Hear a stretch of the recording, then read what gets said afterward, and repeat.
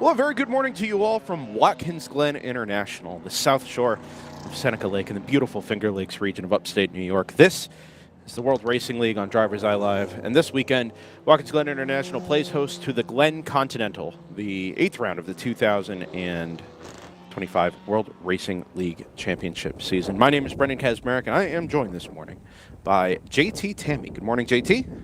Good morning. Ryan West will be along here in a few moments to join us on the mics. Jordan Worth is on the ones and twos this morning, as he was yesterday for qualifying, as he has been for most of the season as well. Layla Kazmarek is with us here on site, handling the @, at World Racing League on Instagram. Give us a like and a follow if you're not already over there. It's been a fantastic weekend thus far. We left the relatively flat valley floor of the Tooele Valley at Burt Brothers Motor Park just 3 weeks ago, where we awarded Midwest Championships. We turn our attention now to the Eastern Region Championships, and very much the height of fall weather, early fall weather here in upstate New York. Just about the best possible time to be up here for my money. It is as gray as it looks, dear viewer. A slightly chilly morning, a couple of light sprinkles just earlier on. But we are headed for a partly cloudy afternoon, 69 degrees Fahrenheit, the projected high. As you see, the fall colors not quite in peak, I would say, here in the Finger Lakes, but we're looking forward to this weekend nonetheless. JT, I'm sure, while none of us have done any proper laps here, you and I have both done more than a few sim racing laps around the full layout here at Watkins Glen International. This is, for my money anyway, about as good as it gets in North American road racing. Yeah. It's a very good track. It's a very popular track. Not a lot of runoff here. So it could be a bit difficult, especially with a lot of speeds you carry through here. There's a lot of good commitment zones. It races well. It's very hard to have a race at Watkins Glen that's not enjoyable. So I'm expecting more or less the same today. Yeah, as you said, it's a high commitment racetrack. Risk versus reward. You carry a lot of speed. It's not risk in terms of passing or anything like that, but you do and are anticipated to carry a lot of speed into a lot of these corners. There's good camber to most of them. As you see the rundown here into the boot. This is turn 6, the left-hander that heads towards the east end of the racetrack. I'm sorry, the west end of the racetrack. I'm orienting myself properly. But it's still the 3rd or 4th gear corner there. You head down through the heel of the boot and up into turn 9, which is what we call the Achilles anyway, up here at the top of the hill, off camber, and then head for home at the end of this 3.54 mile layout. As we said, the full course, the 6-hour course, as it were, not running a short course this weekend like you would see on NASCAR weekends. We turn our attention to the Eastern Region Championship. We turn our attention to the starting grid this morning. 4 races left. That's 2 race weekends. 15 hours of racing to come here. 15 hours of racing to come at Sebring. JT, I'll turn things over to you. We'll do a quick rundown of, let's do the first couple of rows in each class as we get set to kick off our 8-hour Saturday Enduro here. Sure. So laying us to the green will be the GTO class. Pole sitters, the number 70 Round 3 Racing, the Porsche Cup car, alongside the number 2 BMW Ford GT4 from ACP Tangerine Associates, I believe. Row 2, you're going to have the Ford Mustang lockout here with the Ford Performance Races School Motorsports at 91 and the 92. Row 3, you're going to have the number 11 Racing in the Supra alongside the 74 BMW from AOA Racing. Your 4th row, the 52 ACP Tangerine Associates BMW alongside the 119A Victory Racing Toyota Supra. And row 5, you're going to see the 291 Moorhead Speedworks Ginetta and the 99 GTR BMW M4. Let's see. In GTU, it's going to be the 60 from Stratus Racing alongside the 58 of Stratus Racing on that front row. Row 2 will be the 59 from Stratus Racing and the 908 from Automatic Racing. Row 3 is going to be all round 3 racing with the number 1 and the number 10. And then row 4 will be the 909 Automatic Racing and the 247 from Para Flight. In GP1, it's going to be El Diablo Motorsports lining up alongside the 44 from PC Racing.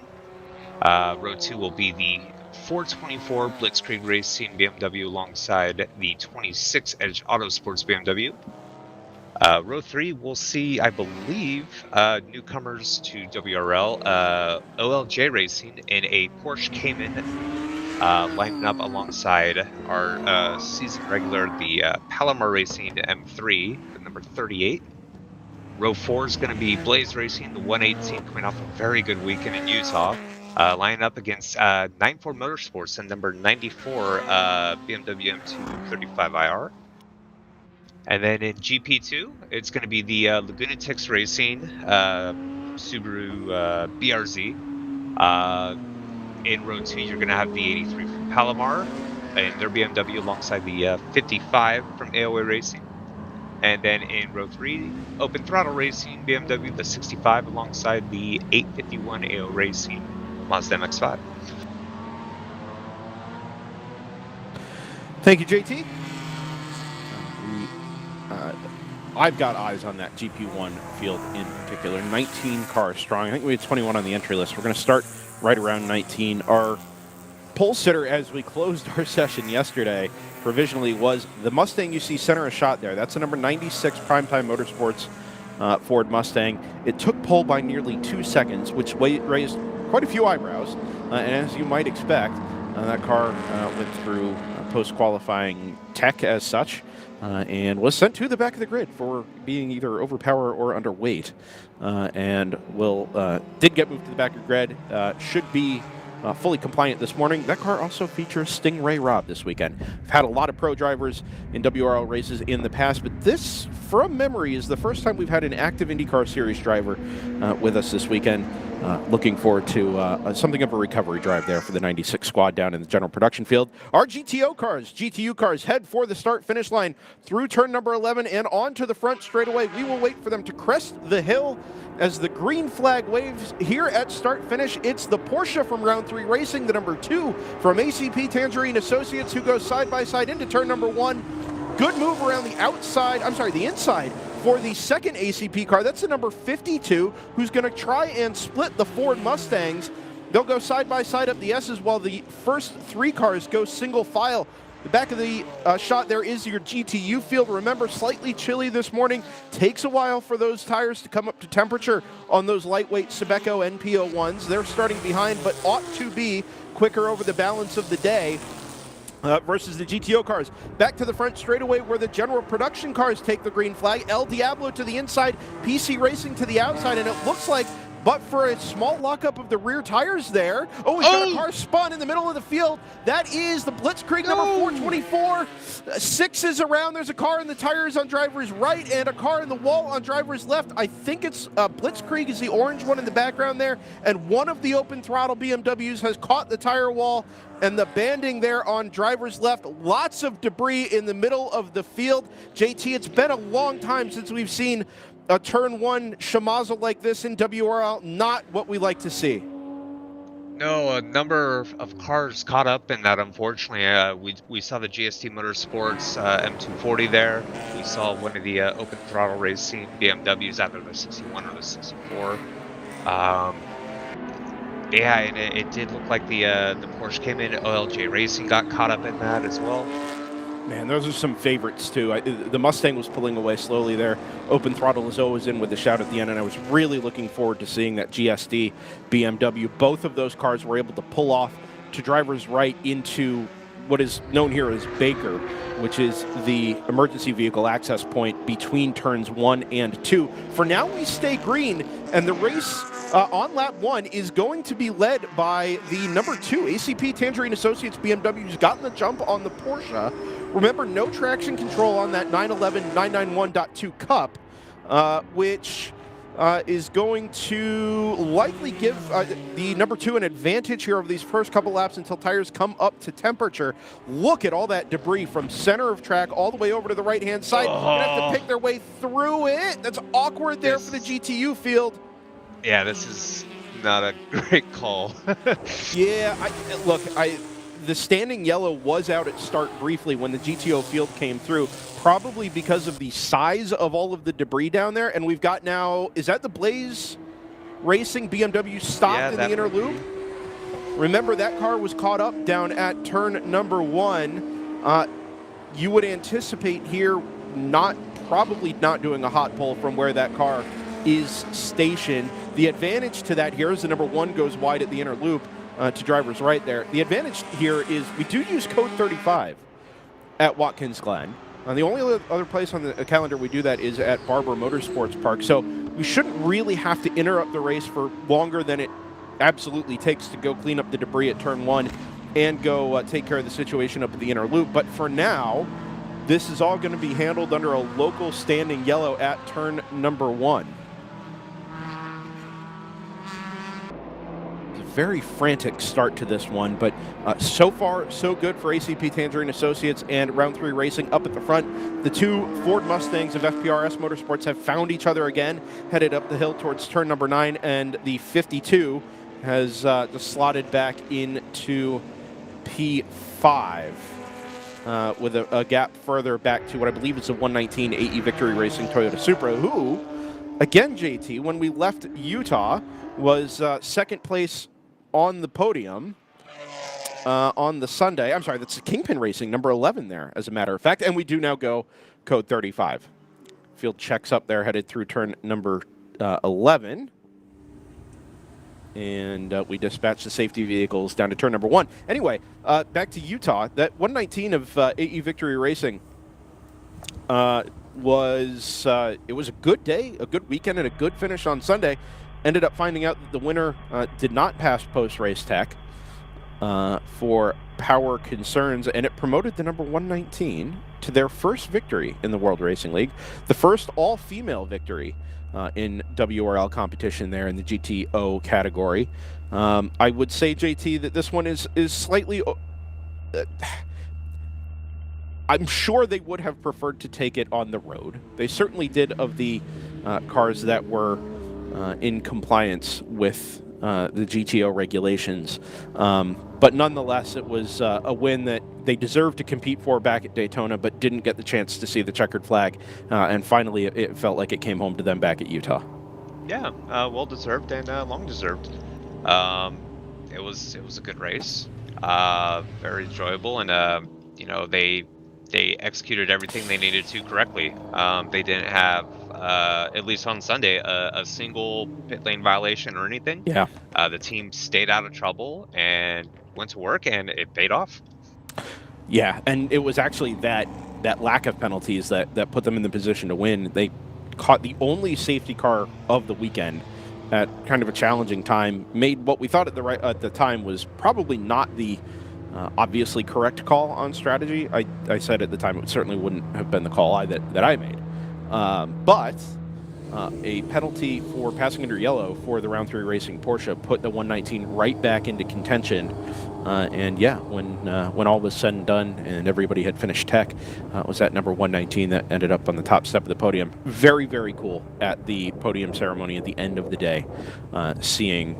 it was the loudest round of applause and cheering I've ever heard at a WRL podium weekend. Lots of high fives, hugs. Very, very cool weekend for the girls and the guys in support of AE Victory Racing there. Your race winners, for what it's worth, were Sarah Montgomery, Ashley Freiberg, and Alana Carter. As we resume the cleanup down here at turn 1. JT, I noticed as we were following the cars up the hill through the S's. This actually does extend basically from the incident site all the way up to the inner loop. You could see just to driver's right between the first 2 curves of the S's. There's actually a trail of fluid that's been put down. There it is, center of shot. I presume by the Blaze Racing car because it doesn't follow the course all the rest of the way around. And we know that Blaze BMW E36 took some damage in all of this. Be interesting to see if that's just coolant or water and we're willing to let it dry out, or if we're going to have to put some absorbent down to try and get that cleaned up climbing the hill through the S's there. Mike Anderson in the YouTube chat says Kitty Litter Guy is very busy in the bus stop, which means they are almost certainly trying to sop up some of the fluid that's been put down by that number 118 BMW up at the top of the hill there. Man, this is... I don't remember a start quite as awkward as this, JT. Normally everybody's very well behaved down at turn number 1, and in almost an anachronistic way, all that paved runoff to driver's left would kind of suggest that, hey, let's all just spread ourselves out here and live to fight another day. And instead, they all kind of collected each other there, trying to keep off of that exit curb right in the center of the track at the exit of 1. And unfortunately for us, JT, as fans of all this, it's I'm sorry, you cut out for me there. As fans of this kind of thing, and this class in particular, in GP1, most of the cars that got caught up in this were our contenders in GP1. Brendan, I think turn 1 at Watkins Glen. Yeah, you don't hear me when I click into the thing. No, no, I muted it. Oh, it gives 2 because I go anyway. I think turn 1 here invites opportunities for people to think, I'll just have him here. Because you get a little bit more options, especially when you're coming to the green. Not everybody's going full speed yet, and I think it does give you this idea that, like, you know what? Nah, I bet I can take the high line here and get around him. And I think it gives you a false sense of security that, like, hey, actually, there's multiple opportunities here for me to gain places into turn 1. Let's just go for it and see what happens. I think uniquely you get that opportunity here at Watkins Glen to some extent.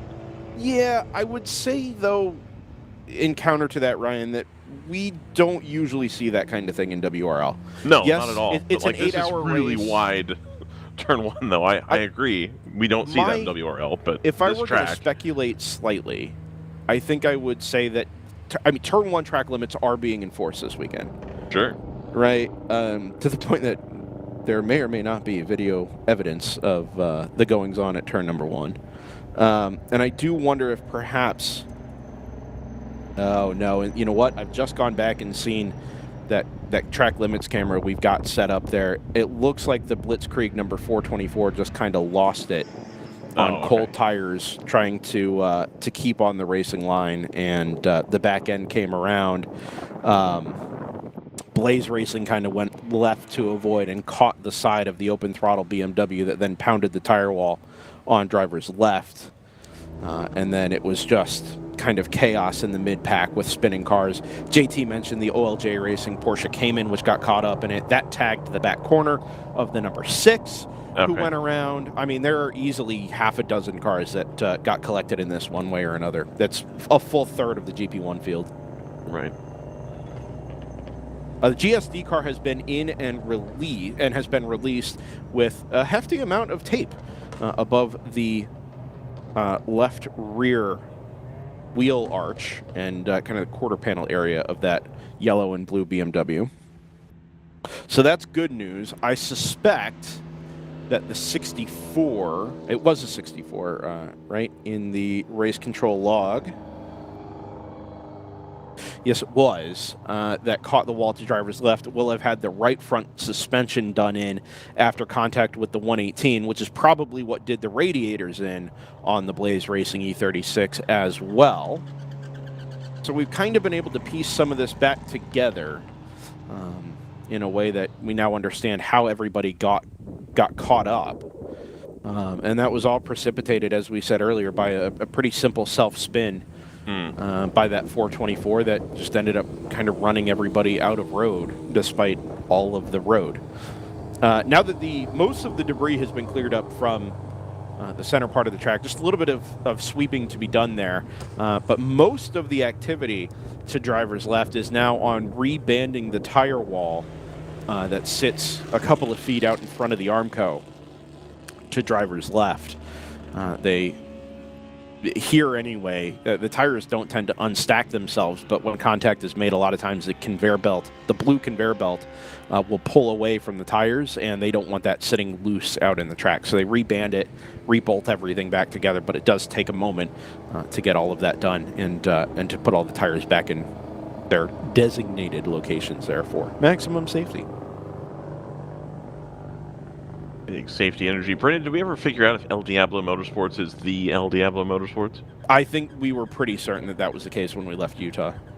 Yeah, but now they're here at Watkins Glen. Yeah, I can't imagine there's another El Diablo running E46s, man. You know? I mean, counterpoint, it's a name that's not that regional specific. Like, that's just like a thing that gets said. So I don't have E46s are confirmation, but I am going to believe that it is. All right. I'm operating under the assumption that it is. It's gotten me in trouble before. Just yesterday, I reached out to David Tawadi about the TLM TBR, number 772 BMW. A pair of BMW M4 GT4s to ask about the tie-in between TLM and TBR.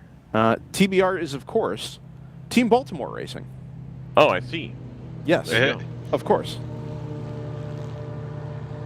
Well, which is a customer this weekend of TLM USA. Jeff Altenberg has been in that car since, from memory, back at Road America, I think this all started. But it's Mark Bunting and Jeff Altenberg who run Team Baltimore Racing, and customers for that number 772. That's a name I haven't heard in a while. Yeah.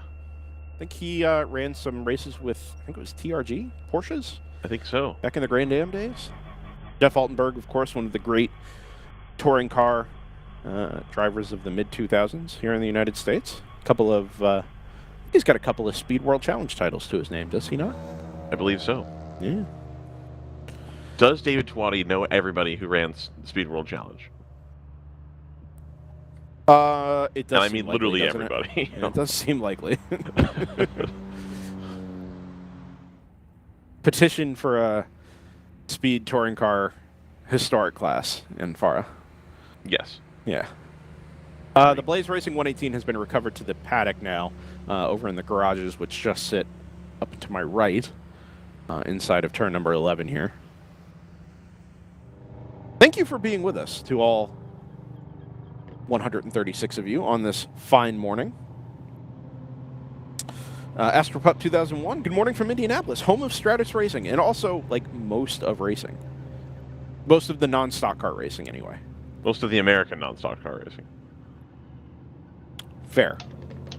Yeah, that's fair. They have an endurance race this weekend, too. Yes, they do, but not as cool as this one. Alana Carter is there. Oh, is that right? Yeah. So Alana Carter is not in the 119 this weekend? She is not. Interesting. Okay. Good to know. We tend not to get the registration lists here at DriversEye Live, so some of this is kind of just figuring it out as we are told. That was on her Insta. Yeah, I don't participate in Instagram for the most part. I mean, Layla handles the ats for World Racing League and DriversEye Live when we have the time and the energy, but I don't tend to follow along with racing drivers, unfortunately. AE Victory has quite the social media presence and all the drivers absolutely. as well. So you can usually get some good scoops. Yeah. That 119, when we get back going here, is going to be in a bit of a scrap for what should be, oh boy, got to do some counting. 8th place. It's a 74 from AOA Racing, the 291 Janetta G56, which is back with us from Moorhead Speedworks, first time since Daytona. The 172 is in there. The number 11 is in there. One of 2 Kingpin Toyota Supras this weekend. And interestingly, I received a message from Patrick Wilmot, our friend, Nice. who I've never met, actually, but does send me Facebook messages with at least once or twice a weekend with updates. The Kingpin number 77, Ryan, you will recognize the livery on that car because it looks very interestingly like the number 766 Toyota Supra. That one, right there. It does. Yeah. It does indeed. Fairly certain it's the same car with a different driving lineup. That second Kingpin entry is not, obviously, the Cargo Shorts Racing, Rob Walker Racing entry. That car is being crewed this weekend, or run this weekend, by Tyler Hoffman, owner of Kingpin Racing, by Patrick Wilmot, and by John Brell, who finished on the podium in both of the VP Challenge races last weekend 2 weeks ago at Petite as well. Oh, last weekend. Oh, it was last weekend? Yeah. I'm at a loss for what weekends are what, man. Just No, it was total last loss last weekend. Anyway, that Kingpin number 77, apparently the ECU failed, which is a nicer way of putting the way Patrick put it. Yesterday, right before qualifying, two of the guys drove all night to Indy to get it repaired by Toyota, because Toyota was on site is obviously on site at the 8-hour. They drove it down to Toyota, got it all repaired by Toyota, turned around and drove it back to the track, got here at 7:15 this morning. Wow. Put the car back together, slapped some tires on it, got it out to the grid at around 8:30, and off we go for Kingpin Racing. One of two cars. It's been a longer weekend than it would be for most for that number 77 crew in particular. Tire banding repair is done down at turn number 1. Still some EVs down there that are going to need a gap in traffic to find their way home back to the turn 1A cut, and still some sweeping going on headed up the hill from that coolant that got dropped by the Blaze Racing number 118. Tough luck for that Blaze Racing squad after, I think you'd call it a perfect weekend back at Utah. Yeah. Goes from 3rd to 1st in the Western Region Championship on the championship finale weekend by virtue of not just their first win in World Racing League GP1 competition, but their first 2 wins by sweeping the weekend there at Burt Brothers Motor Park. Picked up the championship along the way. I'm sure hoping to continue that momentum into this weekend. I'm sure we'll see that car again this weekend. It didn't look like it was a particularly hard hit, but the only thing I can think that would do them in, as it were, would be running that car leaking coolant all the way up the hill and potentially doing some damage to the engine. But I'm sure we'll get some information from Scott Mann down there as the weekend progresses. A. Riley in the chat, why would timing show P3 and back in GTO cars a lap down? I think that's just by virtue of when they came across the line relative to when our timing updated. Just happening to catch those cars after the first 2 leaders came across the line. Our timing refreshes, and then it'll show a lap differential between each of those cars just by virtue of the fact that they haven't completed that equivalent lap yet. But the time has not changed. They are not a lap down. Just a handful of seconds to choose between them. Mary Vincent, good morning from St. Louis, Missouri. Sun is crewing this weekend. What car, Mary? I'll have to shout it out. One of roughly 55 teams we had on the entry list here. Looks like we got 50 to the green flag, 49 to the green flag, maybe? Did we see the Palomar 38? I don't think so. Yeah, I don't think so either, JT.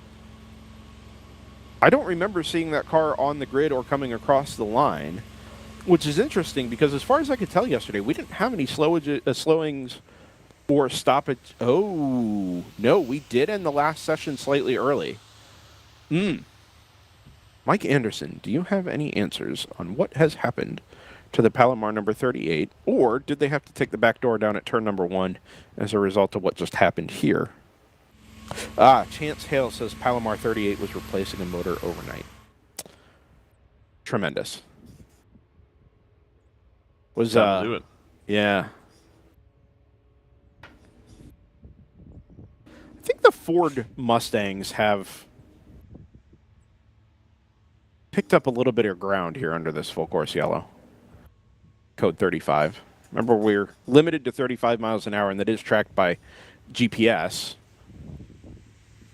But if you don't have your speed limiter pinned to 35.0, you do, the longer these full course yellows wear on, you do tend to get a compressing of the field behind whatever the lowest common denominator is, and there is a little bit of wiggle room there, but well, they're doing a smart thing here going into 1. They're not running on the racing line. They're instead running the shortest line, almost. Yeah. Well, and that's the other part of it, JT, right, is technically that there is a shorter line around, especially around these first couple of right-handers. Additionally, and we do tend to talk about this at Barber, The pit lane here is marginally shorter than the track distance. So this came to light, I don't know, years ago at Barber when who else but Tim Myers realized that the pit lane was noticeably shorter than the track layout. And immediately a rule was implemented that if you come into the pit lane, you have to stop and at the very least take fuel in your pit stall when you pit under a code 35. You can't just drive through the pit lane because, well, obviously. So that was resolved, but it kind of compels you where there is a short fill. I think it kind of compels you to just come in and top the car off.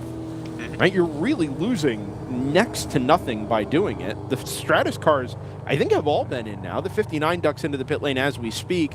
The automatic 908 has since been in as well. And even if you're only going to take half a can of fuel, a couple of gallons here, you're losing virtually nothing by doing so. By virtue of it being, well, the whole track is running at 35 miles an hour. And, of course, that turn 1 pit lane exit road does cut out a couple of meters at the very least. Well, additionally, Brendan, I would wager that a GTU car uses a lot less fuel, and I believe the fuel tank is much smaller. It is, yeah. So if they care about the overall, which I get conflicting answers on frequently, ooh, let's see how this goes. Nice. I get conflicting answers on whether or not people care about the overall, but relative to the overall, they can get a bigger percentage of their stint back for the same amount of time loss in this hypothetical splash and go situation under the full course yellow here. Yeah, I mean, if we boil this down to the most bare bones strategy, if we're not going to 100% optimize everything and we're only going to 95% optimize everything, the obvious case to be made is that you should just top off every time there's a code 35. Right? Yeah. It just absolutely minimize your chances of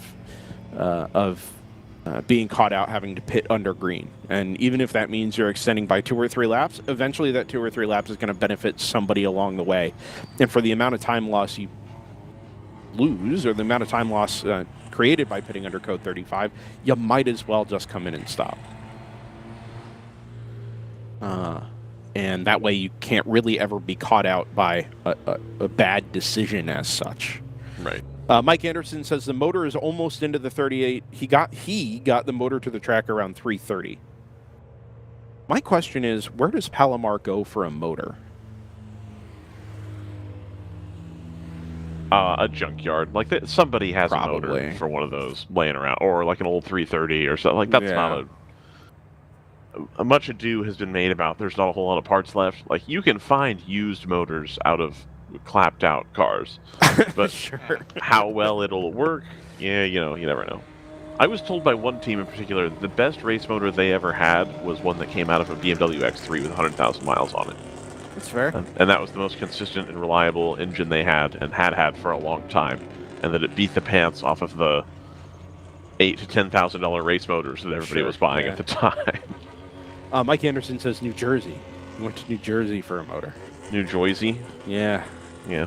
Get yourself a nice pork roll bagel while you were there. I'm Pepper walking ketchup. here, etc. Yeah. Was he walking here when he loaded the motor, you think? Or? Probably not. Do you think it was in, like, Hoboken that he got the motor, or do you think it was, like, somewhere, like, on the shore? I would... No. There are other places in New Jersey. No, there's not. There definitely are. There's not. There's New York adjacent, and there's the place with all the orange people.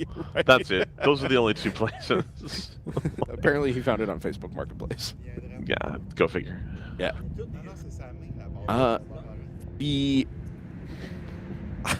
This long code 35 here that kicks things off is obviously going to kind of reset our tire temperature situation on some of these cars. So let's see what the number 2 is able to do on the restart in terms of trying to build the gap back to the 70. And with the 91 and 92 having some moderately clear air in front of them, are they able to...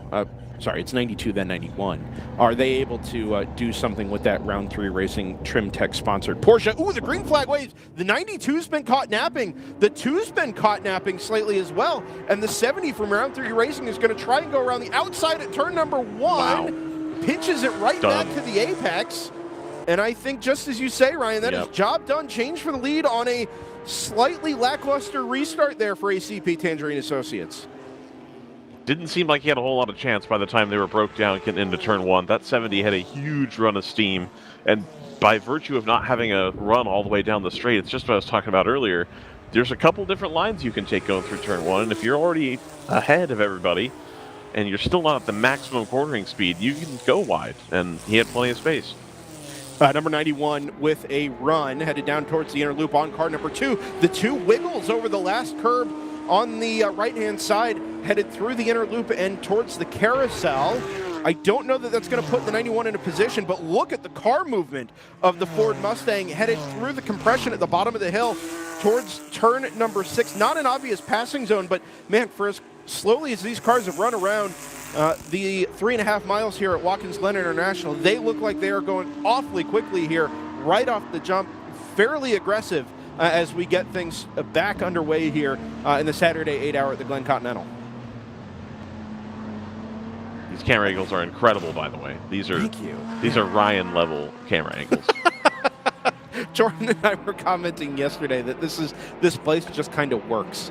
You know, when you've got the camera infrastructure here, it makes it easy for us. We get a little bit creative with some of them, just trying to leave as few gaps in the coverage as possible. But man, it does capture the speed well. Close walls, narrow track, short runoff in some of these corners. It really all just kind of works here. Oh, wow. Big slide out of the GTO. That's the LML number 78. And if you're wondering, yes, it's a Pontiac GTO. Yes, it's a tube frame. Yes, it's a Grand Am car. Everything we love. Perfect.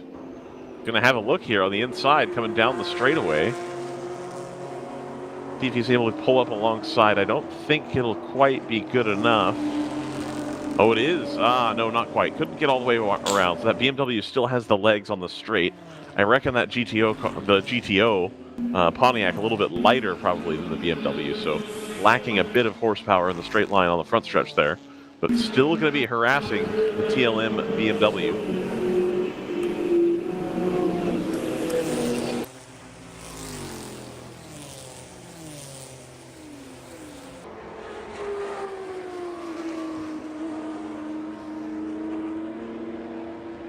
That 70 car has absolutely checked out at the front, so even getting a good jump on the start wasn't the whole reason that they were able to get the lead here. Go around Miss Piggy there. That's the number 63 not checking open out throttle as much as BMW. I thought. My apologies. Still about a 1 to 2 car length gap there, so that BMW able to hold on. I think everybody trying to get the tires turned back on here. Big, fast, flowy track, so getting the right temperature into the tires here, very important. Yeah, it will come up to temperature around the second half of the lap here fairly quickly. These long corners with relatively high load, they're all sort of medium speed corners. Eventually you'll start to get the tire temperature and pressures up, and once you start that cycle, they tend to stay in a good operating window. It's just these first couple laps when it's cool out and cloudy out with low track temperatures that from turn 1 basically, well, let's say the exit of turn 11 all the way up to the inner loop, you're not really building temperature the way that you do through the second half of the lap. Some cars are better at handling that than others, obviously. We mentioned the 70 doesn't run traction control, whereas the 2 and the 91 are obviously current gen GT4 cars and are going to be able to really maximize the pace out of the car, even when it's not quite in the optimum operational window. As we get to the back of a handful of GP2 and GP1 runners. There's Palomar number 83. Open throttle. It's going to balk the 70 just a little bit through the second part of the S's. And as they clear that car at the top of the hill, 2's got to run. 70 will defend to the inside. They'll go side by side down towards the inner loop. And does the 70 give way here? No, they do not. They're going to catch the 83 right in the middle of the chicane. And that Mustang draws ever closer as they're battling there. Yep, if you're the Ford Mustang here, I think you just kind of wait this one out. Not expecting cars to collect each other, obviously. And contact is penalized very heavily here in the World Racing League. This is a no-contact sport, as is reiterated on a weekly basis by RJ Till. But it doesn't take much for a couple of cars to trip over each other, hold each other up, in traffic, and the 91 is able to maximize mid-corner speed through this kind of initial phase of general production traffic, then yeah, maybe there's an opportunity there to vault one or both of those lead cars. Battle for the GP1 lead is headed down to turn number 1 as we speak. Edge Autosports defending from PC Racing with the El Diablo Motorsports number 48 to the outside. Don't know that the 26 needed to defend quite so heavily there, but it pushes the 44 out slightly wide, and El Diablo is going to show the nose, headed towards the bottom of the S's. Awkward place to try and go side by side, but we're building a little bit of tire temperature, building a little bit of grip now that we've been back to green for 2 or 3 laps, and 48 thinks better of it and falls back into line behind the PC Racing E46.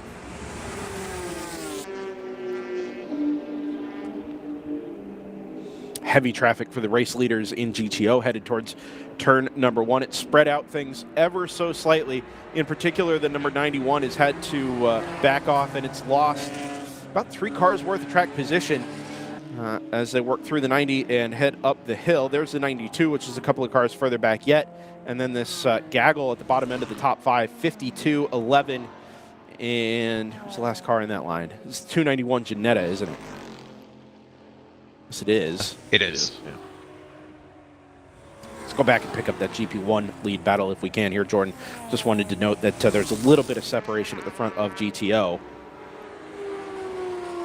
Should be somewhere down around the heel of the boot, I would think.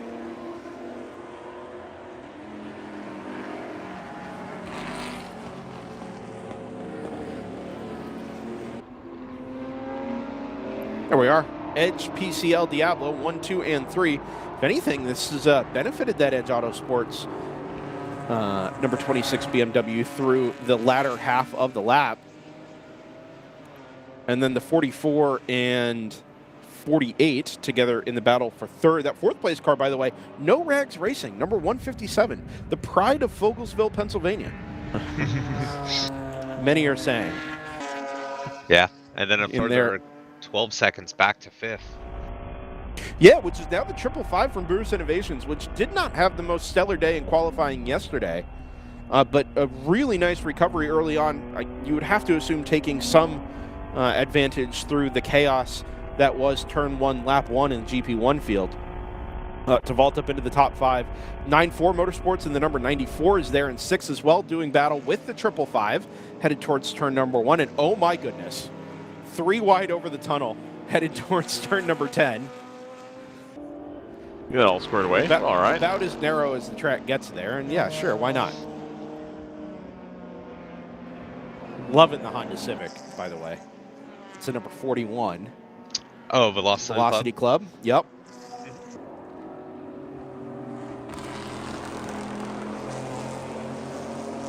I saw it, and I kind of wondered if it was an old Honda Research West car. But I don't think even Honda Research West hangs on to their old Civics and TSXs and what have you. Yeah, awkward here again.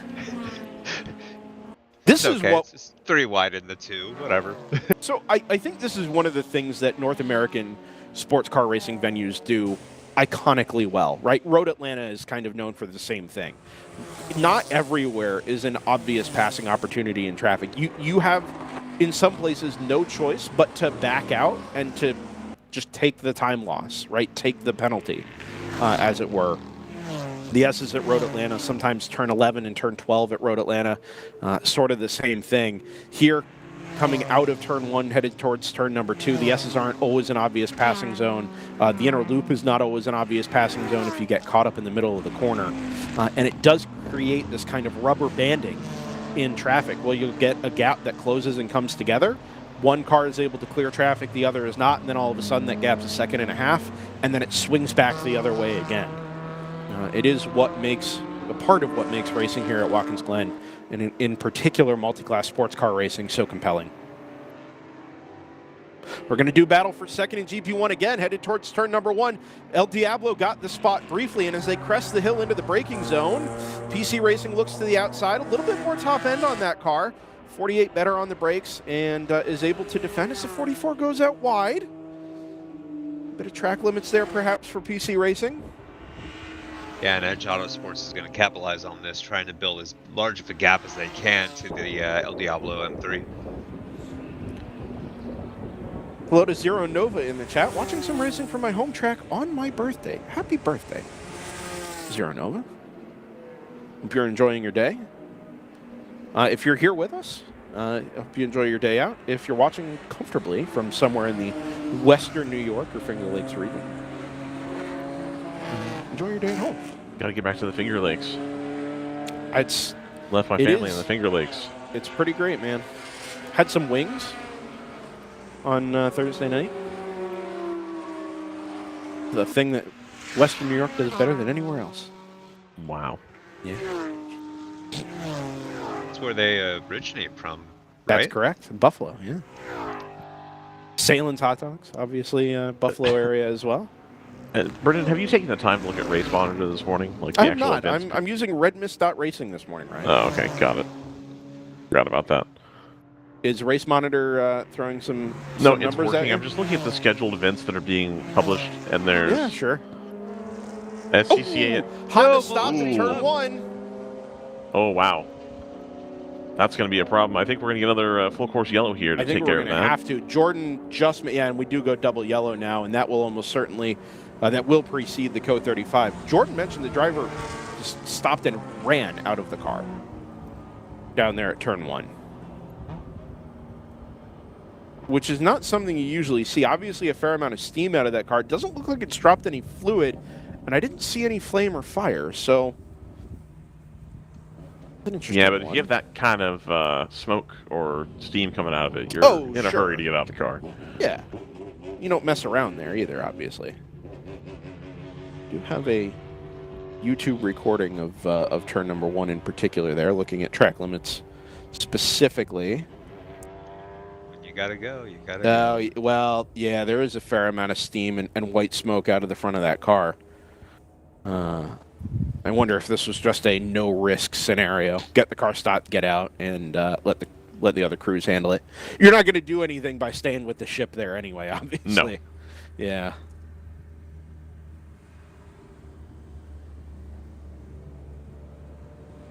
To put a bow on that thought, Oh, yeah. this weekend, if you look at the road racing that's hosted on Race Monitor for live timing, if AER at Mid-Ohio, which, whatever, but then there's racing going on at New Hampshire, NJMP, Thompson, and there's another one too, Carolina. It's like Indianapolis is obviously hosting SRO this weekend Indianapolis, as yeah, well. but like all Yep. the club racing's happening on the East Coast this weekend. That's correct. RJ and I actually had a discussion about that yesterday. Okay. Where as nice as the weather is, and as much as we've kind of cheated the season a little bit for the last 2 years, Yeah. August should be equally nice, and also it won't have every club racing and sports car racing series running on the same weekend. Yeah. Pit stops for most of the leaders here. The 70 is in. The 2 has been in and is now out as well, having jumped the 70, as does the 91. So 70 goes from P1 to P3 on the pit stop cycle here. 52 is in as well from slightly further back. The number 5, oh boy. What number is that Cayman? 557, Capstone Motorsport. Yep. Motorsports, which I believe is the same Capstone Motorsports that used to run GTU cars. It is. They ran the GTU earlier this season, in fact. Yeah, I thought so. Yeah, they were racing at Eagles Canyon Raceway, at least. Swapping over to a not GT4 Porsche Cayman, which we do love here as well. I don't know, Jordan, have you had your fill of Porsches? I'm a little Porsche'd out. There is no substitute. You can't be Porsche'd out, Ryan. We cover like 18 Porsche events a year.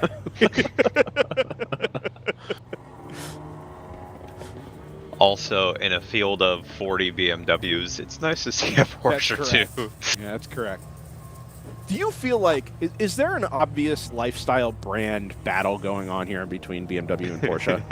It's not the traditional BMW lifestyle, though. That's the thing. No, it's all Puma, it's not the golfer BMW sportswear. lifestyle. Yeah, it's exactly. yeah. They both have Puma collections. I was gonna say, do they have PCA Puma has a tracksuits on? Puma. Yeah. Yeah. Chance Hale says there's no such thing as Porsche it out. I agree. Yeah, I'm right there with you. Alberto de Jesus has something to say, Ryan, as well. Impossible. Good news Hey, man, is... I've spent a lot of time driving the road cars. They're great cars, but man. Sure. We're making our first visit to Chuckwalla in a couple of weeks. That we are. Yeah. Still a big question mark there for your boy. Yeah, I'm aware. We're hoping JT, to figure that out on Monday. Chuckwalla? We're hoping to figure it out on Monday. When? We'll talk about it. I often hear that Chuckwalla is the Watkins Glen of the West. Some people have said. When I lived in California, I wanted to go for track day there, but Oh, you never made it? no. That's quite a haul for JT. Sure. That is the longest possible West Coast road trip. That's Seattle to Seattle to Palm Springs. Coachella Valley. Coachella Yeah. Valley. Yeah. Yeah. Well, should we step aside and pay a bill here, or two? We should. Yeah. Let's take a quick break here on DriversEye Live, the World Racing League penultimate round of the Eastern Region Championship. The Glen Continental rolls on from Watkins Glen International. We'll say hello to Continental Tire, the spec tire provider, single tire provider in the general production classes, and rejoin on the other side as we work our second Code 35 of the day from 2025 running of the Glen Continental. Back in a moment.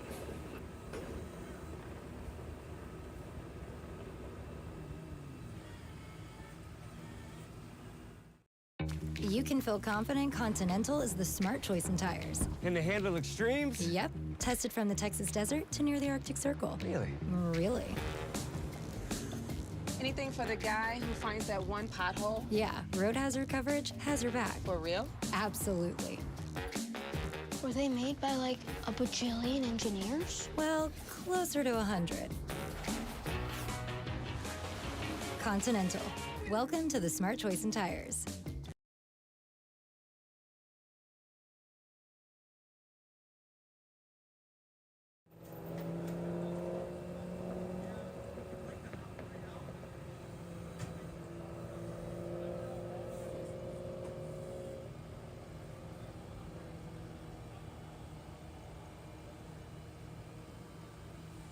Got some drama in the background here. One of the NPO1s had some smoke coming out of it in the pit lane as well. It was more than that, Ryan. It was pretty fully ablaze, not just the Ablaze racing. the bright orange paint on the front half of that car. Some pretty legit flames out of the back as it rolled down the pit lane towards its pit stall. Driver got out, and the fire was extinguished pretty quickly.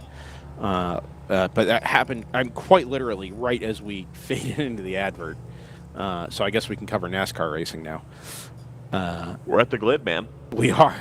We are. Everybody's okay down there. Obviously, these things do happen, and pit lanes are required to be well equipped to handle exactly this sort of thing. Safety rules once again. Brendan, have you been to keeping the everybody Corning safe Museum down of there. Glass? I never.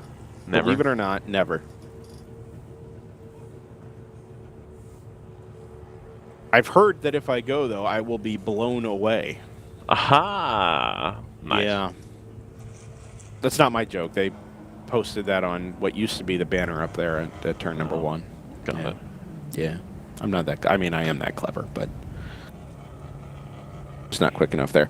Brad McCall, 70 had a long stop to try and fix the Flagtronics unit, which will explain how they slid from P1 to P3. Just get more excitement. Interesting, See it he again. says, to try to fix the Flagtronics unit. I wonder whether that means it was actually fixed, or if that's still a work in progress. So here's my question, and forgive me for speculating too much. Do you think that Brad has the Flagtronics unit just stationary on the dash and yep, here it is? Or do you think they've got doing it like some of the teams where they have it integrated into their aim, so it comes up on the display that you're looking at with the speed and stuff? Yeah, I don't know. I'm sure Sure, if we had The it N- on board, we'd be able to tell. But I'm sure the NPO ones are probably configured to be able to handle that. But now that I think about it, I think we've seen some onboard cameras from some of these cars that just have the little guy. what do they call it? The FT200, whatever that little LED display is. Yeah. Yep. Right there, pictured. Yeah. Slow. 35. 35.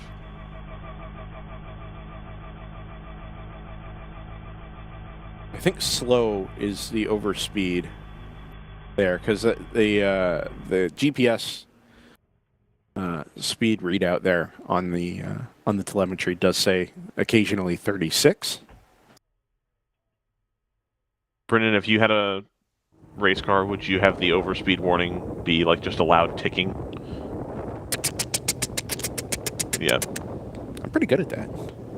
I've never had to do that impression before, but I'm pretty happy with how it turned out.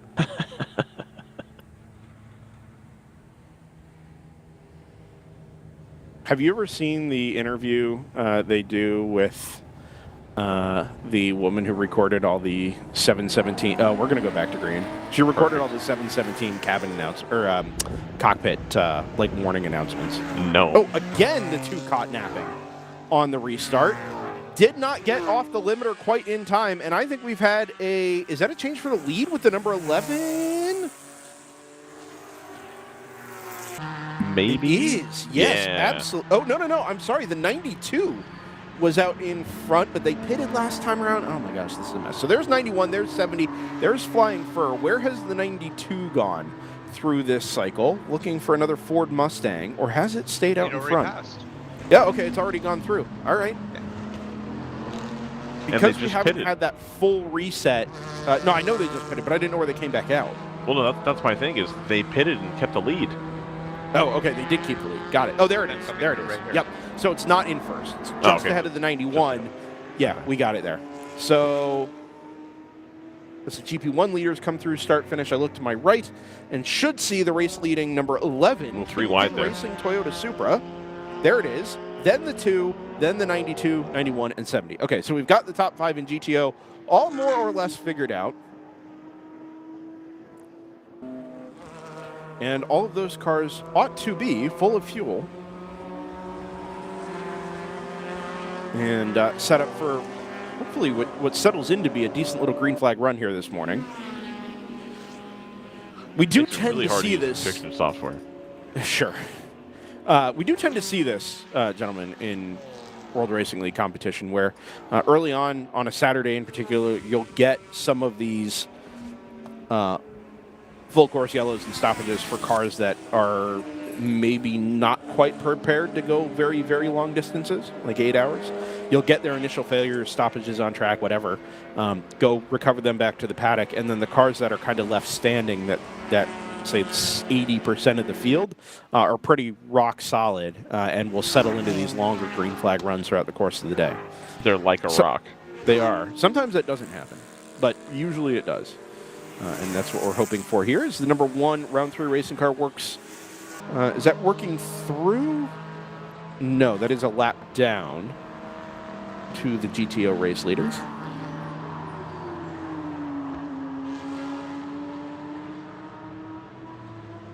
KCM is correct. Drop a like on the stream if you haven't already. 223 concurrent viewers, 34 likes.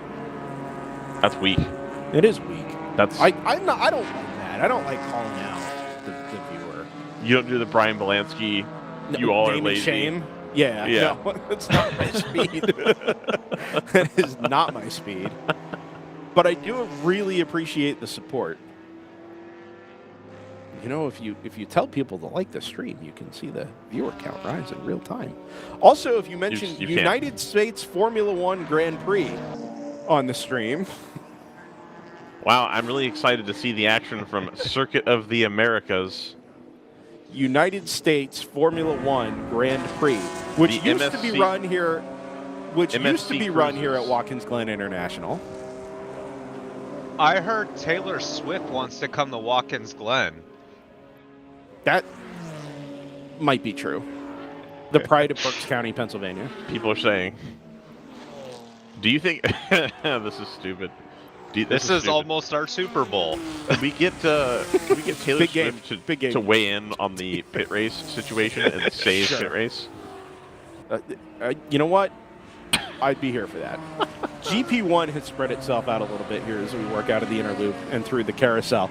Now, about 15 car lengths or so between each of the race leading number 26 back to the 48, and then the 48 El Diablo back to PC Racing number 44. Obviously now going their first lap down to the race leading quintet, which is probably the first time I've used that word on a WRL live stream. Good wordage. Did my best. Good start for the FPRS gang here this weekekend. They are Great start. Yeah. very much paddocked out away from everybody else. They're over there with Stratus, kind of in no man's land by the media center. Is Racer X with FPRS this weekend? Unclear. Unclear. All right. Thought crossed my mind yesterday, but I don't know the answer. All right.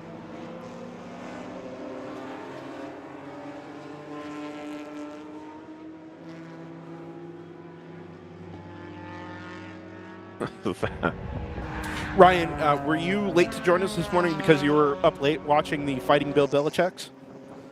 No, I was not, actually. No? I wish I was. Mm. I was late this morning because I laid back down thinking I could play on my knew it. phone until it was time, and then in the middle of lucid dreaming was like, wait a minute. How have I been able to do this? That means Oh my I'm gosh. asleep. Heraflight is coming back out. Yes. Heck Yep. yeah, it's lighter. The cloud of extinguishing got behind it. I have never seen anything like that in my life. That is remarkable. I wonder. go. Oh, That awkward was- here. That was 74 less than is going to get courteous. tied up with the 52. 74 thought about going 3 wide up the S's there. Ducks out to driver's left. I think the 247 could have done maybe a little bit more to stay out of the way of oncoming cars there. But good recovery for that Heraflight squad to get that car mostly cleaned up and ready to go back out on track. I suspect they'll be watching some temperatures and things fairly close, and pressures here fairly closely. Yep.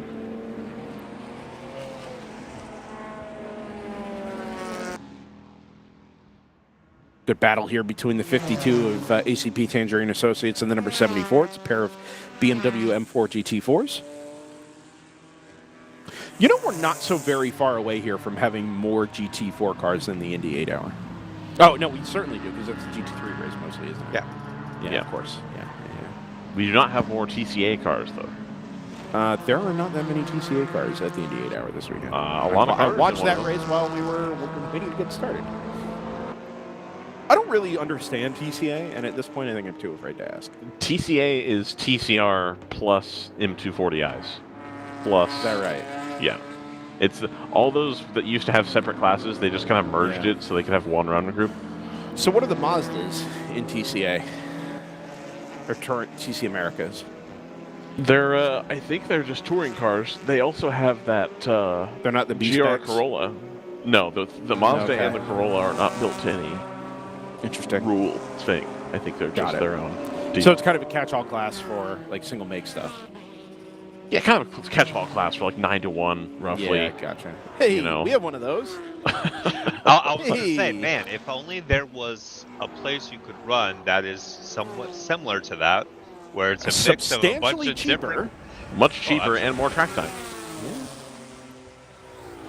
Cheaper on tires, cheaper on operating costs. Yeah, and as Ryan says, more track time. Who'd have thought? We do more racing in a weekend than blah, blah. Anyway.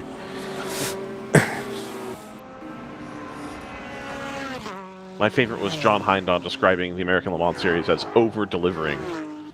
Each time a car would pass the white flag with like less than 10 seconds left on the clock. Well, It's like, you got 2 minutes of free racing. Like, wow, thanks. I mean, everybody needs a bit, right?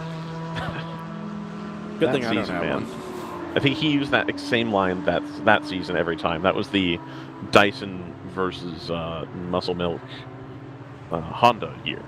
Was that the Oryx year as well, or was No, that would have been post the year Oryx? after. Yeah. That Quick was- rundown in your. Let's do a quick rundown here, just in general.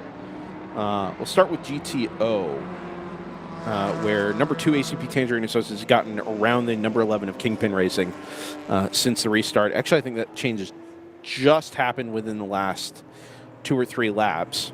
Remember that Kingpin Supra led very briefly. Then the pair of FPRS Motorsports Mustangs, 92 from 91, the round 3 racing Porsche, which slid back on the pit stop rotation trying to manage a Flagtronics display issue, which is something of a safety concern in that number 70 991.2 Cup.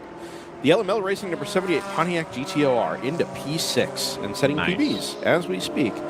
The 77 at Kingpin Racing, that's the second Supra there in P7. Remember that car was driven, well, the ECU anyway, was driven to Indy and back, getting it repaired by Toyota Gazoo Racing North America. Got back to Watkins Glen at 7:15 this morning, onto the grid by 8:30, and up into the top 10 here early on. Moorhead Speedworks, the return of the Ginetta G56, M56 as they're calling it, into P8 at the moment, and then TLM USA number 172 in 9th, and the 74 of AOA Racing in 10th. Outside the top 10, it's 52 from 119, ACP Tangerine Associates from AE Victory Racing, GTR 99, Capstone Motorsports in the 557 Cayman, TLM TBR number 772, Rapscallion number 669 in 16th, and then PMW Motorsports did not take the green flag this morning, which is very interesting because I could have sworn I saw them on the grid. I'm 99% sure I saw them on the first reconnaissance lap. Yeah, I think so too. Maybe I'll try and chase that one down a little bit later. GTU being led by Stratus number 60, 10 seconds clear of the Stratus number 58 before you get to the Automatic Racing number 908, the first of the non-Stratus cars in third. Round 3 Racing number 10 in P4 at the moment. Stratus 59 rounds out the top 5, and then 909 Automatic number 1 round 3, and the delayed Hera Flight number 247, only losing 4 laps to that. It wasn't really a flash fire. But that brief fire down on pit lane during our most recent Code 35. Your GP1 leader by 3.1 seconds is the Edge Autosports number 26, ahead of El Diablo Motorsports. PC Racing number 44 is another almost 5 seconds further back. No Rags Racing, the number 157, the Pride of Fogelsville, Pennsylvania, running P4, and Flying Fur Motorsports in the number 946, back with the World Racing League, rounds out the top 5. 94 Motorsports in the M240 runs P6 from Bruce Innovations in the 555. Primetime Motorsports recovering from a shotgun start on the field in GP1 is about halfway up the running order now to P8. HK Motorsports, the number 221 BMW, runs P9, and Open Throttle Racing number 63 rounds out your top 10. Velocity Club Motorsports, remember, the most recently delayed GP1 car having come to a halt in the runoff at turn number 1. TC Klein Racing number 112 is running, but has been into and out of the pit lane and paddock a few times. GSD Motorsports just coming back out of the paddock after a 34-minute stay. That was one of the cars caught up in our Turn 1 Lap 1 incident. Same thing goes for Blitzkrieg Racing, Blaze Racing, Open Throttle Racing, OLJ Racing. All did not complete lap number 1 as a result of that incident down there at the 90. Palomar Racing number 38 finishing up an overnight engine change, and then Cabrix Racing number 145 not on circuit. Finally, GP2, your race leader is the number 851 of AOA Racing from the 222 Rebel Racing BMW. That margin is 13.8 seconds. Another half second further back to the Lagunatic number 779. That rounds out your podium there. Open Throttle Racing number 65. That's Captain America, isn't it? Down there in Yes. GP2. 55 of AOA Racing, and then the Palomar number 83. That car showing is in the pit lane and already 5 laps down. So a tough day gets tougher for Palomar.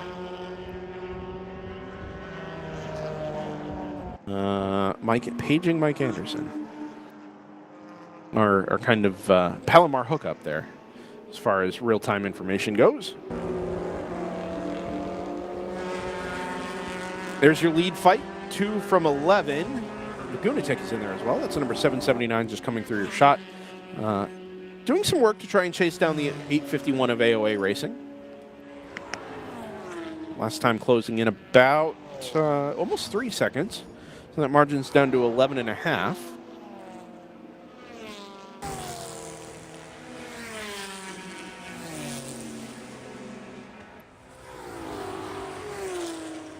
What happened to Harrison Motorsports? I expected to see them here. Oh, I don't know. With So their E90 BMW with the V8. Yeah. Been a minute since. Well, they were at Road Atlanta, weren't they? Yeah. Yeah, which would have been the last kind of East Coast, primarily East Coast event. Right. I wonder if they are preparing for Sebring instead. Are they on the Sebring entry list, he asks. Not knowing the answer. They did have a crash Sunday at Road Atlanta. Oh, that's right. Yeah. JT's memory is better than mine, and or JT's note keeping is better than mine. This is true. Possibly both, but definitely not neither. Shiv's Day. Chris WS, when was the last F1 GP at Watkins Glen? Without looking, take your guesses. 65. I'm going to say 76. Yeah, that felt too early, if I'm being honest. Early 80s? No, it F1 wasn't that. Was it that late? GP at Watkins. 1980. Wow. All right. Which feels late. Yes. It does. A place like this to be hosting Formula One racing. Remember, they did run the chicane in the middle part of the S's to try and slow cars down would be an aggressive way of putting it, but Sure. halt their progress, I guess. Lead changes. It's 11 up the inside of 2, headed out of turn number 1, climbing the S's. Job not done. Awkward for the 555 there out in some of the speedy dry. And we're going to go 3 wide at the top of the hill because, of course, we are. Number 1 does not have the legs. 92 goes around the outside. The team car follows him through. Meanwhile, the round 3 Porsche goes up the inside. They all clear the 555. They all clear the number 1. And positions go back to what they were.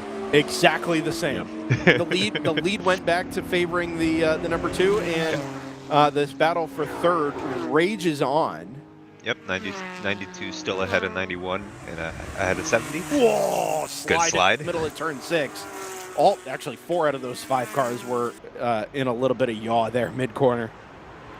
I'll tell you what, watching from turn 5 yesterday, I was up in the TV tower placing a camera before qualifying. The GTU cars, especially the Stratus cars, were coming out of the inner loop, barely breathing the throttle at the top of the hill as they kind of dropped into the camber, headed into turn 5 proper, and then immediately back to full throttle, and really carried the speed through the middle part of the corner, accelerating down towards the compression. The GTO cars, by contrast, super grip limited coming out of the inner loop. Very, very much on the limit of adhesion as they try and keep the car rotating back to the right, down into that banking, as it were. And some of them, I mean, properly sideways, just balancing the car on very neutral steering and letting the throttle do some of the work there on the transition out of the chicane. It is pretty wild to watch, and I've got to be honest with you, it doesn't look very comfortable to drive for a couple of hours at a time. I'm sure you acclimate to it, but I mean, you're carrying some speed there at the top of the hill and accelerating, which is pretty wild stuff.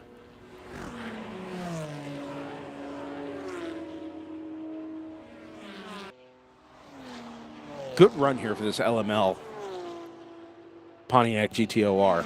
Yeah. Did Kingpin lead at the line again, or is my timing failing me here? No, they did. Yeah, so Well, let's change around again. Ooh, Yeah, there here it we is. go. Oh, 92 is going to show the nose as they all climb the curb on the exit of the inner loop and drop down towards the exit of turn number 5, working around the outside of one of the AOA BMWs. They all clear them, but this has allowed that Kingpin to get more breathing room than really they've had at any point. Any of these cars have had over the last 25 minutes or so since we came back from Code 35. 92, 91, 70 is a battle for second. Then another battle for, is that 6th place in GTO between the 77 and the 78?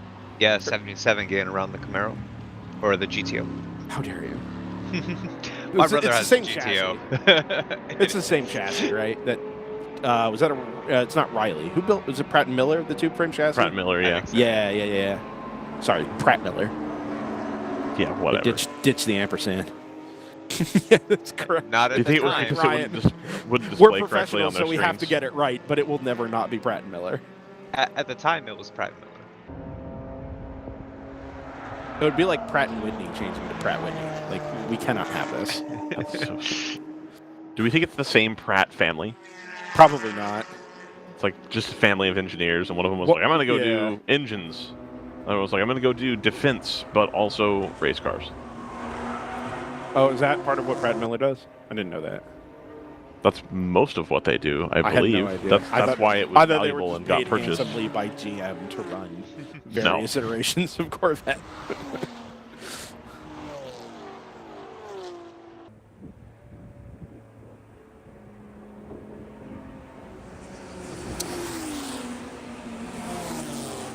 Good little scrap in. It's actually not a battle for position in GTU. The yellow 909 automatic racing NPO1 and the car I don't immediately recognize behind it. There it is. Oh, it's the number 1. They're actually 2 laps apart.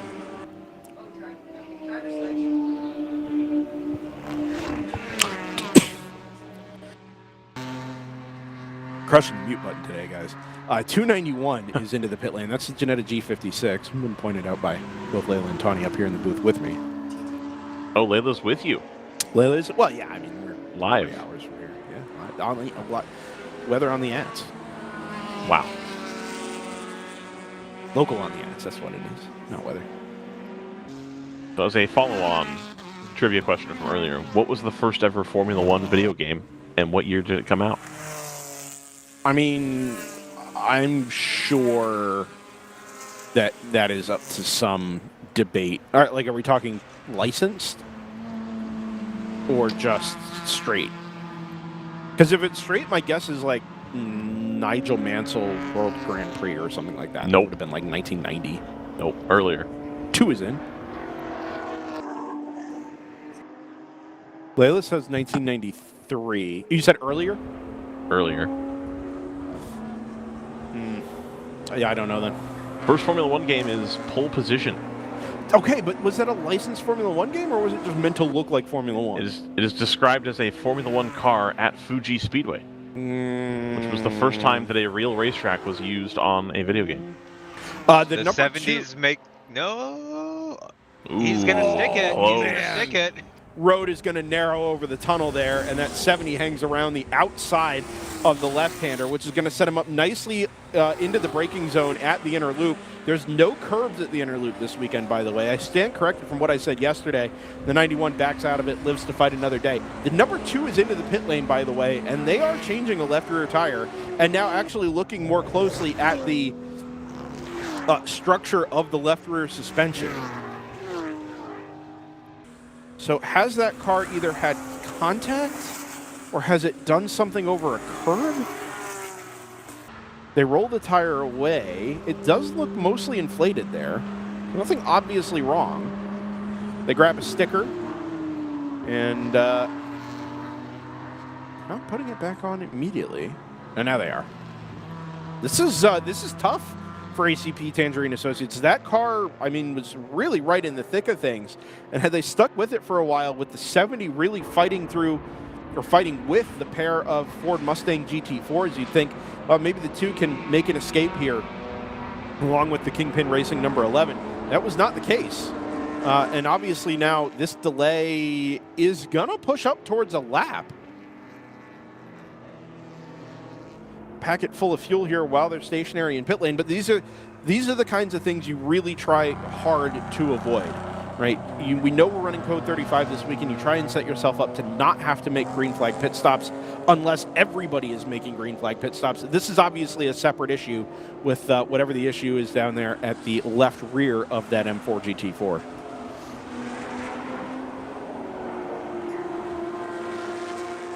Ford Mustangs in round 3 racing come into turn number 1 once again. Head up the hill. 91 definitely had the advantage through the first part of this race. It was definitely the quicker car of the two from the jump. And seems more at the moment. It's just slightly favoring.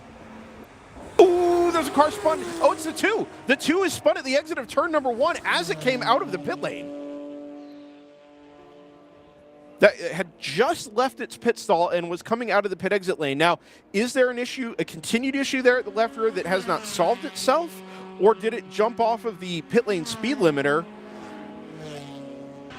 and loop around on, not really even, I guess, a cold tire? Very sad. That car doesn't look well. It has to be said.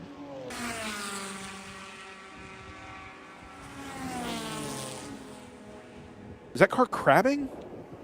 It's really difficult to tell. Is picking up speed now headed down the back straightaway towards the inner loop?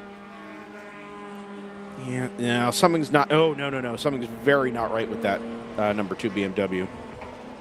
I think it's had something fail at the left rear.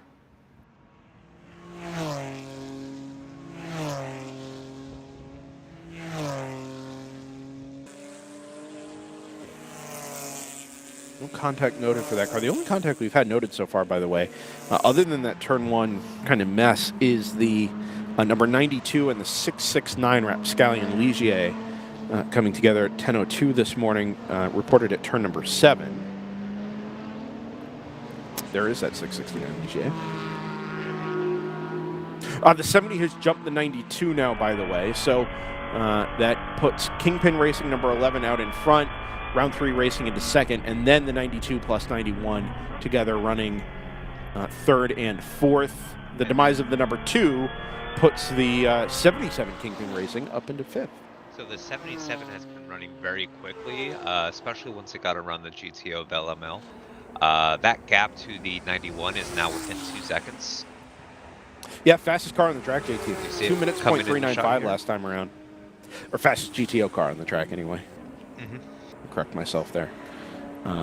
Remember, that is Patrick Wilmot, Tyler Hoffman in that car. Primarily.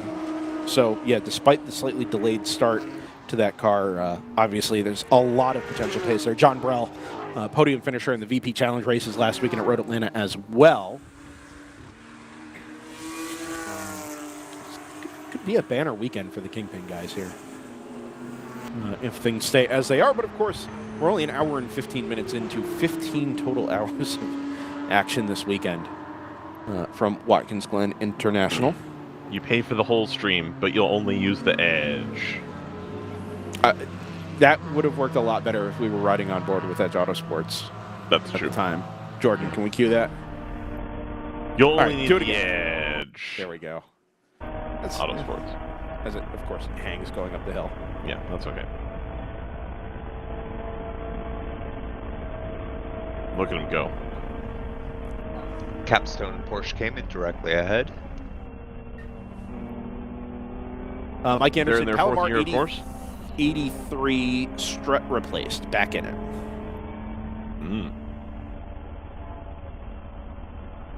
That'll happen.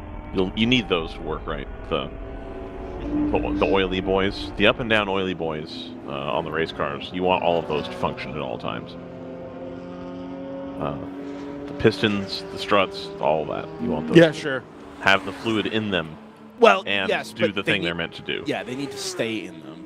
Yeah. It needs to be well-contained fluid.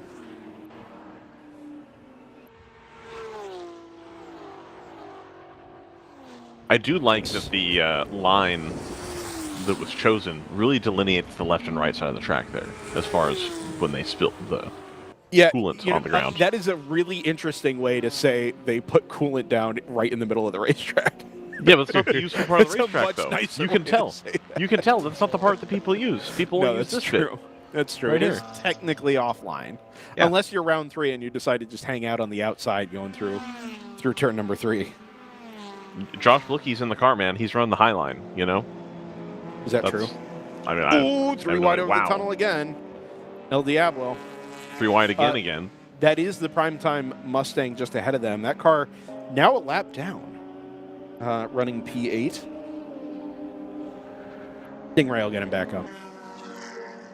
Do you think Josh Blicky feels more comfortable driving the car here at Watkins Glen, where he's presumably done 8 billion practice laps in a Cup car? I mean, he's probably got more experience here than he does most other places. Right.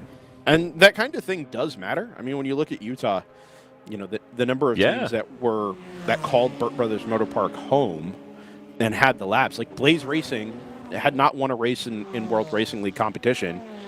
We all go out to their place and, immediately sweep the weekend.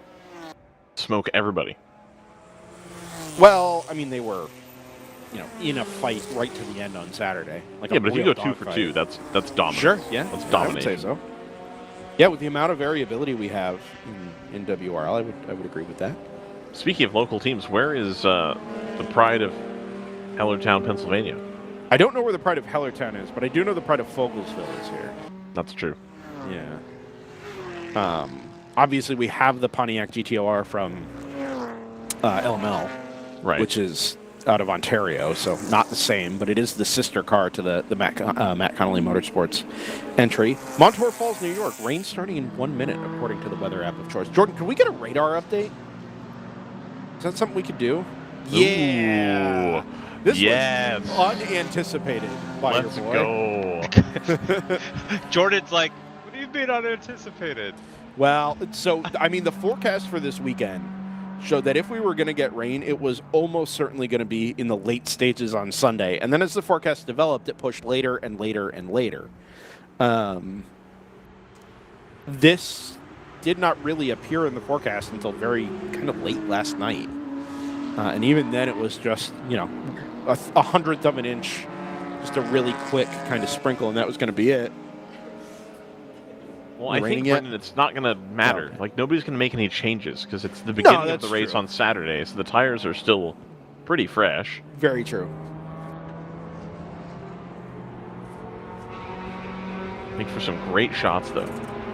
Turtle BS rightly says it always rains at Watkins Glen. It does.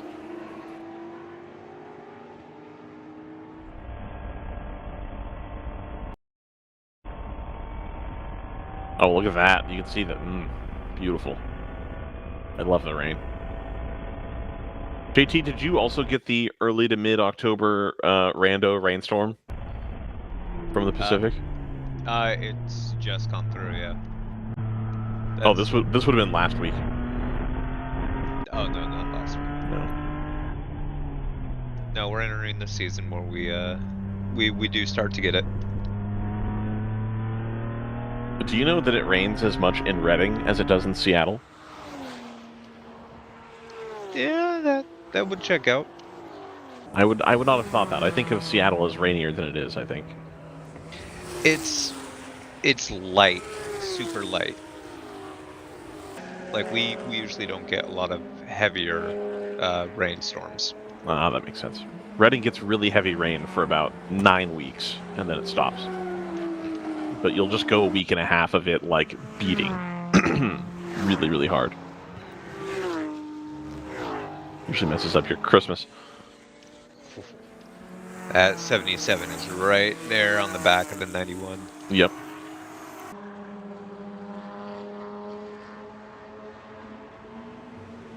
Not quite close enough to have a look, but I think they'll have an opportunity into turn 1 if they can just stay right there on the bumper. Good passing zone here at turn 1 at Watkins Glen. I think Brendan's about to sit somebody down for an interview because he's just pardoned.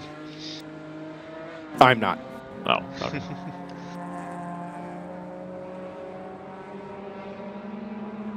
No, I was possibly coordinating lunch. Nice. Yeah.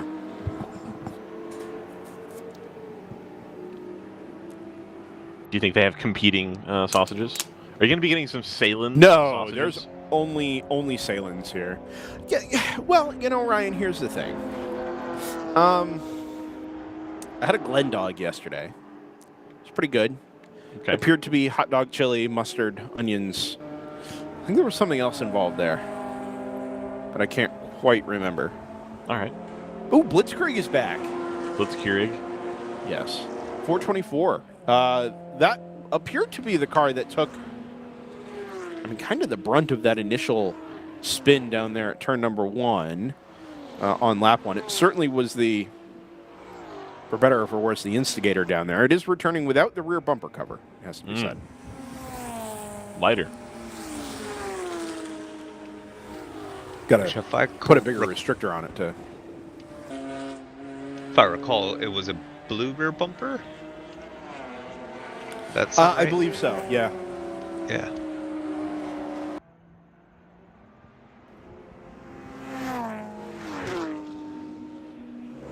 Oh man. Jordan and I were commenting yesterday that that may be our favorite camera out of any WRL or DEL camera we have across any racetrack or any series. Yeah. That, this is maybe our favorite. This is pretty good. And it's really helped by, and this is going to sound a little stupid, but I stand by it, it's helped by the vibrancy of the colors on the runoff. Oh, yeah. It, Agreed. definitely adds to the, situation. Well, up until last year, it was the Cheez-It colors, right? Right. It was the orange and red or yellow and red. Yep. Having the NASCAR corporate colors here, I think, actually is not a bad look on Watkins Glen. I'm normally very picky about curb colors, like really picky. But I think this actually does kind of work here. Quite a thing to be picky about, let me tell you. I just think there are certain things that shouldn't be messed with, you know? Yeah, right. That's a really good point. Yeah. Well, Curbs are not the right colors. Right? Jordan, do you have a NASCAR equivalent of curb colors that this should not change, this should not be messed with? What is it? Side by side for the lead. Walls. As round 3 goes up the end, we'll return to that in a second. Round 3 up the inside at turn number 1. This battle of 4 has kind of come back together here. Initially, there was that separation from round 3 back to when the round 3 car cleared the FPRS Motorsports Mustangs. Initially that it kind of stretched itself out. I think the number 11 has kind of backed everybody up to the Mustangs. Goes to the outside, does not get the job done. It would be hard to imagine the 70 not starting to pull away here. And with the 11 going defensive on the 92, headed towards the carousel. Yeah, already that margin for the lead is out to about 5 or 6 car lengths as spits of rain begin to fall. Down at the exit of turn number 5. Took 12 laps for the 70 to get the lead back. Yeah. That's 25 minutes, here. Sure. Yeah. Okay, let's go back to the walls discussion. Sure. Jordan, when you say, and you can open up yourself to the stream here if you like. I was going to say, Brendan's going to do the thing like he's doing crowd work where he has to say the thing back into the microphone. I do. Yeah, no. So when you say you don't want you have very specific opinions on the colors of the walls. Right. Does that mean they should be what they traditionally were at the racetracks, or they should all be white, or what's the take here? No, I just wanted to be traditionally what they were for the most part. So like Richmond, you want to be red and white. Yeah, Darlington, you want to be red and white. Yeah. Stuff like Okay, that. Jordan, how do you feel about the Miami light blue? That's fantastic, and they should never change that. That's fantastic. Yeah. Okay. Yeah, All whatever right. that specific track has always had, they should keep. Okay. And Little bit of Daytona's rain walls on that camera there. should have nothing but just Daytona on it. I love how clean. What about Daytona walls Charlotte? are. Tricky. They've changed that one a bunch. I know, that's what I mean. It used to be yellow, Yeah, right. and now was it's white with red, white, and Ooh, the blue. Chev stand goes Oop. wide. Yep. It's a prime Oh, it's time gonna- car. I They're think going to there's pull up and trouble stop. there. Trouble for prime time. Trouble. Does that car get restarted? There is an exit lane for that car just in front of the Wheelan banner at what is Station 1 Alpha there at the bottom of the hill. But that would involve, A, getting it restarted, and B, being able to cross the track safely to get to that location. If things had been different there and it weren't mired in traffic, I think it would have been easy for that car to get to a place where it didn't. We weren't going to have to go recover it. Oh, it is creeping forward now.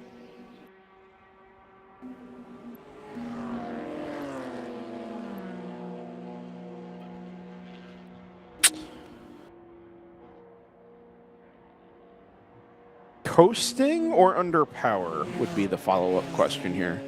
Coasting, I'm going to say. I'm Up the hill? unconvinced. No, No, there's it's quite a hill downhill right here. there. Yeah, it's you put the clutch downhill until you get to the bottom of 2. right where he Is it- stops, because there's the curves right there. Well, I was going to say, isn't it downhill on the actual track surface, but because he's on the runoff, he has to transition up and over the curb and Exactly. then onto the track. Well, no, because the runoff is level with the curb, I think. Doesn't look like it. You can see. Maybe there's a bit of an incline there back to the wall. But anyway, yeah, we that's are under power, and we're going to make the jump across. hard right turn. And Good right, job. that's exactly the way it should have gone. Perfect. There it is. The rain. It has begun. On board HK Motorsports BMW M3. Currently 9th in GP1 at the moment. JT just got really quiet all of a sudden. Oh no. Still really quiet.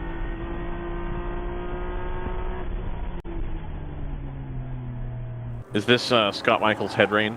Is that what this is? Or do we think we have enough now that it's normal rain? I think it's going to start adding up. So here we go, 6 hours 29 remaining, and we get our first little sprinkling here. Judging by the radar, I don't expect this to last more than like 15 or 20 minutes. So in theory, it'll go just long enough to mess with people, but it should go away. I'll remind the new viewers that WRL uniquely is a 200 treadwear tire series, which means you have to run effectively a street legal quote-unquote tire that has some amount of groovage on it, which means all of the tires that are on the cars can handle some amount of rain. Most teams do have an actual rain option that has even more tread on it, but I would not expect that we'll see that here. There's just not quite going to be enough rain. I think we end up in a situation, Brendan and JT, where much like Formula One, if there's a situation that would call for the actual rain tires, that the race probably gets stopped before that becomes. I don't know. We tend to push pretty far into the rain. We did at COTA last year. That's true. You're right. Yeah. Can I introduce a guest? You may. Yeah. It's we don't get automatic interviews very often, but I'm happy to say we've been joined by Stephen Davison out of the automatic 908 and 909 camp. Hello, Stephen. Oh, we got you unmuted there? Yeah. Am I speaking? So, you are? Oh, yeah. So I'm on the injured reserve list currently, after Daytona. So I had a big crash there at Turn 2 at Daytona. So. Oh, right. Yeah. Yeah. So that's the most interesting news that I have. Right? So we kind of we saw the aftermath of that. We didn't quite catch it in real time, either from the booth or on the cameras. But there was, an amount of concern there. With the impact that you had. It was pretty much a head-on hit, wasn't it? Yes. So I was behind two cars coming out of Turn 1, going through the mini chicane there by pit out, and car 2 in front of me spun around and stopped dead at the exit of Turn 2. So you were the innocent bystander there, just came around the corner, full throttle, and what do you do? The way I would describe it is the car in front of me ran out of talent, and I ran out of reflexes. It's a tricky spot there anyway. I mean, obviously you would have come around after the flag would have been deployed, or before the flag would have been deployed, right? So you've cleared the flag station there. You come around a corner, foot back in the throttle, and in NPO1 you're carrying, some decent speed there at Turn 2, right? Yes. And all of a sudden a car backwards facing you in the middle of the racetrack. Yes, That's and pit wall on the left and another car on the right. But a note of confidence with race control, the fact that they red flagged it immediately by the next set of cars getting to Turn 3 was really of great assistance to me, allowed me to get extracted from the car and out of there. So really they did a fabulous job, and I've had the opportunity to thank them personally, but they really did a great great job of controlling that race because that in 12 years of racing, that's the biggest hit that I've had. So. We often see it when there are fires out on circuit or something. There's no hesitation, immediately red flag, right? And fires usually make that kind of thing fairly obvious, right? Everybody knows, well, we've got limited time here. Get the race stopped, roll the trucks and the EVs to where they need to go. Sometimes it's less obvious with big impacts, right? Either with a wall or with another car. And you say, okay, well, modern cars are pretty safe, but eventually, somebody's got to make that decision and make that call to say, hey, more important to get the ambulance out there or the emergency vehicles out. And it seemed like it was a pretty immediate reaction to what was obviously an impact big enough to sideline you. You took the ride over to Halifax? I did, and first I didn't realize that Halifax was quite so close, and I didn't also realize there was quite so many speed bumps during the ambulance because I had some back injuries, and I was reminded of that at every single speed bump. So how's the recovery been? I mean, obviously the 908, the car itself has been back out and running. It obviously got itself, the folks repaired it, the automatic folks repaired it, got it back running. You're still, as you said, on injured reserve, sideline here up spotting, up on the roof, right up until the drizzle started here at Watkins Glen. Recovery been going okay, kind of looking back towards a return to racing? I think for next season, yes. Right now it's been a lot of physical therapy, and I took a non-surgical option for recovery, and that just means a little bit more work and a little bit more kind of commitment. But it's going to be a situation where I have to be 100% before I get back in the car again, particularly because limited ability to twist and look in mirrors. Yeah, no, that makes a lot of sense. And some of these tracks, I mean, Watkins Glen in particular, in order to be quick, you're out over the curbs and the rumble strips on corner exits. It's not a particularly bumpy track, but it is one that requires a fair amount of commitment and, a bit of driving on the edge in order to, I think, really extract the pace there. So, not such a bad decision to sit this one out and sit the next couple out anyway and wait until you're fully ready to go. On the automatic racing side, obviously you're pretty plugged in down there with the gang. Picked up the first team win for automatic back at Utah 3 weeks ago. Yeah, so I'm sorry to have missed that. The best thing about coming back is just the camaraderie with the team. Automatic racing is really a very, very tight team, very well organized, a great strategy, excellent statisticians down on the pit lane. So, it's just it's sort of exciting to be back, even if it's in the role as a spotter up or even just cheering section. It's just great to be back with the team because between the prep, the management, the technical ability, the strategy, it's just fun to be involved and have that energy back. I think one of the cool things about endurance racing is that you could say, yes, spending more money will get you better and better results if you're able to execute on it. But endurance racing in particular is a team sport, and it's not just the drivers and the mechanics and the pit crew, but every little bit more you can add to push the team a little bit further does actually or can actually yield results. Right, so having you up here on the spotter stand, you can see a decent amount of the first half of the lap in the last couple of corners, even just from here at the start-finish line. That's an opportunity to, even though you're not physically driving the car, to stay, number one, plugged in with the team and a part of the team environment, but number two, also to provide a service or provide an element of the race management this weekend that might otherwise not happen, and obviously that can push you guys just that little bit further up the order. And you see, particularly spotting, at places like here, Daytona, and COTA. You'll be up in the spotting tower and see the teams that are really committed to really the strategy and safety, I would say, having people up there, making that happen. Certainly in my case, there was very little time to avoid. All I heard was spin at turn, bang. Sure. And but because of the tight space of where it was, but that doesn't mean that it didn't help, because as soon as I heard spin at turn, I dropped about 40% of my speed. So you know, even in my case, it was a big factor. So that kind of commitment with the synergy in the team, I think, is really important.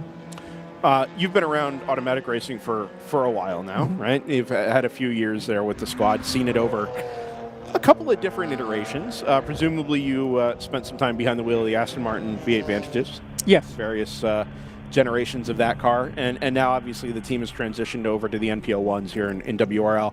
How have you found that transition? How are you finding the NPO1s just generally?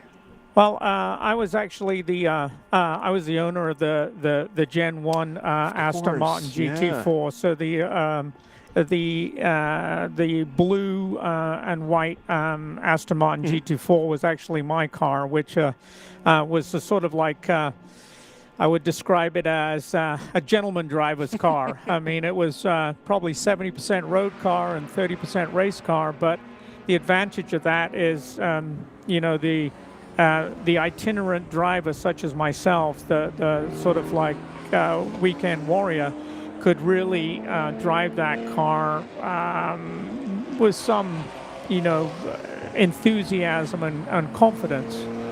I found that the second generation Aston Martin was a fabulous car, with the exception of all of the vital bits were a little bit more on the outside. The first generation was a little bit like I would call it a tortoise, or because you could bash into a lot of things and still keep going, even though that WRL is a non-contact sport. I used to run that car in Trans Am, and you know, the Corvette count was fairly high that I had that I took out with that car. You know, so it was sort of had a shell around it. The Generation 2 Aston Martin, I would say the Achilles heels on that one are, one, a lot of the vital stuff is on the outside, and second, the brake is not particularly assisted, so you got to kind of use your hip. The new modern GT4 cars, for whatever reason, for pro drivers as opposed to amateurs, are very heavily weighted with brake pressure. And you know, that's a hard transition for sort of threshold braking, because it takes essentially all of your hip rather than just your calf muscles. So that takes a little bit of an adjustment. Interesting.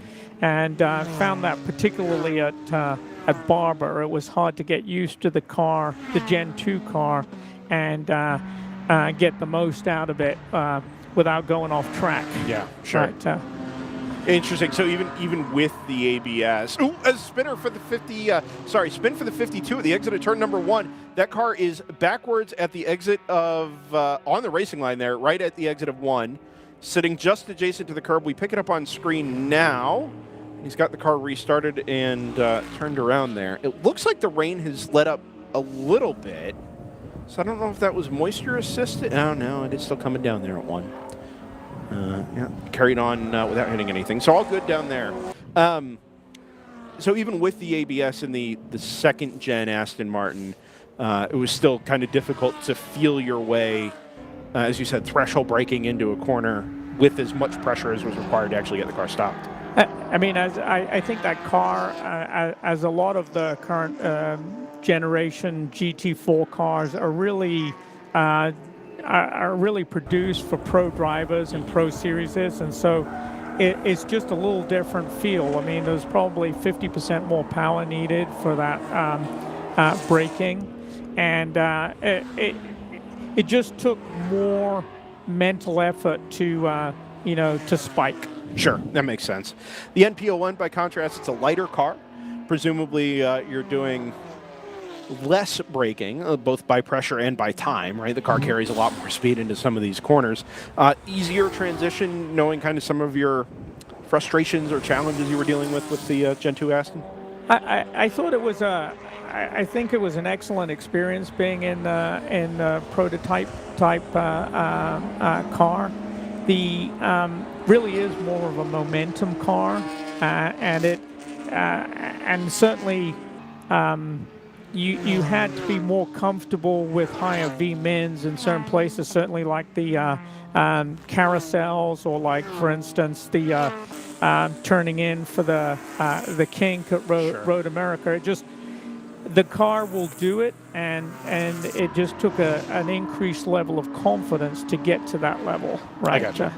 And I think that's where the very experienced team like Stratus is so good at, is because their drivers are really in synergy with that car, but both because they spend so much time with it, but also I think because they do the development on the car, and you know, my hat goes off to them, because they really set a gold standard, and also they're not only an excellent team to drive against, very gentlemanly, very respectful, very helpful, but they're also, as a sort of manufacturer-supported team, they actually support all of the rest of the teams with, track help and setup, and it really is a very magnanimous approach to their racing. So I respect them enormously. We've seen and heard now over the course of the last 12 months or so, since we learned that we're going to be getting an expanded GTU class this season, that a lot of the catalyst for that was Stratus Racing being willing to invest some time and energy into helping new teams get off the ground, right? Just not selling you a car and saying, okay, figure it out. Like, we spent years figuring it out, now you have to too, but giving you a decent baseline starting point for your cars, and giving you some advice along the way to help get them up to speed. Obviously, back at Burt Brothers Motor Park, that car was, the 908 car in particular, was driven by some of the drivers out of the Stratus Racing camp. But the car ended up picking up a win, right? So there must, to some degree, be some confidence that, okay, what were the decisions we're making here, the setup changes we're making, the development process of the car, everything's in the right direction here. Maybe it's just about seat time for you guys as a driver lineup and getting more comfortable with, as you said, the braking, the higher V-mins, the higher cornering speeds, G-loads, and trusting that downforce.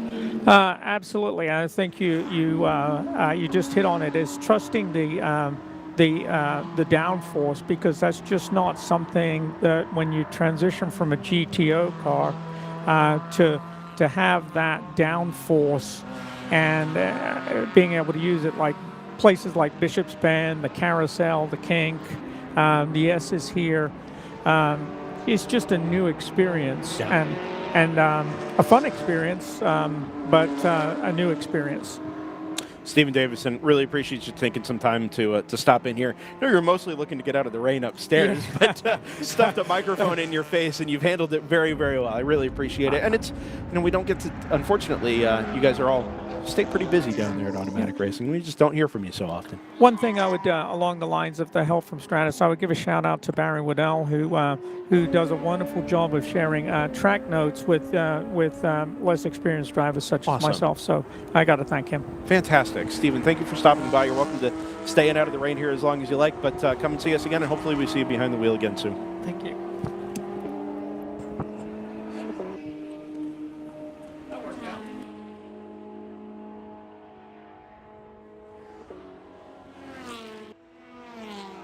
6 hours, 12 minutes remaining in the Saturday 8-hour I'm sorry, barrel. I did that. My mic was muted. Oh, no. Here at the Glen Continental, Watkins Glen International. We've kind of weathered this. It's not a storm. Oh, that's a slow. Is that a 74? Oh, no, that's a TLM car. Yep. 172, I believe. Yep, I think you're right. By the way, the 52 is in. That's a second ACP car, and they're changing the left rear tire. It's the second ACP car to be dealing with something there at the left rear. That's very odd. After less than 2 hours, I mean, the left rear does take kind of a beating around here. Just the higher loading.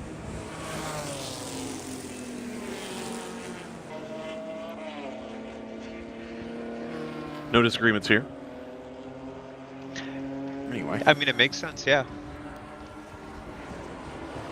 You've got this corner. You've got toe. You have your 11 and 1. 2 and 4 at the S's, the carousel, yeah, toe the boot, 8, 11. I mean, it's all, some of them are higher load than others just because the minimum speed is substantially higher, but that is the tire you lean on, right? They're accelerating and or medium to high speed corners, where exits are kind of the focus. Side by side out of 10 and into 11. This is number 70 versus 77. Round 3 in King. What's? Oh, we're going full course yellow. Why are we doing Turn 1. this? I don't see anything. Car at the back end of the shot here, maybe? No? Interesting. Was reports of the 11. Yes, that was for a time, your race leader. Yeah, they had a... Oh, there. Oh, yeah. Center shot. Yeah, they had a pit stop. Same with round 3. Round 3 was very quick with theirs, like, I don't know, maybe 10 seconds. Yeah. But yeah, I think the 11 had done like a full stop or something. Because theirs was several minutes longer. And they had tumbled down to like 9th at the time, I think. Yeah. Red Mist says they fell to, after the pit stop, 14th.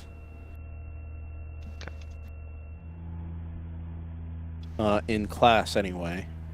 Climbed back up to P9, which is where they were at when that car came to a stop. Oh, no, I'm sorry. I'm looking at the wrong car. They fell to 7th in class. Cycled all the way back up through to the lead briefly, dropped to 2nd, and then, yeah, just came to a stop. But you're right, JT. It was a longer... Oh, my gosh. I'm all turned around here. Here we go. Found it. 11, lap number 33, fell to P12, climbed back up to 10th, and then obviously had this issue. That car didn't really get back up to pace after the pit stop. It was in the 205s as a best lap. This is, I don't know, odd thing for a super to just grind to a halt on track. It's not something we see very often. Think it was an ECU problem? No, I think it's actually, I think it may have hit something. They are sending an EV/ambulance over to that car, which is usually only associated with an impact. Let's see if we can get some. We have that turn 1 camera here.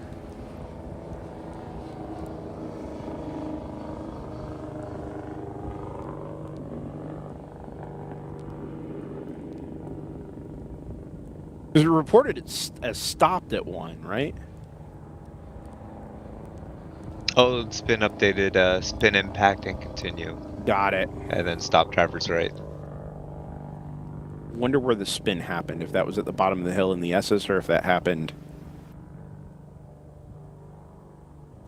further back. It's still turn 1. Yeah, I mean, if it was reported by Station 1, I don't know that they have another flag station until you're halfway up the hill there. I think 1A is not being manned. Gotcha. Okay. Yeah. That must... Oh, no, I found it. Here we go. Gets up onto the curb on corner exit, kind of bottoms out. Ooh, yeah, that's a big hit. It kind of half bottomed out over that angle on the curb. And... just went around both, or either on the, as it bottomed out, or on the wet paint on the curb there, and backed it in. So like the pretty square to the inside wall. The Penske Porsche when it was here. A bit, yeah, and then it just went in. It went in pretty square there to the inside Armco. Missed the tire wall, ended up driver's left after the Armco ends, and then yeah, just pulled part way up the hill. So. Hopefully this is just a quick repair a quick recovery for the car. Drivers think would be all right. They are going to look at the Armco, as you see on the screen here, to the left-hand side of the shot with the EVs, just to make sure that no posts have been knocked out.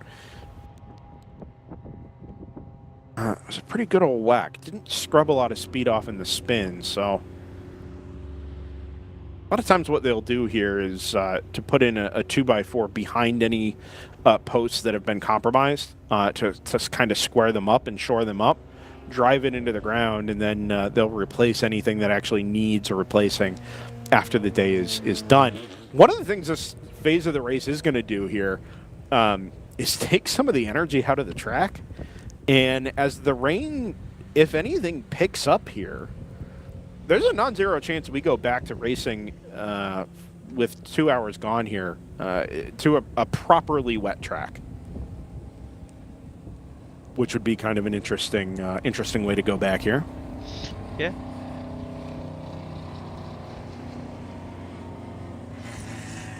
As we start to get the dark grain weather band. Yeah, I think this cell is moving a lot more slowly than I would have anticipated, if I'm being real.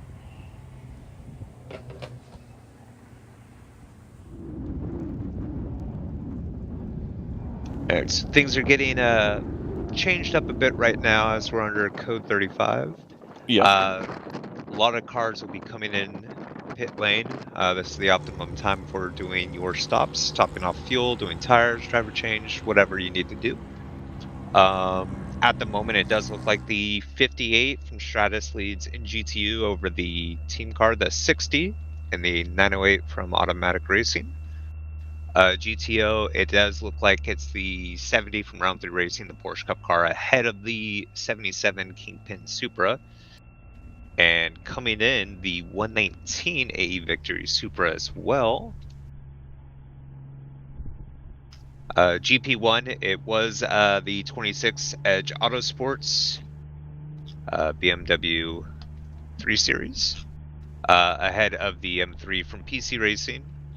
And then we have the 94 from 94 Motorsports showing in third at the moment. And then GP2, the 779 Laguna Tix BRZ. That had retaken the lead during the last stint, I believe, from the 851 from AOA Racing.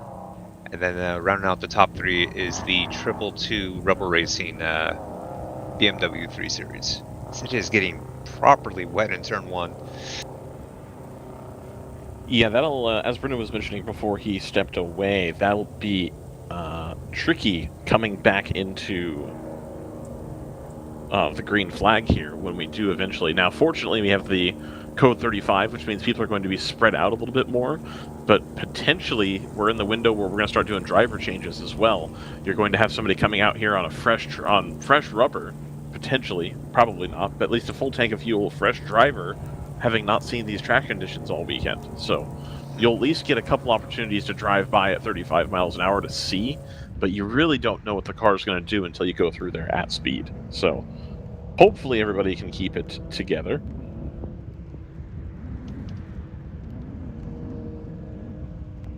It is still kind of going to be a guessing game, though, Ryan. I mean, we haven't, like you said, we haven't had these conditions at all this weekend. No, not at all. And I don't. Did we have rain at all last year here? I don't think we did. I don't think so. It was chilly, but I don't think it ever really rained. Right. And yeah, I mean, this wasn't really even in the forecast. So, you know, iRacing does a decent job with their rain model now, but difficult to prepare for something like this, even mentally, right? If you don't have a lot of experience in the rain, or you hadn't been having those discussions with your co-drivers or your team over the course of the weekend as to what the best practices are, you're going to be, like you said, learning in real time here. The 11 drove itself back to the pit lane, by the way. All right. Nice. And they were able to get the air hose into the back of the car. So the damage that was done there is not, you know, so massive as to not make the car serviceable anymore. They're going to tear some bodywork away, but everything looks pretty square, all things considered. Okay. So hopefully the driver's just shaken up a bit and nothing more. Yeah, so it is interesting. There's kind of a spectrum of drivers there, of how you respond to an incident. Some will have the impact and then move heaven and earth to get the car going again immediately, right? Just, hey, first thing I'm going to do is get the car restarted, see if I can get it back. And it could have been the mother and father of all accidents, but it's still the first thing that happens, right? other drivers, let's say the other end of that spectrum, they have the accident, the car comes to a stop, and the first thing they do is stop and think about getting out because, oh my God, the car crashed. This is it, right? Done. I don't know that there's a right answer, but the effort, like, a lot of times these accidents aren't as big as they seem when you're in the car. And also, modern race cars are kind of built like tanks.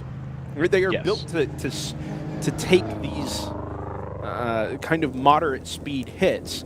As long as you're not coming in at an odd angle or you're, clouting a corner of the car against a wall at some speed, if you hit things square, sometimes you can be all right, or square either to the rear or square to the side of the car. I wonder if the driver there just said, oh, car's done, crash the car, whatever. And actually it wasn't in that bad a shape and cost more time than might have otherwise been necessary trying to get the car assessed and restarted and carried on there.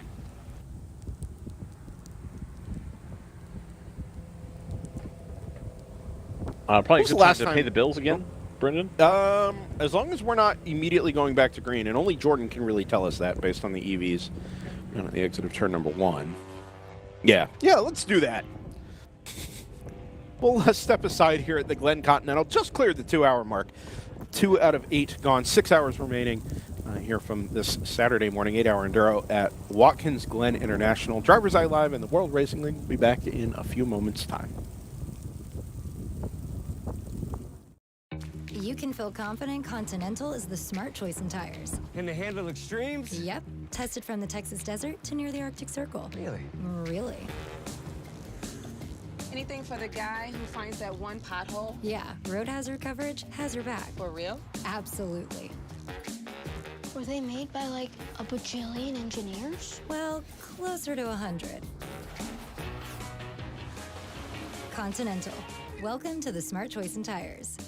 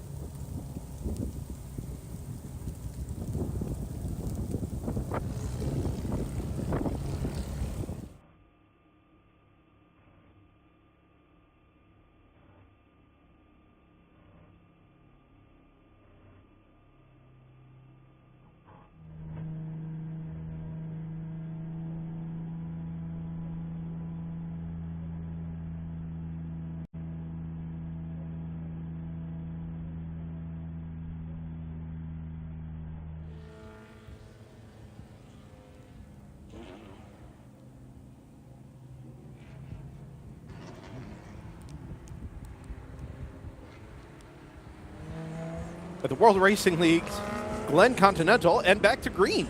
So well Perfect. timed. Couldn't have done it better if we tried. And believe me, we have. Green flag waves once again. Very different track conditions to what we left even just 15 minutes ago or so when we went back to went to full course yellow. Awkward down at the exit of turn number 1. Lagunatix is a little slow pulling away from the 90, and a couple of GTO cars are having to squeak through. That includes the number 92 Ford Mustang from FPRS. The 77 from Kingpin is in there as well, I believe. That is your second place car. This is all jumbled up, the running order there at the front of GTO pretty wildly. The 11 was obviously a big part of that, and the problems for that car have taken it out of contention. The 2 had its issues earlier on. The 92 has dropped some time down the order. It's left Round 3 Racing leading Kingpin number 77, and then AE Victory Racing in the 119 as your top 3. GTR 99, after having been away from the World Racing League here for a hot minute, immediately goes back to do GTR 99 things. Yep. Which is to be completely anonymous for the first hour and a half and then randomly appear in the top 5. Tremendous stuff. And then the 74 AOA Racing BMW M4 GT4 rounds out top 5. Capstone Motorsports, the 557 non-GT4 Cayman. They're toughing it out P6. It's a great run. You can see here on this camera especially, people already starting to explore the rain line, which is the line that is off of the most used track surface. So I think people now actually looking genuinely for some extra grip. The Stratus cars there you see running the top half of that corner, not really bothering taking the most efficient line, quote unquote, because we're looking for a little bit more friction, trying to keep the tires stuck to the ground as best as possible. I was wondering if the amount of York Lag David that we saw around this track was going to have an impact on that, but it seems that at least the NPO1s don't really care. They'd rather run in the clag rather than be on this slippery bit that gets used most frequently. So there's a couple of dynamics at play here, and I am not an expert, but I will say this. Sure. It's been very dry in the Northeast here this summer, as it has been through most of the northern half of the country, I think. I'm watching the United States Formula One Grand Prix sprint qualifying yesterday. I mean, even the grass live down at Circuit of the Americas? That's correct. Even down there, it was the grass was very brown, like very, very brown. First time?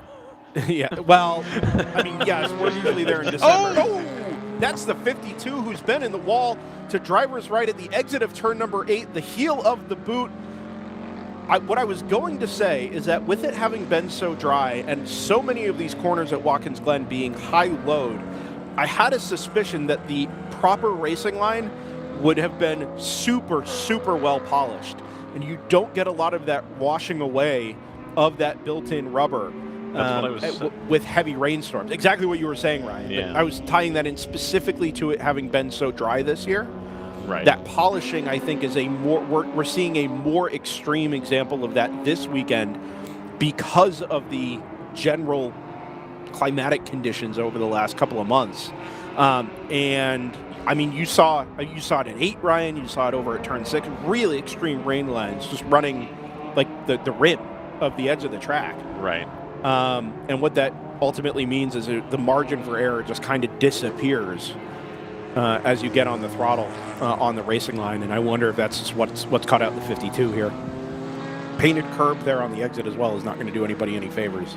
Not at all. And as you can see from the tire wall up against the Armco with the catch fence, that's a pretty common impact zone.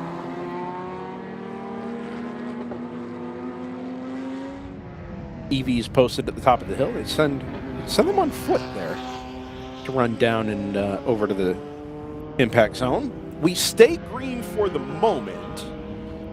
I have a suspicion that with the amount of debris that's been deposited by ACP Tangerine Associates down there that you're probably going to have to neutralize this one more time. And we go double yellow. Rightfully so. Yep, agreed.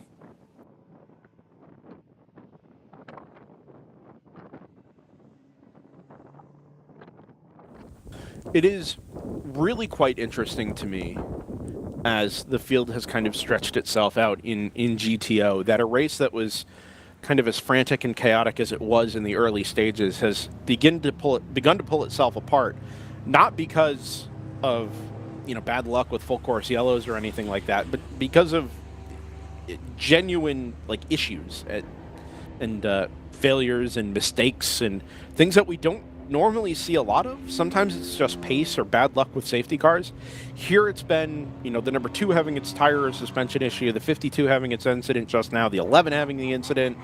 The FPRS cars have been mostly all right, but just stuff we don't normally see pulling races apart, doing so pretty early on in a field that has been both very deep and very competitive through the first 2 hours.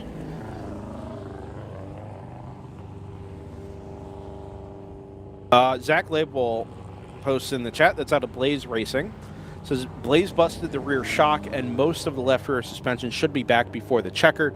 That will obviously have been part of the contact with the 64 open throttle BMW turn 1 lap 1, just trying to avoid the spinning Blitzkrieg BMW there. Made contact at the left rear. Appreciate the update, Zach. Mike Anderson says, perfect call. Driver said it was a complete disaster on that entry. Wonder if that just means on corner entry there. It is... Turn 8 is the slowest corner on track. certainly the sharpest. And even the longitudinal load, as you apply the brakes there at the crest of the hill, will put some decent rubber in on track. Obviously, the racing line is going to cross from left to right, and it can get pretty sketchy, pretty skatey there pretty quickly. I mean, that is... JT, you watched more of IMSA racing here, but I seem to recall that particular braking zone being something of a mess whenever it rains here at Watkins Glen. Yes, very much so. Some of that I will assume is from cars getting light or lighter as they crest the hill between 7 and 8, but even after that point, it looks very skatey on a pretty regular basis. And we've seen some pretty big shunts down there on the way into the corner over the years.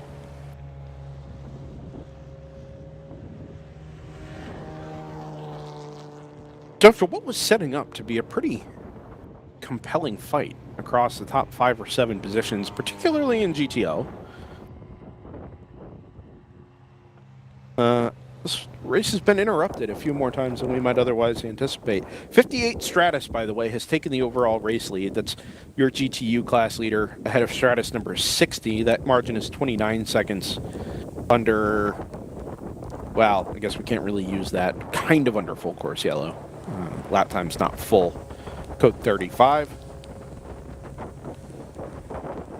908 Automatic Racing is your third placed GTU car from the number 10 of round 3 racing. So we've lost, at least temporarily, the Stratus number 59, or that car has lost positions anyway, still on 45 laps, so hasn't given up a ton of time. Heraflight out there still circulating, by the way. 6 laps now. This day has taken a turn I had not anticipated. I don't think many people had.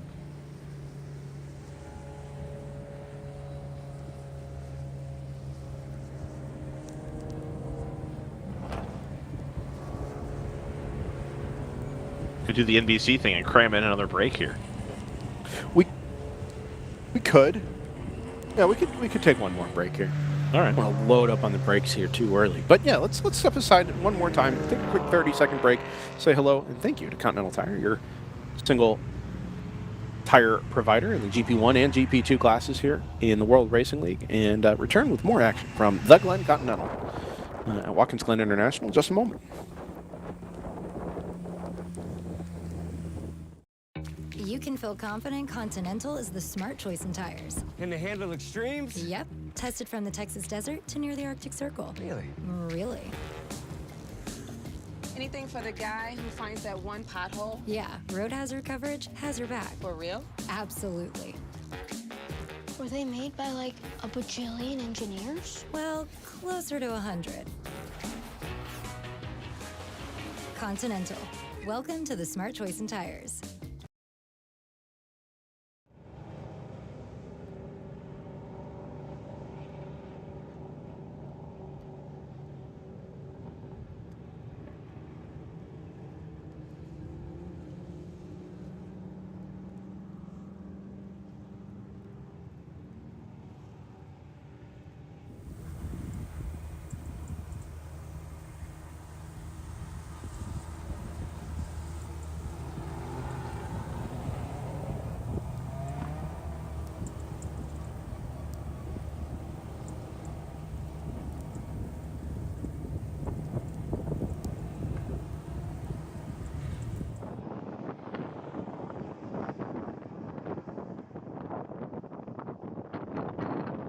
Back at Watkins Glen International, the World Racing League, and Glen Continental rolls on as Is that like Tim Apple? It is, yeah, correct. Glen Continental. Is this? I'm sorry. Go. Is Glen Concert actually just Glen Continental Divide? All right, that was close. That one was all right. Yeah, all right. Thank you. Another 15 minutes gone, and I think we're under our fourth full course yellow of the day. Fourth or fifth? Yes. Been counting? No. What? This would be number 5. Number 5. This is number 5. Okay, thank you. 1, 2, 3, 4, 5. Yes, spreadsheet agrees. Contact reported at 10:48 between the 77 and the 70. Very intriguing. That was after the code 30. Oh, no, the report was after the code 35. Okay. Yeah, very interesting. I don't know what's happened there. That was when they would have been fighting for the lead in GTO. Haven't touched on GP1 very much lately.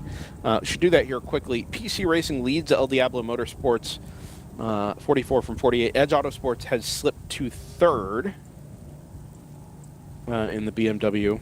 9-4 Motorsports up into P4. As far as pit stops go, 9-4 has been in recently. Edge Autosports has been in recently. El Diablo was actually in under green, as was PC Racing. So interesting that they've been able to kind of maintain that position despite the green flag pit stops and be out there pretty good distance in front of the Edge Autosports 26. Bruce Innovations is going to round out your top 5 in the number 555. HK Motorsports 221 into P6. Flying Fur Motorsports was inside the top 5 earlier, now back to P7. No Rags Racing, the number 157 to 8th. And then Miss Piggy, the number 63 Open Throttle Racing BMW in P9, followed by TC Klein Racing, the number 112 in 10th.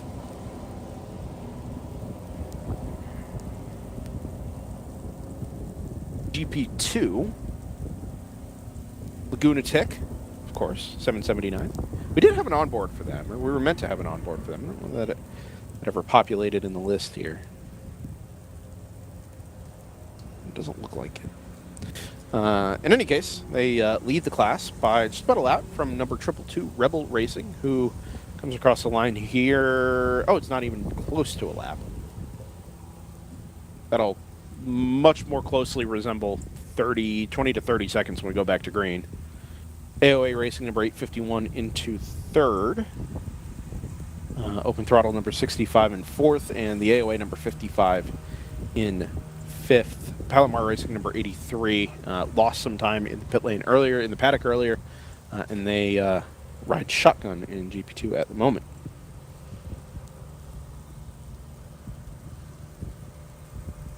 Some genuine rooster tails down there being left by cars as they run down the front straightaway here, even at 35 miles an hour.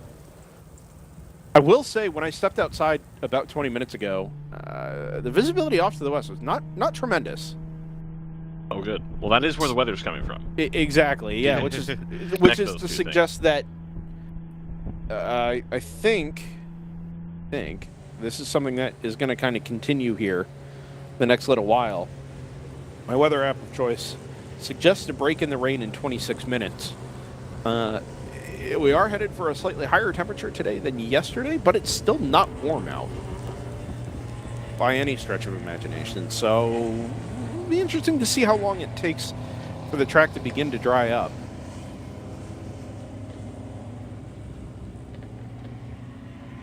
It is pretty wild to me just how unanticipated this all was until really this morning. And even then, that it didn't just stay kind of a passing shower, that it's really kind of settled into this consistent rain. And again, on even yesterday morning, yesterday afternoon, this was not even remotely a possibility. Headed back to green. Oh boy.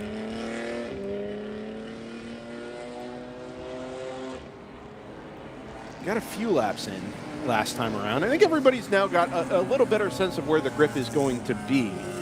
And if you know nothing else after the last little stint in the rain here, stay off the curbs, for heaven's sake. Especially some of the slow speed corner exits, turn 1, turn 8 in particular, seem to be the danger zones. Consider breathing. Oh, camera headed up the hill here at the S's.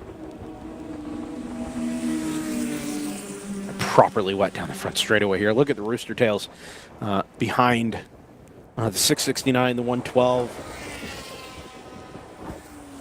and one of the MX-5s there headed towards our camera on the back straightaway. There's your GTO race leader. Remember, that car running without traction control does have the engine out over the rear wheels, which I'm sure helps on throttle. Would love to see this one settle into some green flag running here, just to see how these gaps kind of change over the next little while, and how the track conditions affect that as well. 99 there, pulling well to the inside, staying off of that polished line, as does the TLM USA number 172. The 555, ooh, TLM is deep. Get yourself off the curb, there you go. Remember, these GTU cars running without electronic driver's aids as well.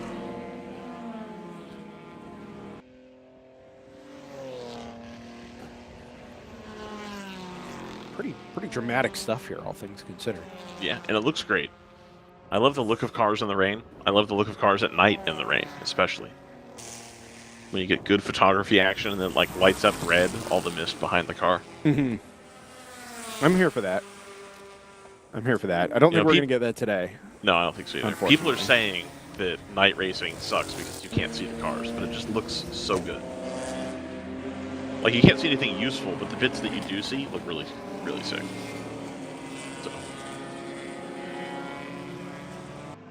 TLM going to try around the outside there at the inner loop, which is a decision. When can we get NASCAR running at night? Like, on a road course. Like, I'll happily go back to only 2 road courses per year if they run both of them into, like, the dusk. And they gotta have headlights. Not in the near future. That's too bad. Some say that they're scared.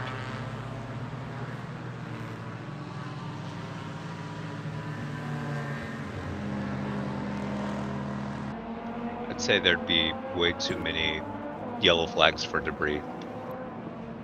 I don't think so. I think once they got into the rhythm, it would probably be fine.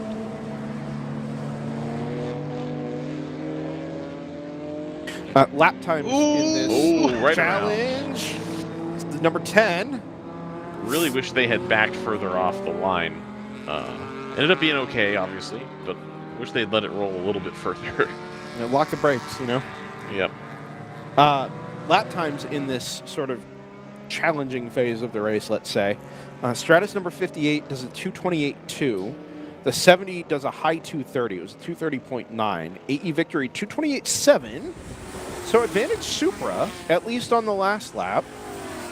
That margin sits at 20.9 seconds, and that is your GTO lead margin from round 3 to AE Victory. Stratus number 60 into the 228s.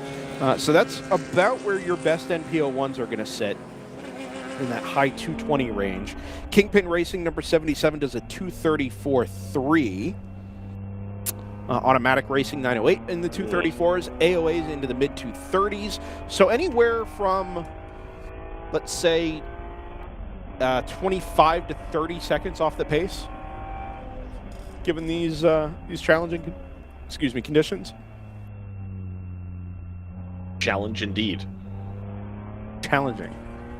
See how many times I can say challenging. These challenging conditions. Brought to you by HK Motorsports. Yeah. Got live stream. Powered by Sentinel. Your choice for onboard The smart choice. race car videos. Of tires. Yes. A TLM USA 225.752. That was the number 172. We saw them going a little bit wide earlier on, but obviously pushing a little bit harder than most, I would say, at this stage. It does look like things have lightened up slightly. Yep, the sky looks brighter as well. Yeah, that's mostly what I mean. I don't know that the rain itself has properly let up, but the sky does look a fair bit brighter, at least off to the west where the weather was coming from earlier on.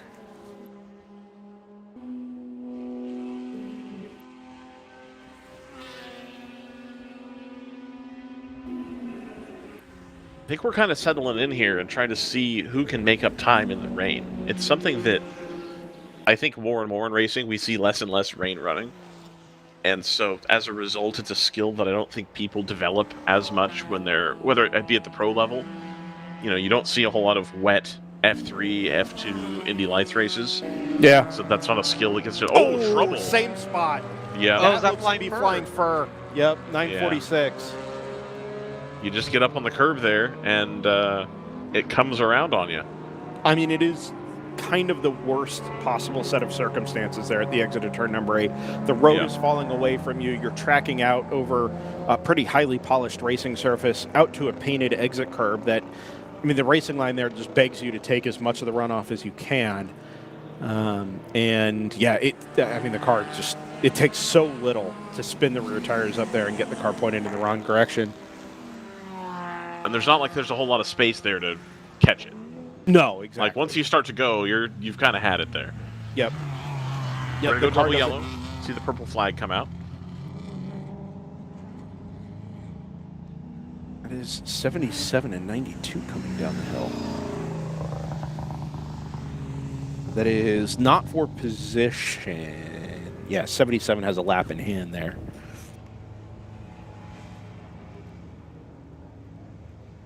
These M4 GT4s looking really smart in the rain here. AOA Racing 225.597, TLM USA 224.9. I think that is the fastest car on track. Yes, it is. Stratus cars in the 225s. I think we've gotten most of the way through this rain shower here. Yeah, we've been through the thick of it now, so it'll start coming back the other direction. Yeah, and then as we said earlier, Ryan, the question is going to be how long does it take for things to start drying up? Well, is this a humid region of the country, Brendan? No, I mean, not No. normally. Not so close to the coast here. It's just not, I mean, we're headed to the high 60s later, but it's still not exceptionally warm out. Got it.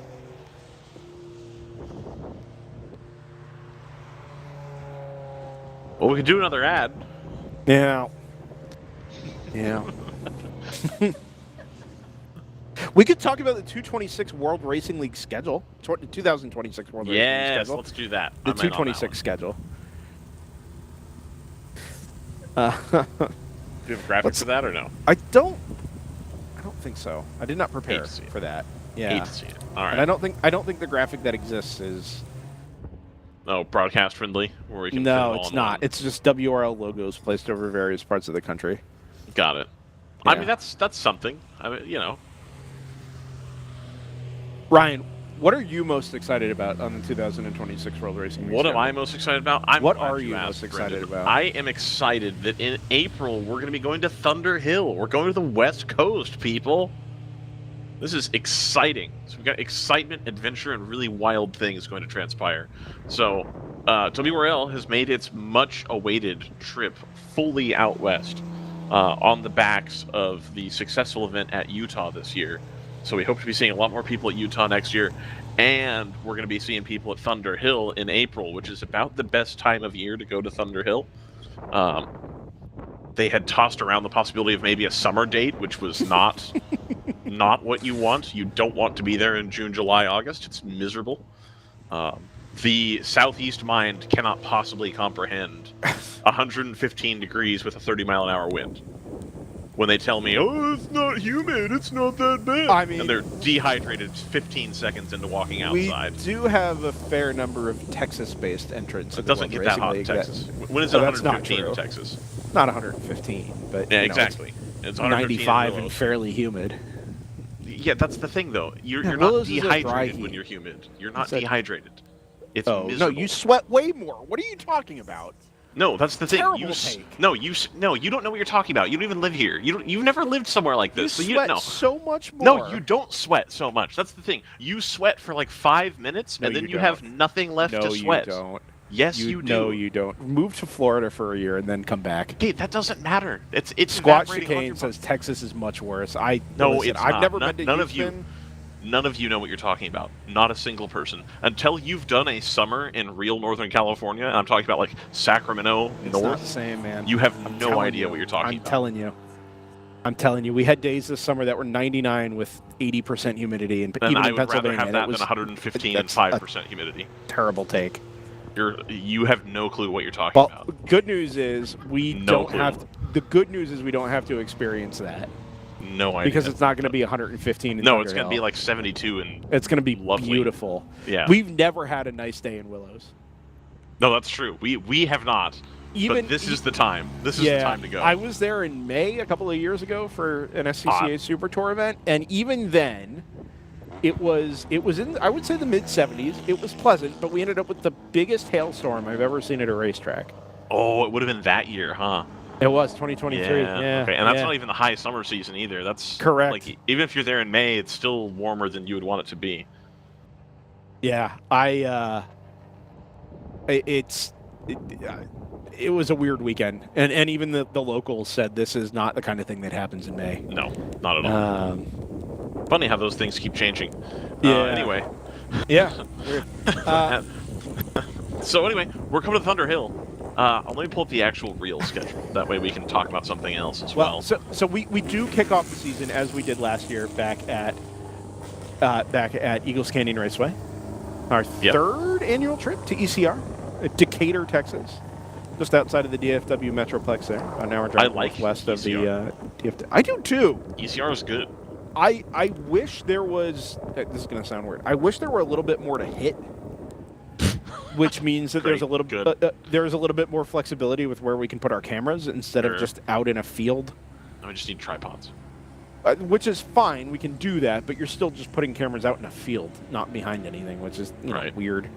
But the racing there has been really good. The car counts have been pretty good. The weather is something of a toss-up there, but it's pleasant.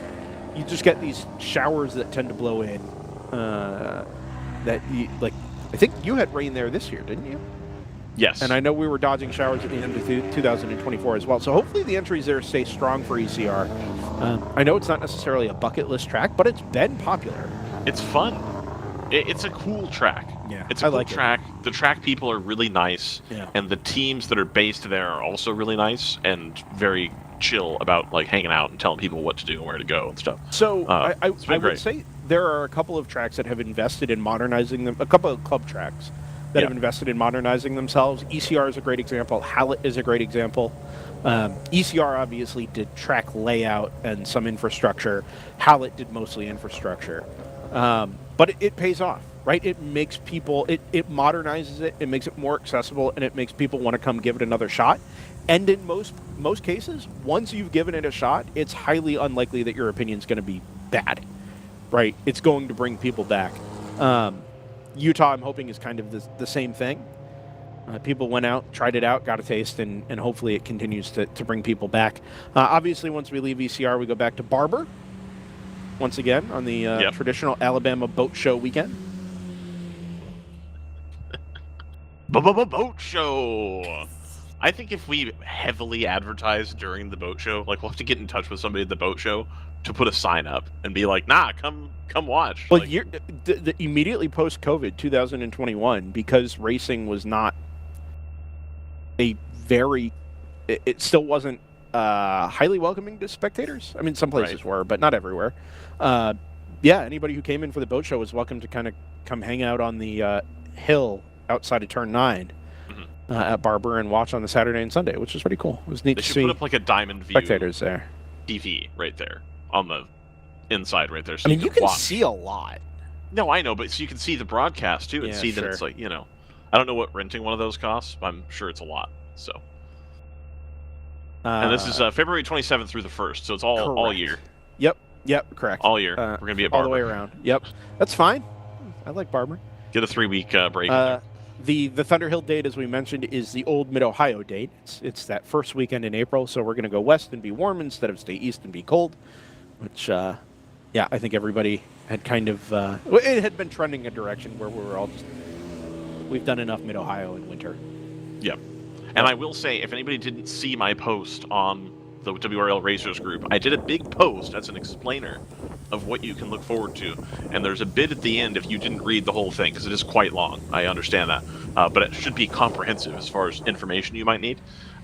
If you need suggestions or ideas for things to do when you're on the West Coast and in this part of the country, absolutely feel free to DM me, and I will be your travel consultant for Northern California.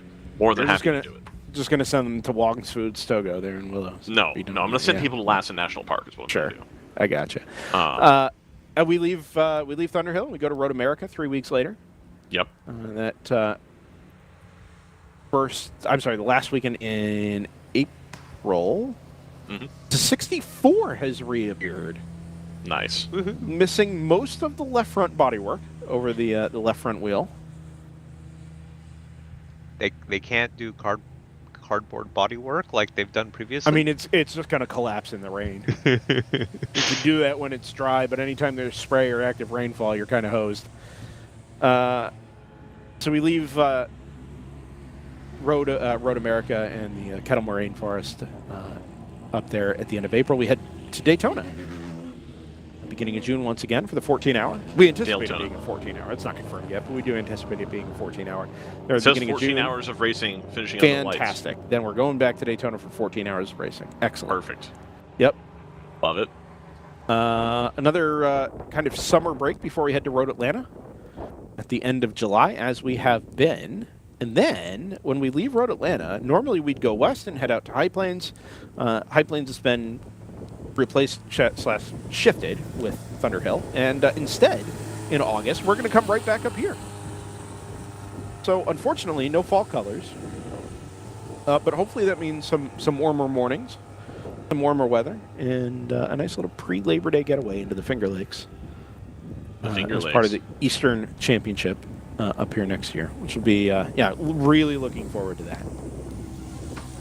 I have opinions about how long that race should be. Is it 5 hours and 59 minutes? It's not. Oh, okay. No, I have opinions. I don't.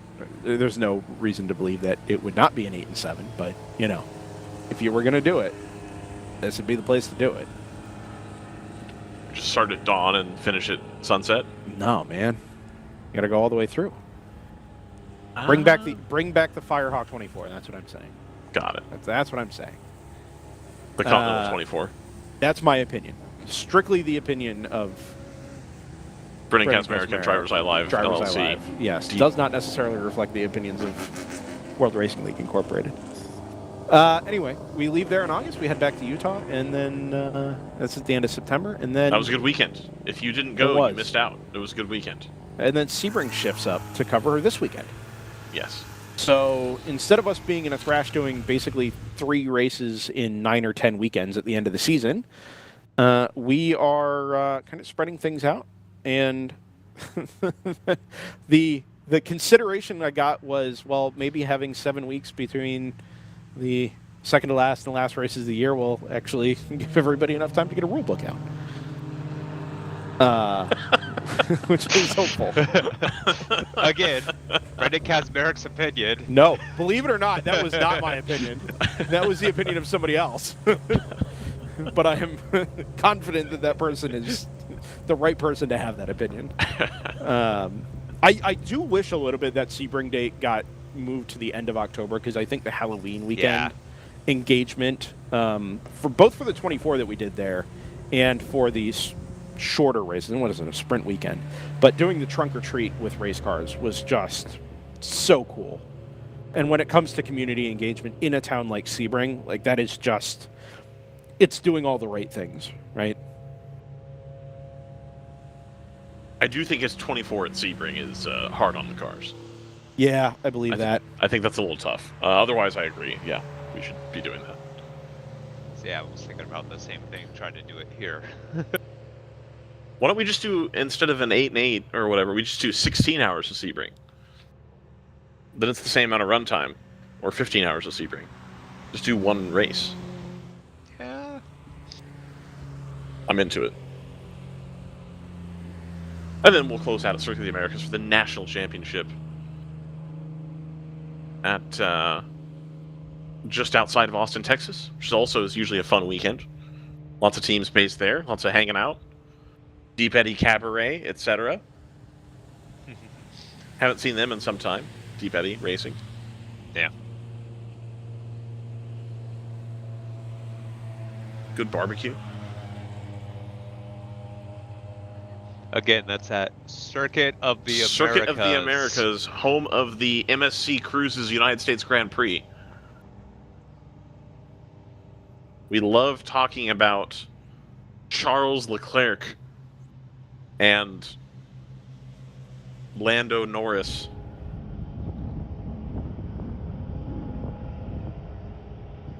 Who definitely want to come race in WRL. Yes.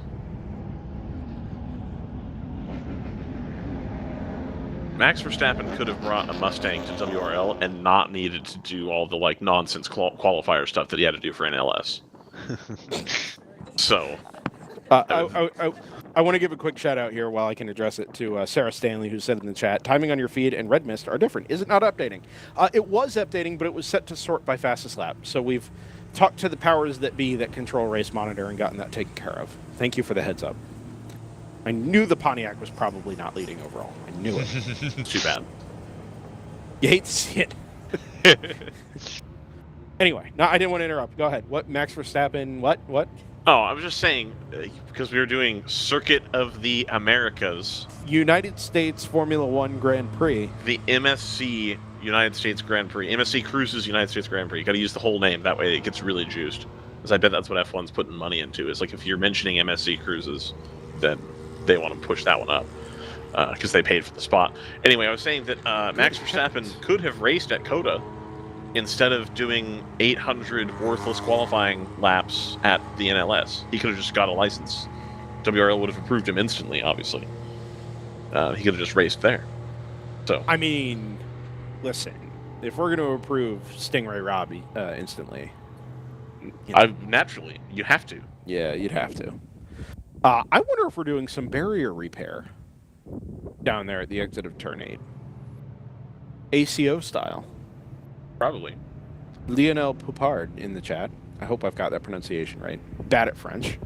I do kind of wonder here if we've actually got to replace portions of the Armco. It almost looks like that car hit prior to the tire wall there, and going nose first into the wall. That is, I mean, that's something. But you can tell this is not ACO style because they're not taking union mandated breaks right now. Right? I'm not drinking wine. Oh, I'm exhausted. Let's open up this Bordeaux. Sam so Miner bad at says wine. Thunderhill 13 plus 12. Who says no? I don't think the cameras would last, but no, they definitely would. The new Beefy Boy batteries. Yeah. Oh, the Beefy Boy batteries. One of them at. Are we gonna go red flag here? One of them at Buttonwillow almost didn't make it. I think we're gonna go red flag. Yep. All right. Yeah, Are people wonder... passing too close to the scene of the crime? I have a suspicion that what we're looking at here is a situation where we need to move. Yep, exactly. So what they're doing here is moving at least something across the racetrack, the racing surface. Stop! Yeah, they're past the flag there. They're in between flag stations. Yeah, exactly. So if you haven't gotten the red when you come into the braking but zone you have 8, you have the thing though. You do have flagtronics. Yes. Yeah. Great point. Anyway, I think the amount of cleanup and fixing that needs to be done there at the exit of Turn 8 is, you got to pull basically 100% track blockage in order to get this all taken care of. Which means, now that we've gone red flag, it means we are going to have to go back to a safety car to recover the field, because that is the stated procedure. Excellent. So in a day where we didn't think we were going to get safety cars... I'm sorry. Change things up a bit. I'm watching somebody rinse a wet track. I've never seen that before. I'm terribly sorry. Continue. Well, to be fair, the impact was at the front end of the BMW. No, I understand. I think there's definitely fluids. It just looks really stupid, like on the face of it. It's like, what? What are we doing? But I understand why. It makes sense, but it's like, wow, what a... Anyway, I'm sorry.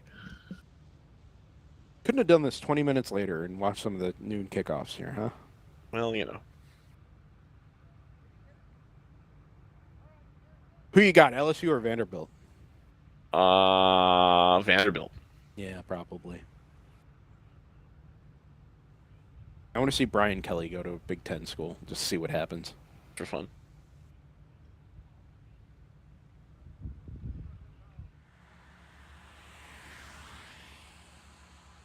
Thank you to those of you who have joined us today. I'm sorry we don't have racing action at the moment, especially as I think this probably would have been the most interesting phase of the race.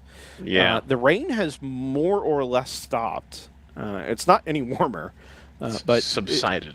Yeah, I would say barely even a drizzle or mist. Great. And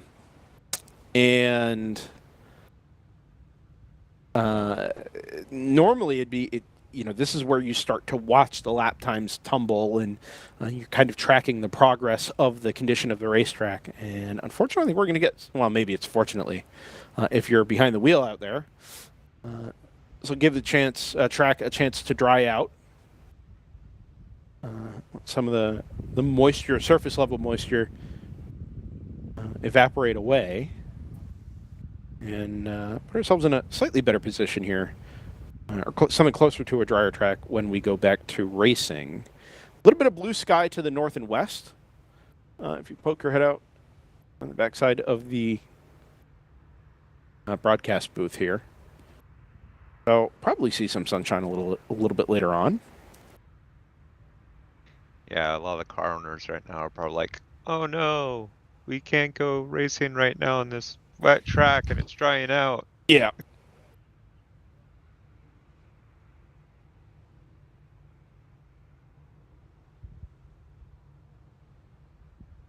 We do not have replays here, unfortunately. Just not something we're really set up for. But I'm going to go out on a limb here and say if you go back and watch 95% of the accidents that have happened on the exit of turn number 8, in the rain especially, you would have seen something very similar to what we think happened to that number 946 of Flying Fur Motorsports.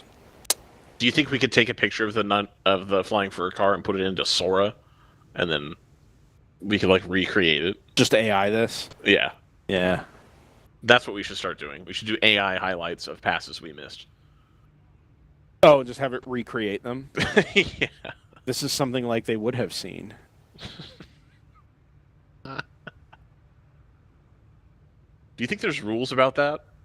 As far as rights and stuff? I don't know. Oh, you mean the original footage that we're trying to superimpose? No, I mean, is OpenAI going to want, a cut if we I don't know. Use their thing?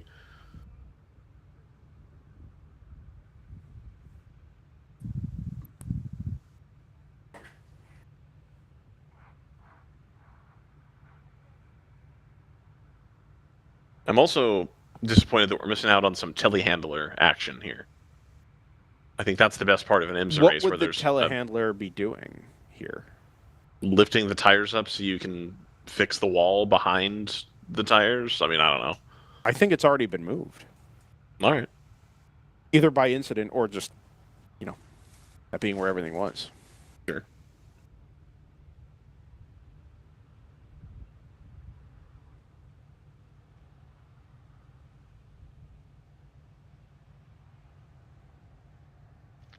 Interesting. We have to note that the team for the number 2 ACP Tangerine Associates BMW is working to repair their car under red flag conditions.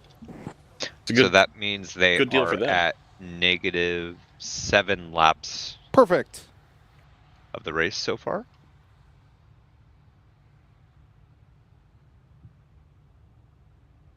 But hey, that means they can get that car back out today, get it sorted, and ready to go for tomorrow. Yeah. It used to be that it was a DQ, right? No points, disqualification, game over. And I kind of understand I think it moved to a 50-lap penalty 2 or 3 years ago. And it makes a lot of sense to me, right? If it's under a red flag, number one, taking a 50-lap penalty is always going to be a team decision, and you're not coming back out to be competitive, right? But there's no reason to give or to cost your team or your drivers the track time, since ultimately that's kind of what we're all here after here anyway. Mm-hmm. Absolutely. yeah, it never really made a whole lot of sense to me that you would say, well, we want to fix the car regardless of whether or not the race is actively happening at the moment, but we can't go back out if we do.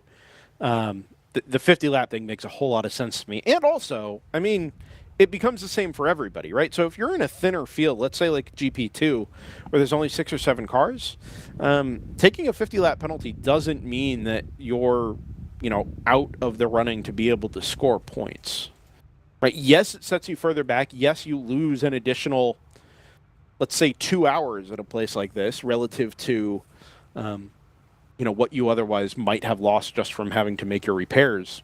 But in this case, I think it was a good change to the rules. It hasn't impacted anything negatively. A lot of times, these rule changes have unintended consequences, and somebody is going to find something to complain about that says you shouldn't have changed it. And I haven't seen that with this. So, yeah, good all around, and hopefully we get that number 2 back out there. Do we presume this is related to the left rear issue they had earlier on? Yeah, I would assume so. Whatever was making that car extremely skittish. Yeah.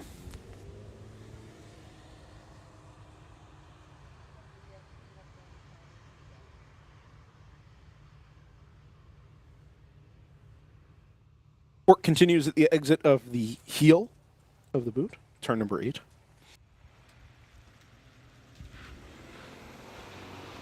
Hopefully this doesn't take too much longer.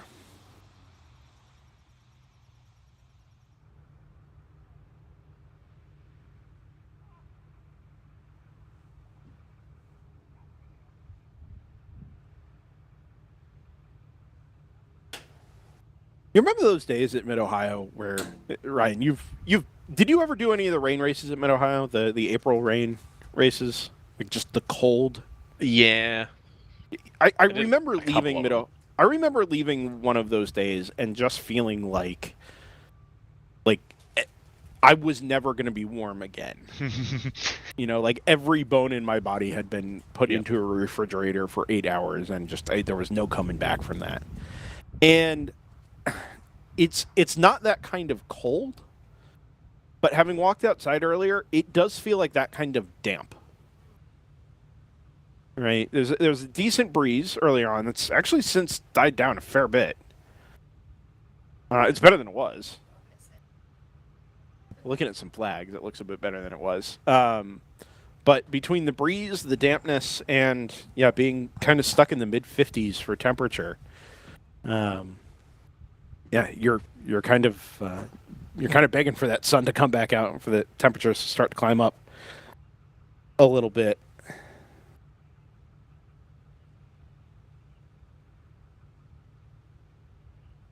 Yeah, I mean,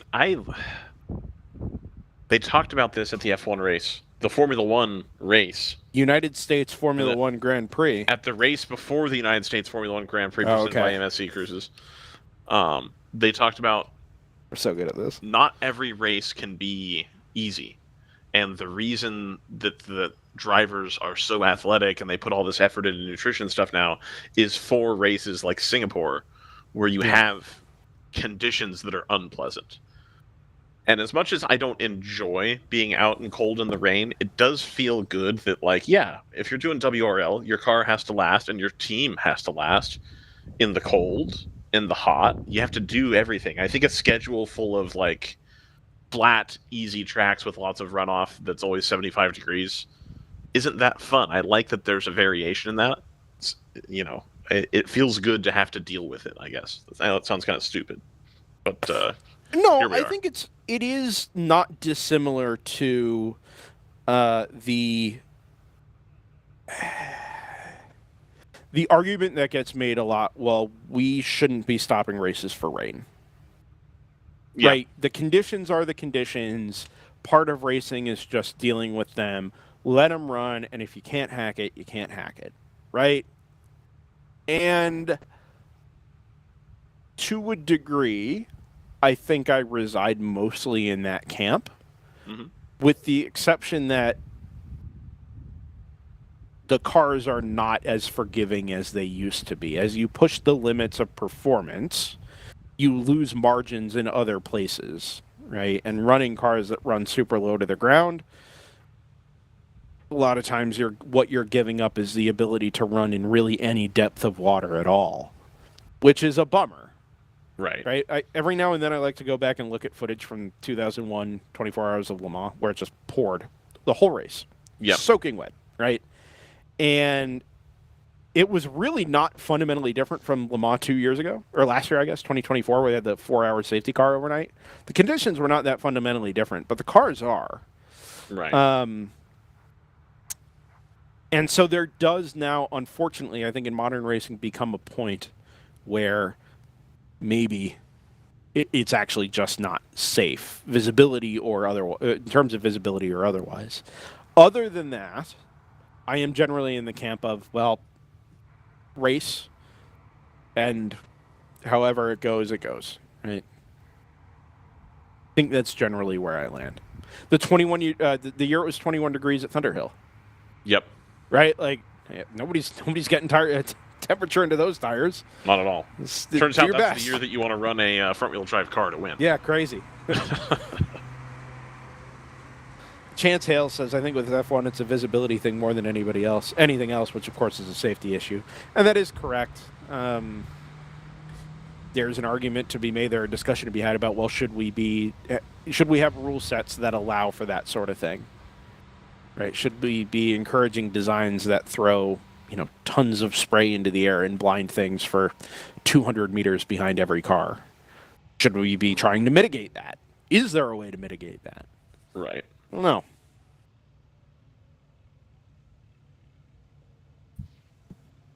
Well, you could. They keep trying these little panels, which I haven't decided if I think those are gonna really help or not. I don't ever expect to see them in competition. Unfortunately. Yeah.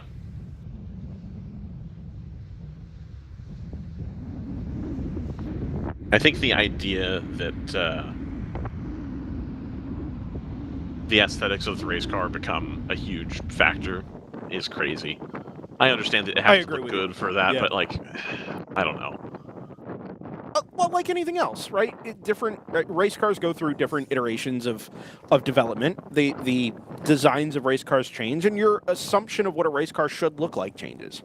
I mean, look at Formula One, right? When we went from the 2008 deep aero swoops era, well sculpted era, right, of car, to the boxy, square, tall rear wing, giant, snowplow front wing era, it looked ridiculous, right? Right. And then all of a sudden you get to 2012 and 2013, and the cars have come along a little bit, the regulations get tweaked ever so slightly, and you just start to assume, oh no, this is what Formula One cars are supposed to look like.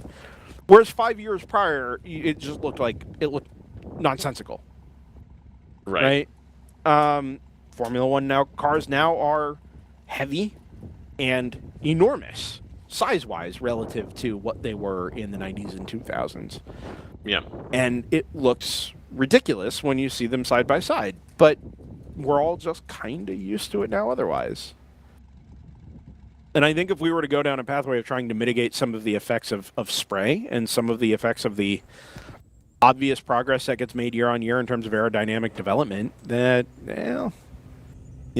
maybe we get used to that too. Same with the aero screen in Indy cars, same with the Halo and open wheel cars. Just right. like all things, you get used to it. We are back to WRL. Sweet. Chance also says that as an F1 rain tire displays 85 liters of water a second, not sure how you mitigate the spray that creates. I don't think that's the spray issue. I think the majority of the spray issue comes from the diffuser.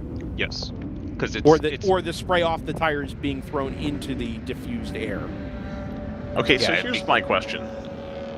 This is slightly off topic, but still related. They throw that 85 liters of water number around like I'm supposed to be impressed by that. If I spun a road car tire at 100 miles an hour, how many liters of water would that go through? Probably more, I would imagine. Why does... they are really proud of that number, and I read it a lot, and I think there's no context for it. Marketing. I don't know. Like, anytime that gets said to me, I'm like, what does that even mean? Like, what are we talking about? Anyway, I digress. Anyway, so this should be and is a return to safety car conditions, not code 35. There is the... Is that an Altima? Yes. Safety car. Picking up the race-leading GTU number 58. Yeah, definitely bigger than a Sentra, I think. 58 ducks into the pit lane. So the order will change slightly. Is that... Oh, which Kingpin car is that? Third in line. That's the 11. Oh, which is the more delayed of the two. Yes. Okay. So 58 is in and 70 is in. That's first and second overall. They were more or less together there on track. AE Victory Racing, the number 119, is going to be your next car, and they are into the pit lane now as well. So that appears to be the move here generally, and you want to get this move done now because whereas in code 35 you would just slot back in wherever you slot back in, here the field is going to recompress behind the safety car. We'll get 2 or 3 laps, let everybody get their pit stops done, and then send everybody on their merry way. Driver change in the Porsche. I believe that's Cole getting out. Not sure who gets in. Maybe that's Josh getting in. I can't tell, actually. Driver change in the 119 as well.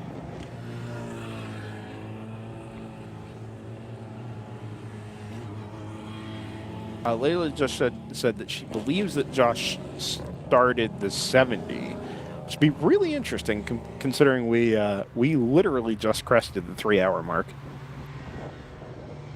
given the 3-hour maximum stint time here in the World Racing League. You got to be careful with that.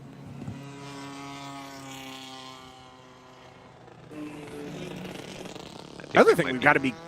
Oh, go ahead, JT. I was going to say, I think there might be some allowance considering the red flag. Yeah, that's fair. That's fair. Also interesting, or worth noting here, track's still wet. We've got cars that are going to have to kind of hustle to catch the back of the queue here. It is moving fairly slowly up the back straightaway, presumably so that cars don't have to push in this kind of awkward in-between condition.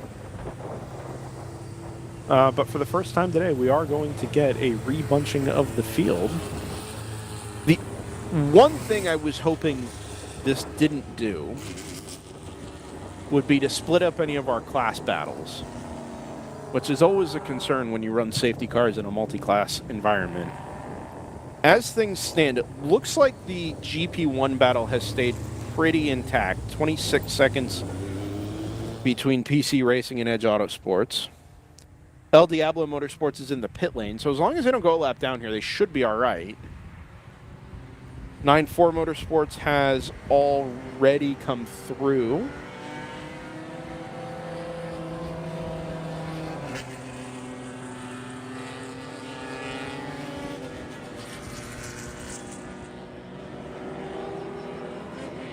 Ooh, warning for the 119, driving through multiple stalls in the pit lane. Be careful with that. Kind of takes away your margin for error later on in the day. Yeah. Turtle BS should be rain-free now. That does appear to be the case.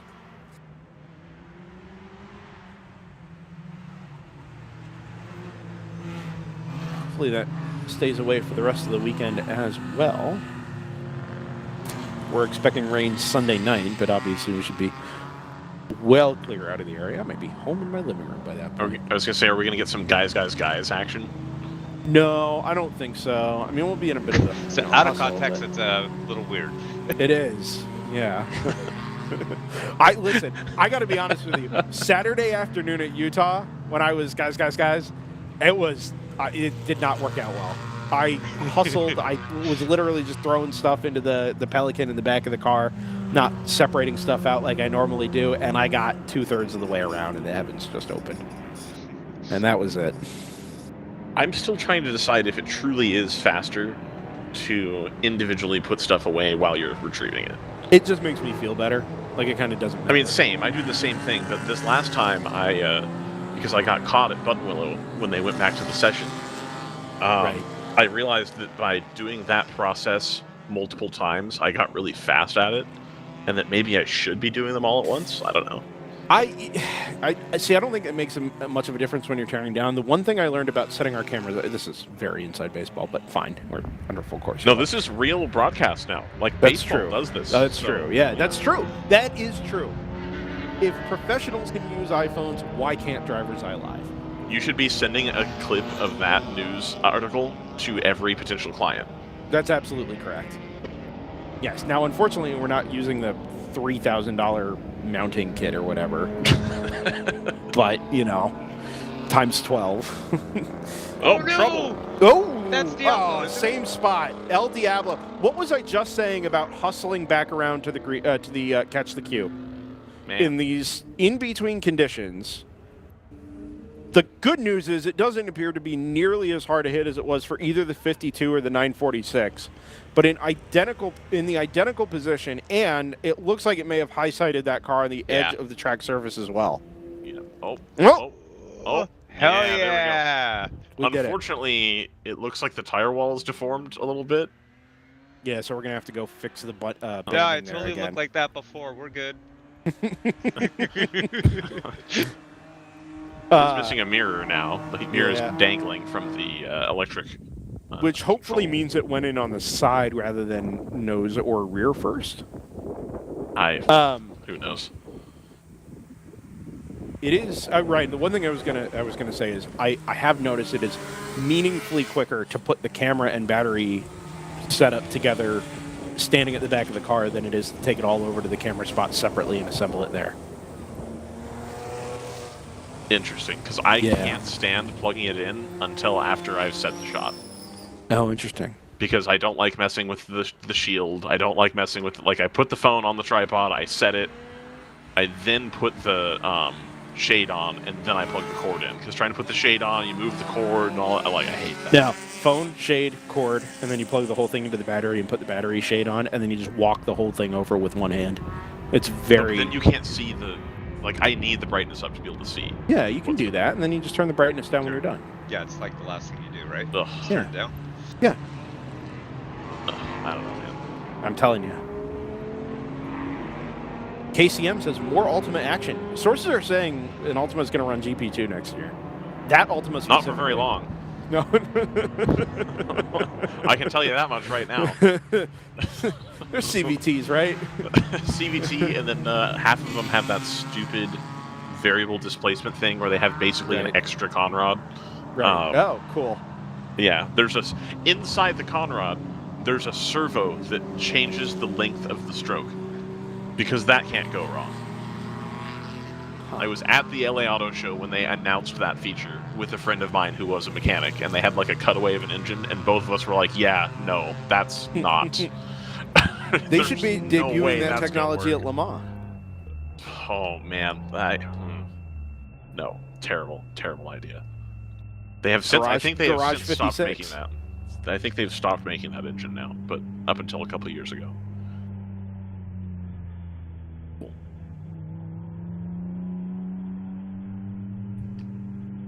I was thinking about the other day, you know what would be a good WRL car? Not necessarily good because it would win, but just interesting. The VW Fun Cup. No, that bit's over. No way. We're just getting started, man. An RC350. Sure, yeah. Pretty heavy, and it's got that V6. It's only got like 300 horsepower, so it's not like fast. But I think you could take enough weight out of it to make it a decent GP2 car, and then it would run forever. You wouldn't have to replace anything on it, like, at all. You remember the ISF that ran at Thunderhill for a few years? I do, and they make one-off cars like that. Like, they have an RCF version of that, too. Look at that. I think there's a lot to be explored there, but who knows. I still want to know what happened to that RC race car that I got a ride in at that Prius Challenge thing. That was not a GT3 car. That all sounds like a fever dream. Oh, it was great. That was my intro, like being a real journalist to TM, and it was fantastic. And then that was El Diablo. It was the El Diablo guys that I did it with. Sure. It was great. Anyway, But that car, I've never seen again, ever. It was very clearly a race car that they had built, and it was not the GT3 car. Yeah. I have never, ever seen that car discussed anywhere. Are you talking about the ISF? No, it was an Or RC. this other thing, the RC. Okay. It was an RC race car, Yeah. but it I gotcha. wasn't the GT3. It was I some, gotcha. like, almost as if they wanted to make like a one-make racer of it. Didn't the ISFs run at the Nürburgring as well? They did. Yeah, okay. I thought And the so. LFA. They ran an LFA at the Nürburgring. No, I knew about the LFA because that was a Nürburgring only thing and it just never appeared anywhere. No, I do that's remember all their that. shtick, is they enter these like goofy cars they build at the Nürburgring. That's like Yeah, what they sure. do. Well, sure. Because I think it's kind of the point. Akio's a big Nürburgring guy.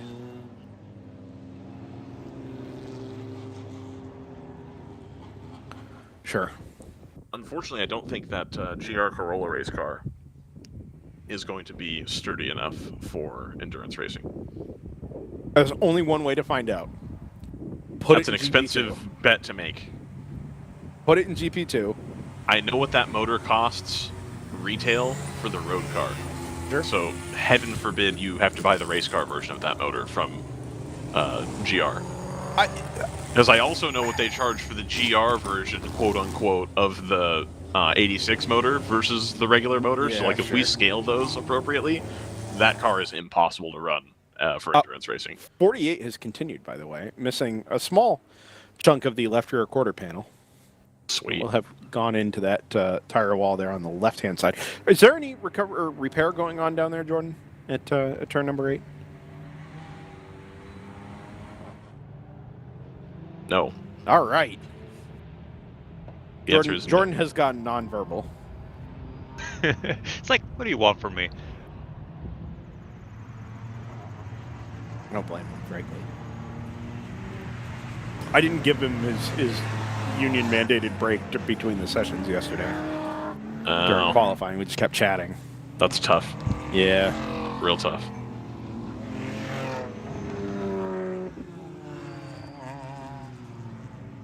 So when we do go back to green here, what we're looking for is, in GP1 in particular, on-track battle between 44 and 26. It's PC Racing and Edge Autosports. El Diablo, that car that obviously had that spin, will be at the back of the queue, but still technically on the same lap. On a separate lap will be 9-4 Motorsports and Bruce Innovations, 94 and 555. They're separated by 20 seconds at the moment, so that will come down a little bit. HK Motorsports is in that fight as well. We're going back to red. This has been the strangest 45-minute window.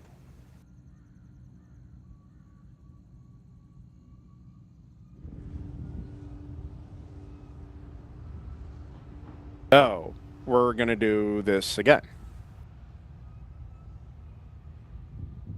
I wonder if they all just decided because we're under full course yellow anyway, let's just go fix this and be done with it.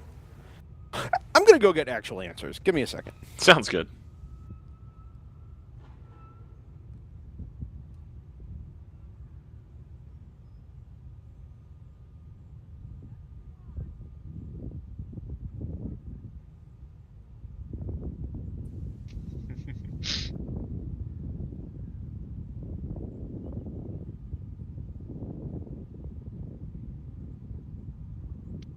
Well, on the bright side, track is getting slightly drier every moment.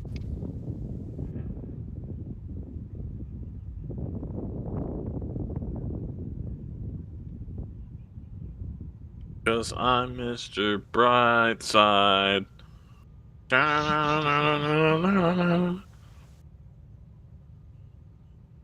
Alright, so for those interested, currently leading overall and in GTO, the 77 Kingpin Racing over 99 GTR BMW doing their magic as the race goes on. And then the round 3 racing Porsche Cup car in 3rd place. GTU Stratus 1-2, 60 leads over the 58. The gap across the line was 11 seconds, so in reality it's much smaller than that. 908 Automatic, I believe, has another car separating them between themselves and the 58. So very close battle there as well. GP1 PC Racing leads over Edge Autosports. That will be a relatively small gap once we go back to green. El Diablo, who did not pit after their small incident here in turn 8, they've stayed out, and as such, they are still on the lead lap in GP1 at the moment. And then GP2, it's still the 779 Lagunatix Racing Subaru BRZ over the 222 from Rebel Racing with their 3 Series, and then the 851 from AOA Racing, which I'm not sure if that is their BMW or MX-5.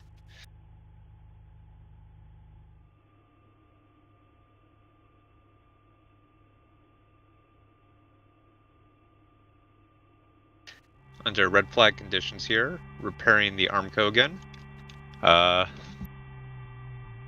Is that the Saudi Armco? Armco? No. Maybe the northeastern version. Got it. No, because it's Saudi Aramco. Yeah, okay. Brendan would have given me a better courtesy laugh than you did. I'm gonna level with you. I'm sorry.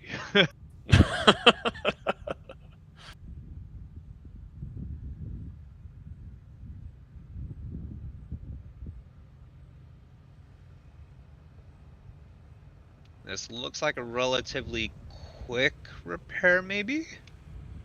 Or they've decided to do a conference call in their vehicles, not sure.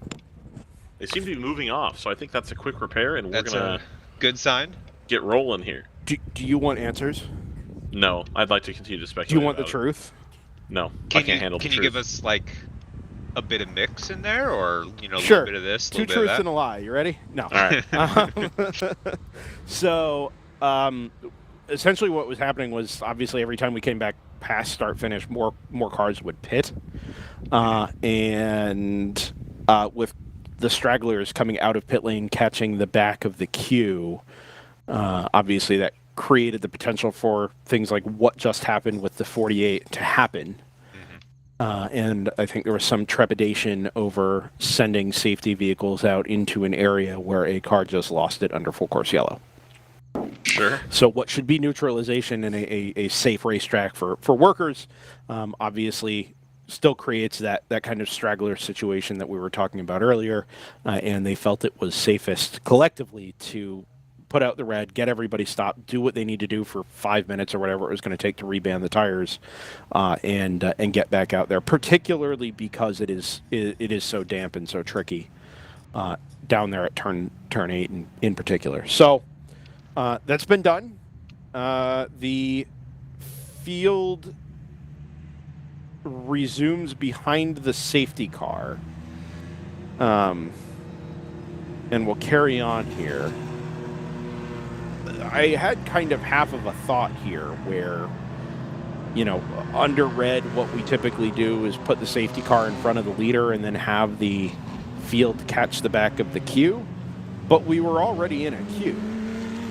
So even though the safety car didn't have the overall race leader at the moment, which is the Stratus number 60, instead it's got the 9.4 Motorsports M2, it would have created, in effect, not actually, but in effect, what would have been a wave around type situation. And then you're exactly back to where we just started, with cars trying to catch the back of the queue on a wet track.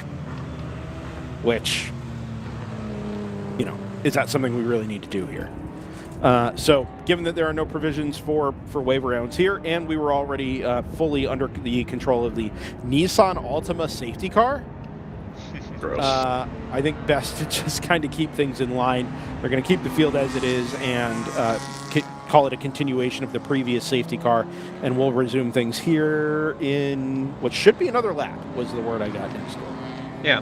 And then magically there's an elephant blocking pit entry, so pits are closed. Yeah. So now everybody can get in line and stay there, and nobody's hurrying to catch up, and then we could go to green. That's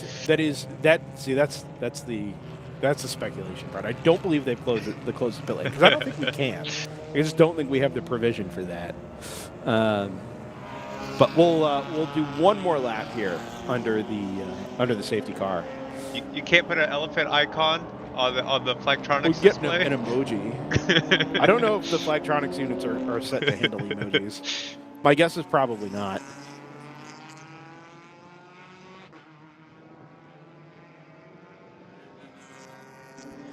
I bet 94 Motorsports would have really enjoyed that wave around here because they are the lead car behind the safety car.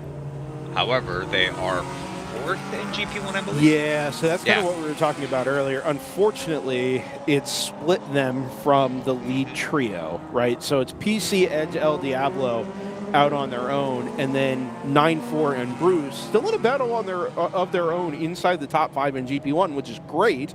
And HK. I keep forgetting HK because that Sentinel logo throws off the spacing. Yep. So I look at it and I'm like, oh, well, yeah, Bruce, and then it cuts off at HK. But no, HK is included in there as well before he gets back to no rags. But that HK, that group of 3 is most of a lap down to the race-leading PC car that just came through the shot. And actually, the 555 is a lap down to the PC car. So the 8 or so seconds, the 18 seconds that separate the 94 and the 555. The 44 somewhere in there. Exactly, right there in the middle. And then 2 cars further back is the 555. And then a couple of cars further back, you should find the Edge Autosports number 26. Right there. Also, the Lunatics. Track noticeably drier than it was even just. Oh man, how long has it been since this all started? Red flag was at 11:40. Full course yellow was 11:22. So almost an hour since the full course yellow, and about 40 minutes since the initial red flag. Go repair the Armco, and finally, with a slightly drier track, and hopefully one that is working its way towards having a meaningfully dry racing line, we're going to be able to resume racing action here with about 4 hours 40 left on the clock. I do want to say, it might be a bit of a hot take here, but I do agree with the call WRL made to go red flag once again. Especially considering the conditions, it reminds me a lot of how we operate with hot poles. We'll do them as long as everybody's safe around the vehicles and everything. But the second things start to get dicey, you got to be all right. We're doing full course yellow to do recoveries, and so we were seeing the same thing, in these tricky conditions under full course yellow. People, having to catch back up to the queue and unfortunately losing control under yellow is not a good idea for anybody. And so if they're gonna have to go work on the wall again, red flag is the right call. Lights are out on the Nissan Altima safety car. Headed up the hill through the Achilles, turning right. Keep that push going until somebody finally agrees with us. Head over the tunnel there towards where it rejoins the NASCAR circuit. Or I suppose where the NASCAR circuit rejoins the main circuit, considering the boot is the main course here. And the 9-4 Motorsports. Number 94. Non-Corvette. BMW. Yeah, I know. We were talking about that yesterday during qualifying, too. Leads us back to green. And immediately is going to get jumped by a couple of GTO and GTU cars. We all going to have to feel this one out a little bit on the brakes into turn number 1 for the first time. Try and remember where the grip is, where the polished kind of rubber layer is there on the way into turn number 1. Has it dried out enough that you can start to use it again? We're all going to be doing this here for about the next 3 or 4 laps as we try and figure out exactly where the time to be gained is. Meanwhile, we're all still going to be sorting out some positional battles as well.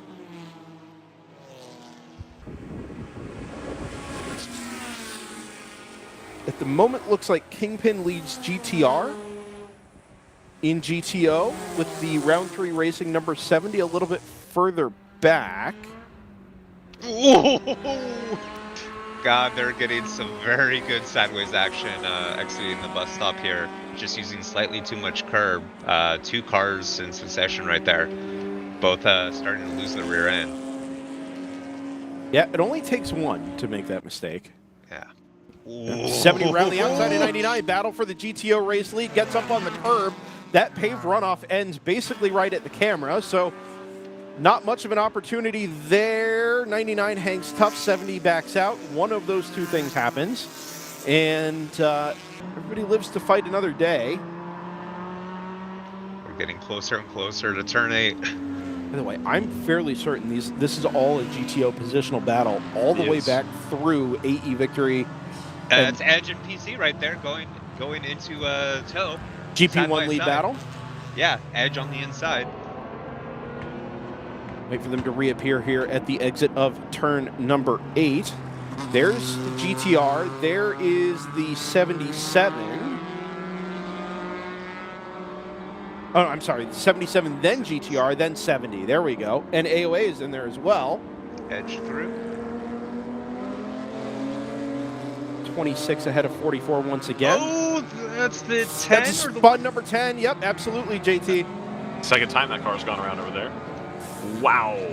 Able to get off the racing line and clear the area before the, what looks to be the number 11 comes through the shot. That was really interesting, primarily because it lost it as early on as it did. It didn't even make it to the exit where the cars have been kind of snapping around into the wall on driver's right, sideways way before that. All right, so Kingpin leads GTO, then GTR, then round 3. 5 seconds from first to second, less than a second from second to third, and round 3 drops back to fourth at the exit of turn number 1 because that number 74 of AOA Racing is through onto the podium positions. Then a little bit further back, we wait for the number 119 AE Victory Racing Toyota Supra on the same lap. And then next cars in positional line anyway would be the 91 and the 92, who I think have both fully gone a lap down to that group of cars. They are showing a lap down, but together on track, running 6th and 7th at the moment. And indeed, that does appear to be the case. GP1, as you mentioned, JT, it's Edge from PC by 1.4 seconds last time through. El Diablo Motorsports, 25 seconds in arrears. Remember, that car was in the wall there at turn number 8 about 25 minutes ago. 9-4 led us back to green and now has 8.2 seconds in hand over Bruce Innovations. Ooh, and since we are talking GP1, we do have the a new entry that has taken the green flag.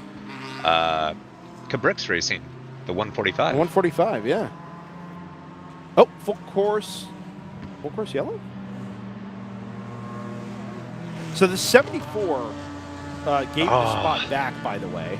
Speaking of the 74, reports of turn 6. Impact. There it is, though. Isn't that it? Yeah. Center a shot? Oh, okay.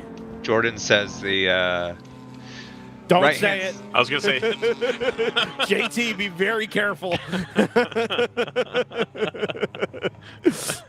No, it's clearly been in the wall at turn number 6 there, which it lost basically nothing.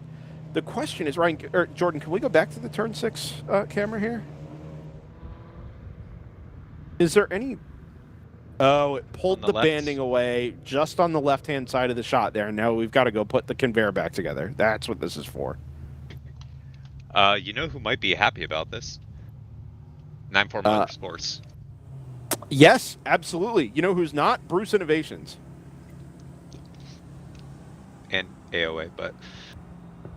Also that. Yes, also them. Well, I mean... They got away with it. Oh, I was going to say, only if it really did any damage. 60 and 59 are both in, by the way, and have since gone. Yeah, at the same time, too. That was pretty cool.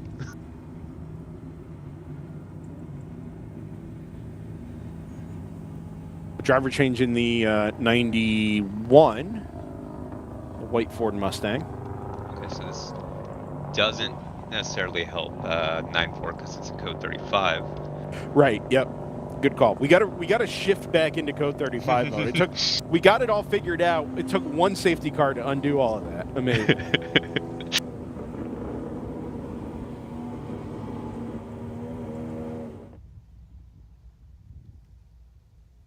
Hello to all of you who have joined us here on the World Racing League YouTube channel, DriversEye Live. Appreciate your company as you all await the start of the United States Formula One Grand Prix sprint race and United States Formula One Grand Prix qualifying.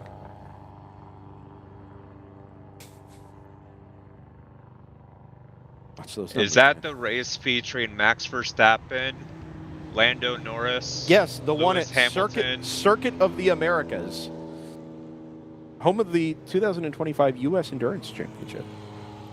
Isn't that covered by ESPN? Well, the U.S. Endurance Championship is covered by DriversEye Live, and it's only covered by ESPN for another 3 races or whatever, 5 races. Before now, everybody has to pay for Apple TV. Who doesn't have... do we want to talk about that? Do we have time? We have time. Oh, we got time. Yeah, we got time. All right, so here's the deal. Brendan, can I call you Brendan? I prefer Mr. Kaczmarek, Oh, actually. okay, sorry. My apologies. Put some Mr. respect Kaczmarek. on my last name.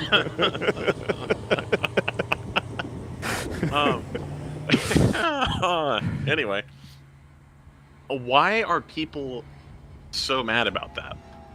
I'm not mad about it. No, people are mad about it. I'm mad. You and I aren't mad about it because we already have Apple TV, so it is what it is. But, like, that's my question. Everybody's like, oh, it's on Apple TV. I can't even find it. It's going to be gone forever. Like, no. Like, what? Who still has cable? What percentage of households in the country still have cable? So here's the problem. It is not that it's not on cable and who has cable and all of this. It's that it's just another thing that people who aren't subscribing to it now have to subscribe to. You and I subscribe to Apple TV because Severance kicks butt, man. It's a great because show. we value high quality television and not and what they're doing aligns with our interests. Sure. We are already willing to pay the $12 a month or whatever to watch the things that we like, and for us, there's no extra money required to pay for the thing that we like to watch. Didn't the price just go up, though? It's still $12 or $13 a month. Yeah, these things all go up by a dollar. I have like the package thing with my insurance on the phone and stuff. So like sure. Sure. Right.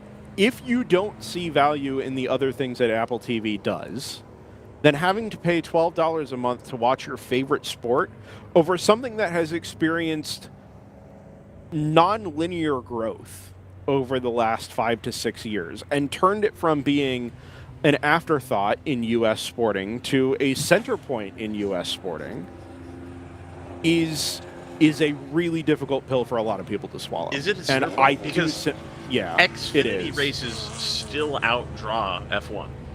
Culturally, how many people do you see walking around with Xfinity team jackets versus Max Verstappen hats and Red Bull Oracle? And no, that's true. That's true. It is now, I think, and I believe almost exclusively because of the combination of Drive to Survive and ESPN, that it is almost exclusively now because of those things a part of the fabric of U.S. sporting culture.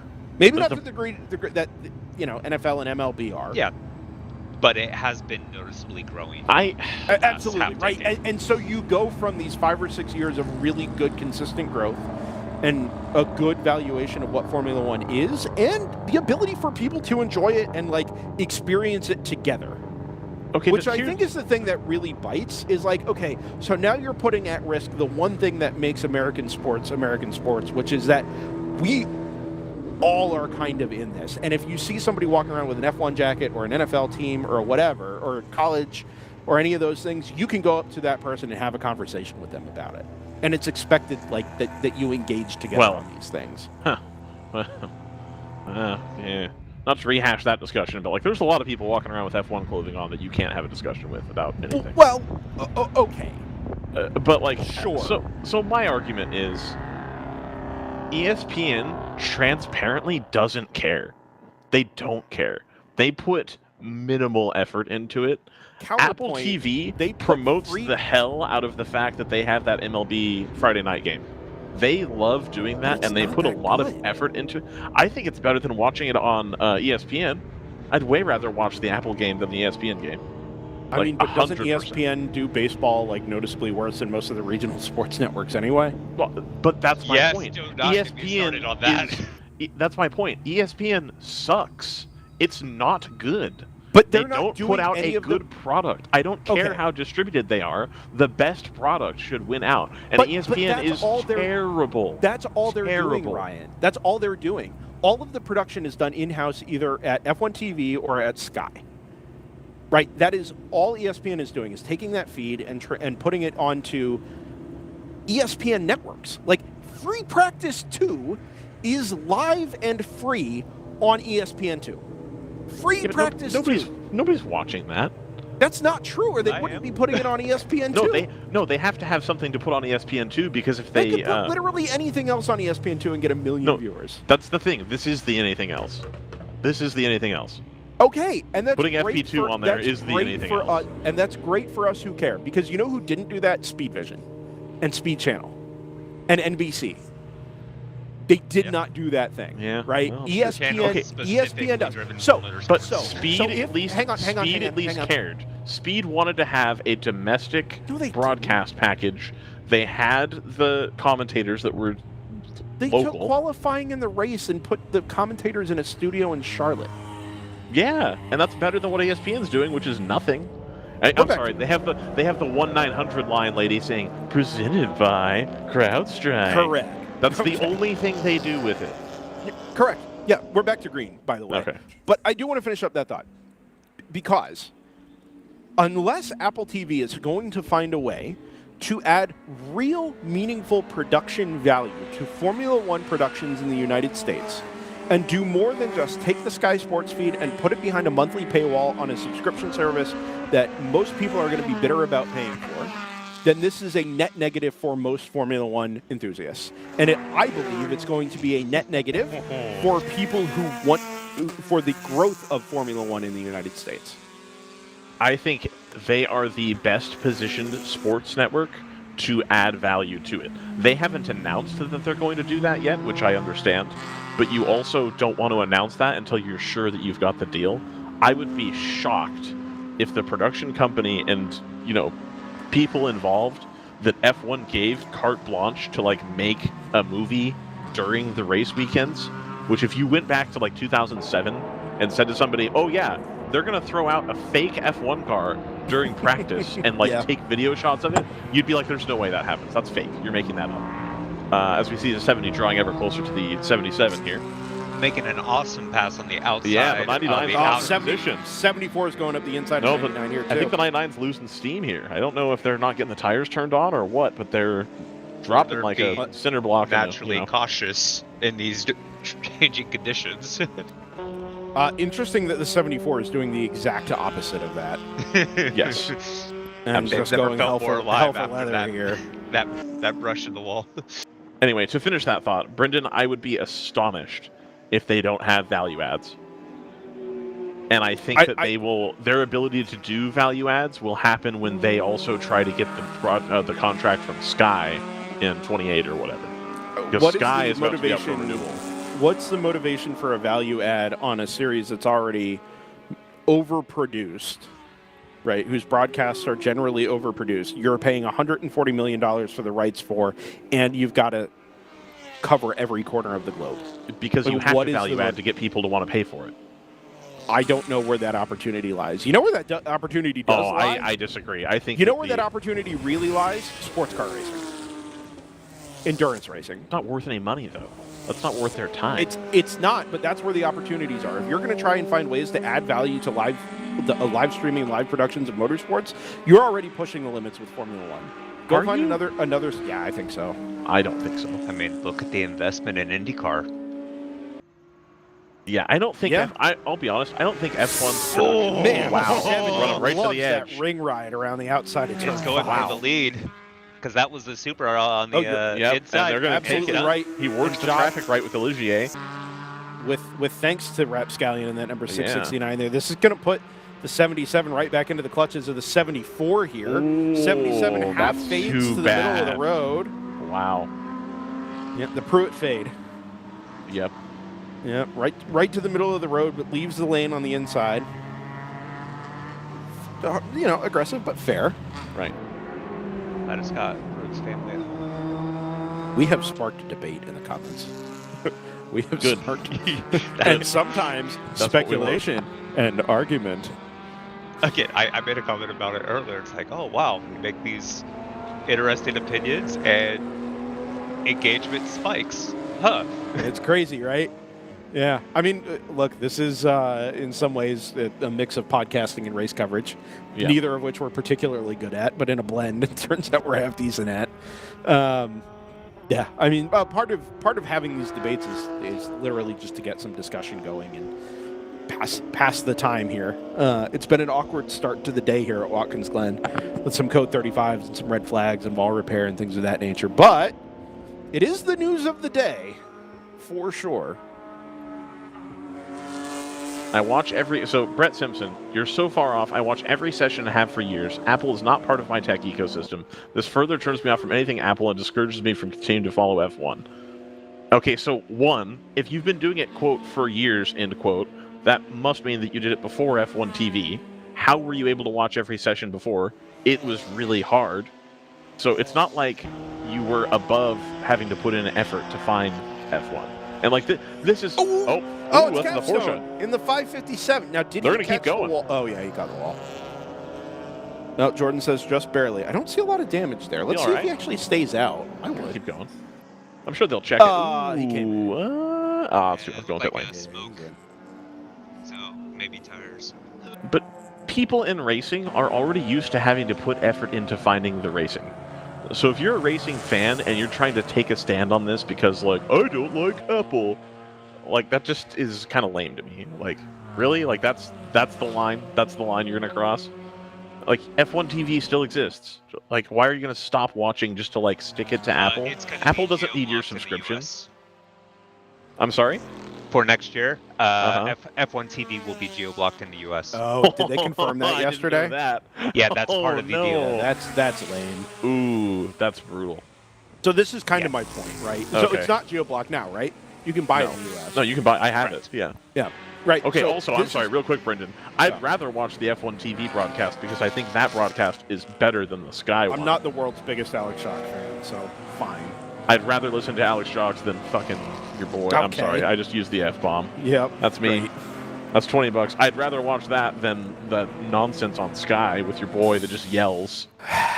I don't care about. Look, I don't care about that. I think David Croft is annoying as hell. That's fine. What I care about primarily is the idea that racing is making progress, that motorsports is making progress in a country that is dominated so obviously by stick and ball, well, variations on stick and ball sports, right? And collegiate sports. And I love collegiate sports. I also love motorsports, and I want motorsports to be taken seriously in the sporting zeitgeist in the United States. It makes it easier for me. It allows me to engage with more people and have more friendships and be for the thing that I love to be a fabric of other people's lives as well, right? That's what I want out of this. And after half a decade of that finally happening in Formula One, and being able to talk about not just what Formula One is, but what Formula One was, and like why I fell in love with it in the 90s. The mid-90s, the late 90s, the early 2000s. Everything that made me love motorsports as a kid, finally being able to engage with just people. People at breweries, people at bars, people out in public. Right. Seeing somebody wearing a Red Bull hat or a Red Bull sweatshirt or something. Like the last people you would expect to see in the last places you would expect to be able to have those conversations, to feel like we're finally there, and then to have that rug pulled out from under you because Apple thinks they can make more money off of it than they can on something else. I mean, like that. F1 didn't have to pick them. That's the thing. F1 didn't have to pick them. But F1 doesn't care. Liberty cares about the money. They're making $140 million more money to like continue to have the sport grow. Like I don't know. Like I get it. My rub with it is I think this immediate knee-jerk reaction of like, oh, Apple, it's horrible, like aligns closely with the like rage culture that we've developed for ourselves and like tribalism, where like, oh, it's thing I don't have, and that's team I'm not on. I hate it, and therefore I am making it go away, which I think is dumb. If the people who are involved in the sport are only going to badmouth the decision, why would anybody else want to stay involved? Like, you don't have to do that. It's cool to like things. It's cool to enjoy the things that are happening and to enjoy that there is still going to be a place to watch the sport in this country still pretty easily on something that's widely available. And instead, people are choosing to take this opportunity to, like, make a stand against Apple because I hate Apple and this is the worst and I don't even have it. Like, that is, like, really lame to me. It's really, really lame. You don't have to be enraged about decisions that get made. And I'm not saying you're enraged about it, Brendan. Your take on that is perfect, and I understand completely, and I agree with you. It does suck, but there's just been this, like, people who say they're really into the sport, but are like, oh, I'm not supporting that. Okay, like, well, then you don't really support the sport in the country then, do you? Like, I cannot like it. I think it's probably better on ESPN, but ESPN didn't really care. And it's still going to be available from a provider that I think does care, as evidenced by the fact that they made a movie out of it. AOA so got round do 3 here, by the way. Sorry, AOA got round 3 back, and somebody's going to try this again out of 5 and into 6, but so far it looks like 74 just has a little bit more in hand in this sort of head-to-head scrap. Dry line here at 6, which is good as well. So Moot in the chat here says, lame take, don't ask questions, just consume the product and get excited for the next product. That's what's hurting motorsports. Okay, yes, you should just be excited for whatever the next opportunity is, right? It is difficult to see a situation where a sport that has gotten mainstream promotion and mainstream visibility on a major, I mean, the world's, well, maybe not world's, but certainly the country's premier sports broadcast platform, how anything other than that is going to be seen as a positive, a net positive. The F1 TV would have been the alternative there. And say, well, if I don't have to pay for Apple TV and I can still get all of the features, which, by the way, like, are a value add on F1 TV, all the onboard cameras, the historic race replays, yes, the session replays, like, all of that, having that in one place is awesome. Having that taken away from you, unless it all gets integrated with Apple TV, is a net negative for the visibility of the sport, the accessibility of the sport, people to learn more about the sport, and people to follow races the way they like to follow them. But we don't know if they're going to do that or not. That's the thing. Exactly, right? So we don't know that. We don't know that, but all we know is the company that saw fit to make a whole blockbuster movie with Brad Pitt in it is now the company that wants to broadcast the races. And people are assuming that it's not going to go well. Like, quit, like, stop it. Stop the fatalism. Stop it. It happens all over culture, and now people are trying to bring it into F1. Stop. Just stop. Just wait. Just wait. GP1. GP1 worth noting. Edge Autosports is pulling out time hand over fist over PC Racing. 10 seconds a lap, and the margin is upwards of 40. Whereas they were just a couple of cars apart when we went back to green. Yeah. I mean, that is remarkable. PC was... 10 seconds is a lot for cars that are prepared reasonably closely together. I mean, that is substantial. El Diablo also in the PC bracket rather than the Edge bracket, which is super interesting to me. So this kind of suggests just Edge going really, really quickly. And that's El Diablo in their, second race in WRL? Already, I mean, even at the Sunday at Utah, they were doing pretty well. Yeah. And then now, or second weekend, I guess, third race. Second weekend, yeah. Yep. Already, troubling the top part of the GP1 field.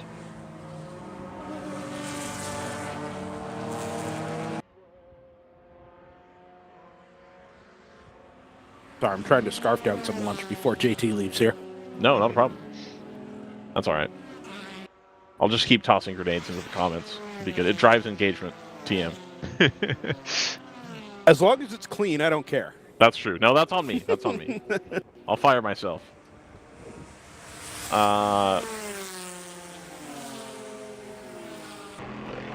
Anyway, I'm not.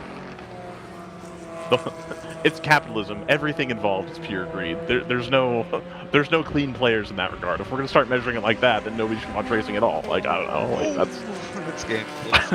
like what? Anyway, More and more dry line forming there, JT. There so is. It looks sketchy, Yeah. but No, we're inching towards a dry circuit here. No, my reaction was more to the reading the situation between classes and a possible overtake.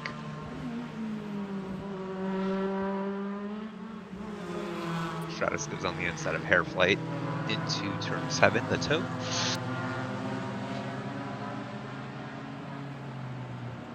And I believe going through the shot there, that was the number 145 Kubrick's Racing E36 BMW and GP1. 10 laps on the board so far for them.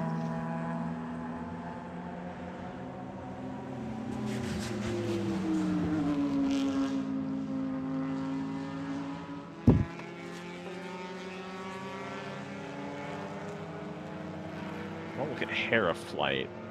Only 3 laps down. I would have thought. Oh, the only 3 laps down on the number 1. I mean, for a car that was on fire Exactly. That's what I was between looking 9 and into. 10 a.m. today. Yeah, 100%. It was lit. It's too bad that fire didn't occur under the full course yellows and such. I guess it occurred under one of them, but like, there's a way where they could have timed that better. They could have timed their car fire. The better. fire? No, I mean they. Like, It Guys, almost you literally did could not have been you timed timed your there. fire poorly. They I'm did aware of just how about ridiculous everything that right. sounds. It's just, you know.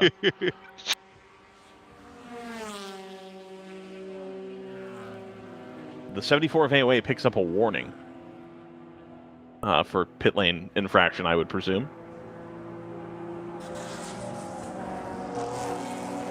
And contact reported between 172 and 74.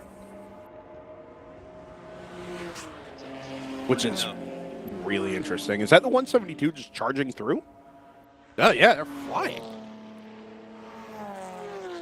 208, 181.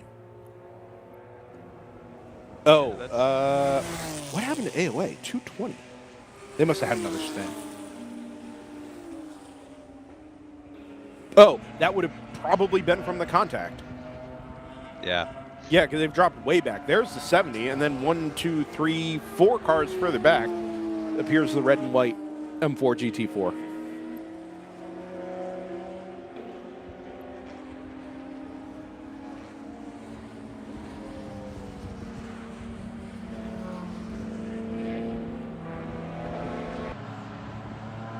Evan Darling in the chat, looks like a great battle in GP2. It is, Yeah. but it's going ever so slightly the wrong way. Yep. 15.9 seconds, Rebel racing out in front, lapping slightly more quickly than, excuse me, the 779 from Lagunatic Racing.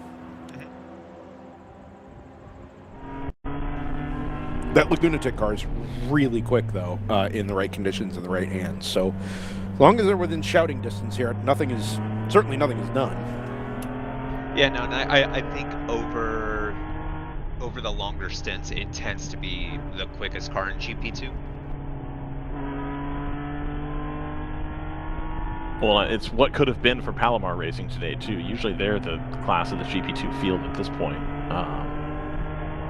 And they had that trouble this morning. So hopefully tomorrow, we're already in the hopefully tomorrow phase of the weekend. It really creeps up on you. It does. Yeah, both the Palomar first cars 2 just not hours having a are great filled day with tonight. such hope, and then usually between hours 2 and 4, you look up and you're like, well, tomorrow will be better. One can only hope. For me, the real bummer out of today, you know, we're halfway through, but the real bummer was the incident down there at turn 1 on lap 1 up in GP1. Because, I mean, GP1 is just so stacked this weekend. And, you know, we always say, oh, with all that depth, it's just going to be a banger of a race. And you know what? A lot of times it is. But losing 3 or 4 really good cars, or really consistent cars at the very least, you know, before they'd even rounded the first corner is... it's not ever what we see in the World Racing League. I cannot remember a time where anything like that has happened. And B, it's just, it takes a lot of the wind out of the sails of what was going to be an epic day, I think, in GP1, and now it's just a really good day in GP1. Yeah, the last time I think we had anything remotely like that was at Hallett in 2023, I think. I think it was Hallett. It might have been. Oh, good callback, JT. I remember what you're talking about. One of the open throttle. Was it one of the open throttle BMWs? I can't remember. I'm not going to throw a name out so I don't incriminate anybody. Okay. Somebody lost their brakes headed down into turn 2 on the first lap. Yep, you're absolutely right, JT. Yep, absolutely. Lost their brakes and drilled another car, and I think it collected somebody else when they came back through as well. Yeah, so it's... Turn 1 incidents are quite rare in this, just because the mentality of this series.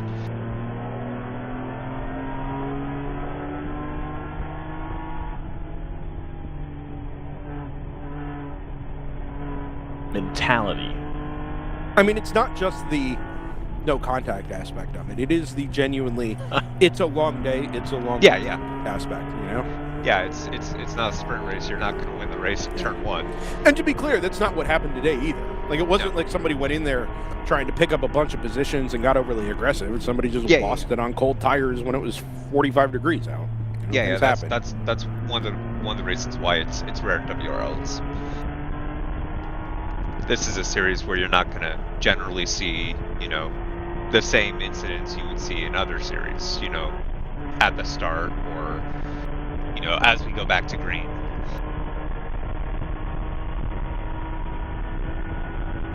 Guntik's got some of the time back on the last lap. 2:18.8 from Rebel Racing, 2:16.3. So it swings 2.5 seconds in the favor of the 779, which is a little bit more like I think I would have expected. Yeah, the 2:21. Go ahead, JT, sorry.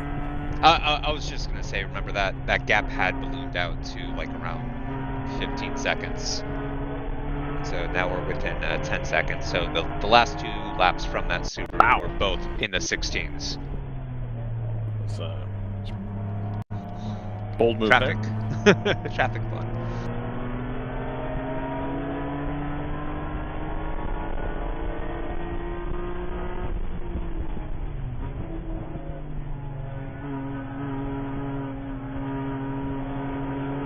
So this is, I believe, kind of relevant. HK Motorsports has been running very similar lap times as the PC Racing BMW, which is ahead by about 100 feet here going into turn 8. 100 feet, but half a dozen cars. So close yet so far. This is important because HK Motorsports is currently 4th in GP1 and a lap down. So if they can get around PC Racing, they are back on the lead lap. Well, almost. They still have to get Edge Autosports.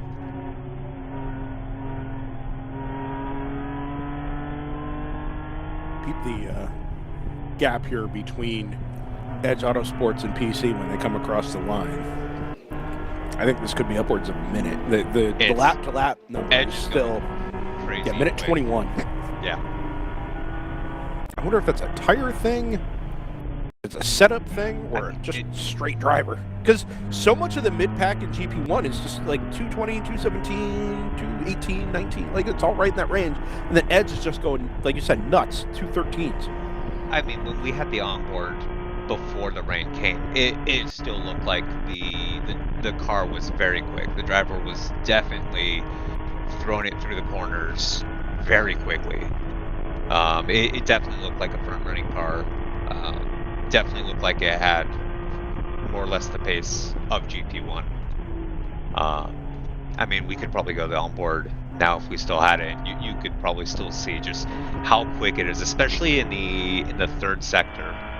It seemed very, very quick.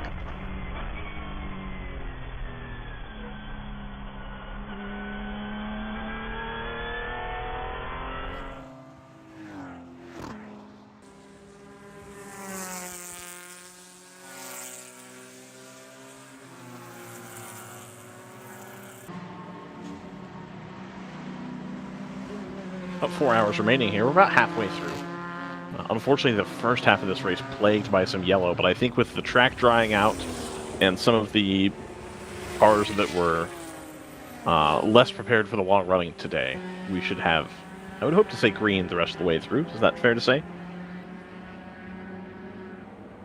Yeah, hopefully. Perfect. Jordan Worth reminds us that we still have one more stage break here. We got to see who chooses to pit and who stays out to take the stage points.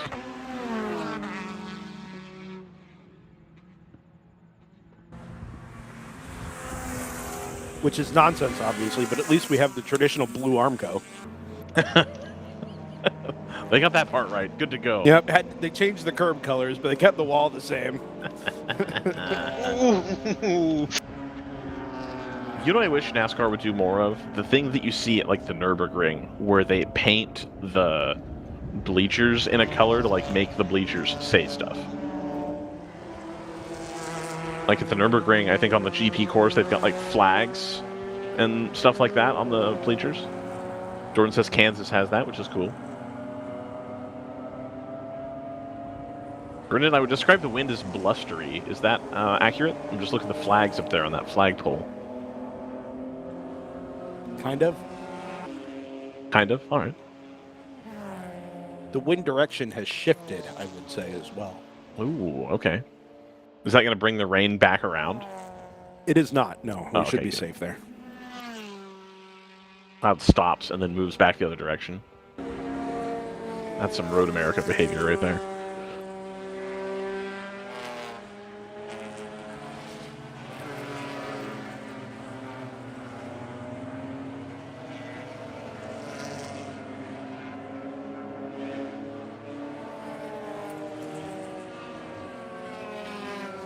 Brendan Kazmarek smashing some trackside sandwich. Probably a sandwich. Nope. A light salad. No Wrong sandwich. again. I'm wrong on both counts. All right, well. That's typically what I'm getting is chicken tendies. Oh, some tendies. Tendies, yeah. Right, There's the GP2 gap right there going through shot. Yep. There's the automatic racing. NPO1 also having just gone through the shot.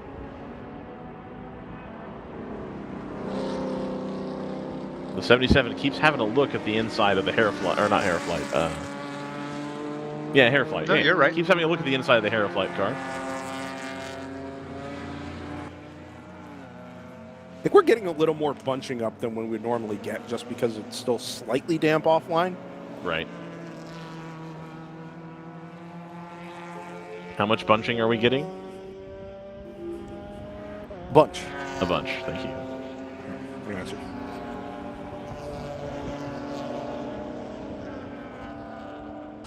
The joke I do with my daughter. How many quesadillas are we gonna have?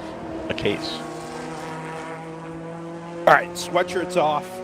Oh. Headset on. Panels off. JT's out, and we mean business. We're here. Yep. We're ready to rock. Yeah, I'll If see you you had- guys as we get towards the final hour. Heck yeah. JT had one shot, one opportunity to seize everything he ever wanted. JT is about to bin it at turn 8. JT will be back in about 12 minutes. Oh, of course. It's Group C at Brands Hatch. That So pause. is that's a decision. Let me tell you. It Wow. is. Can we get some Brands Hatch sim racing or indeed real racing takes in the chat? I hate it. What do you hate it? Well, okay, you're going to have to be more specific. Turn 1's terrible. I hate Paddock turn Hill? 1 at Brands Hatch. Yeah, You might just be bad.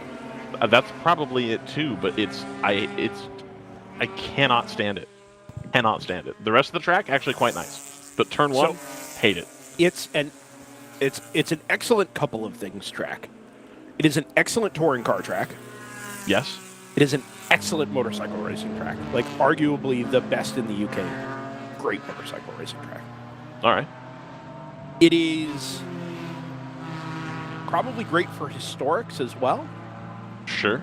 I don't think it suits modern Formula cars, modern GT cars, or modern prototype type cars really very well at all. I always get the feeling that in spite of it being off camber, that when I'm in a GT car or a prototype car, I should still be stuck to the road, taking that turn. Turn 1's Like- not off camber. Is it not? I mean, It No, falls I mean, away down the hill. It does, and you climb a hill and then crest the hill as you're trying to turn in and get like to the apex. It's not really off camber. I don't know, kind of nominally. I don't know. No, not really. You just crest the hill and the car loses grip on the way in. But I always have the opinion that, like, nah, I'm in a Formula car. That shouldn't matter. You might just be. I think you might just be overdriving. Probably, but to go the speed you're meant to go, it feels way too slow. What's the Brands Hatch in North America? With a turn 1 that I can't stand? No. Okay. Just like it's a little narrower than maybe most modern cars would normally, kind of handle. You lose more time than you gain by trying to overdrive it. Is it Thunderhill? I was thinking Thunderhill, yeah. That was kind of my thought. Might be Thunderhill. Yeah. Thunderhill, the first ever place that the car formerly known as the Elon NP01 was ever raced. That's correct. The Sebeco. Pre-Sebeco. We saw that car in real-time endurance racing development. Yes, we did. Yeah. PC starting to find some pace back now. El Diablo not finding pace. 2:10.3 last time for Edge Autosports, 2:12.9 for PC, and then a 2:19 flat from the number 48. We did not get Brands Hatch takes in the chat, by the way. That's too bad. I only have to say things.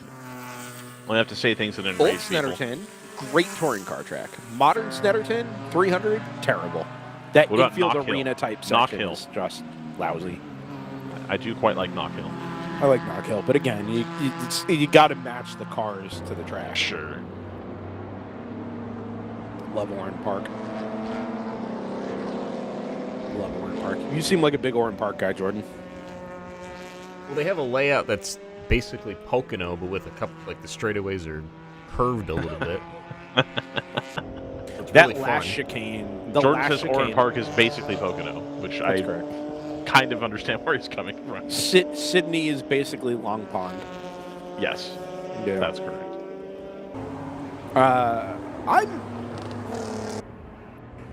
I don't know. That last chicane at Oran Park is great. It's an excellent sequence of corners into the hill of the last corner there. Big fan of that. I attempted to watch Bathurst 1000 highlights and recognized exactly 2 names at the end of the race. Yeah, so that problem is twofold. None of the same sponsors are the same. The brands are gone. Well, it's threefold then.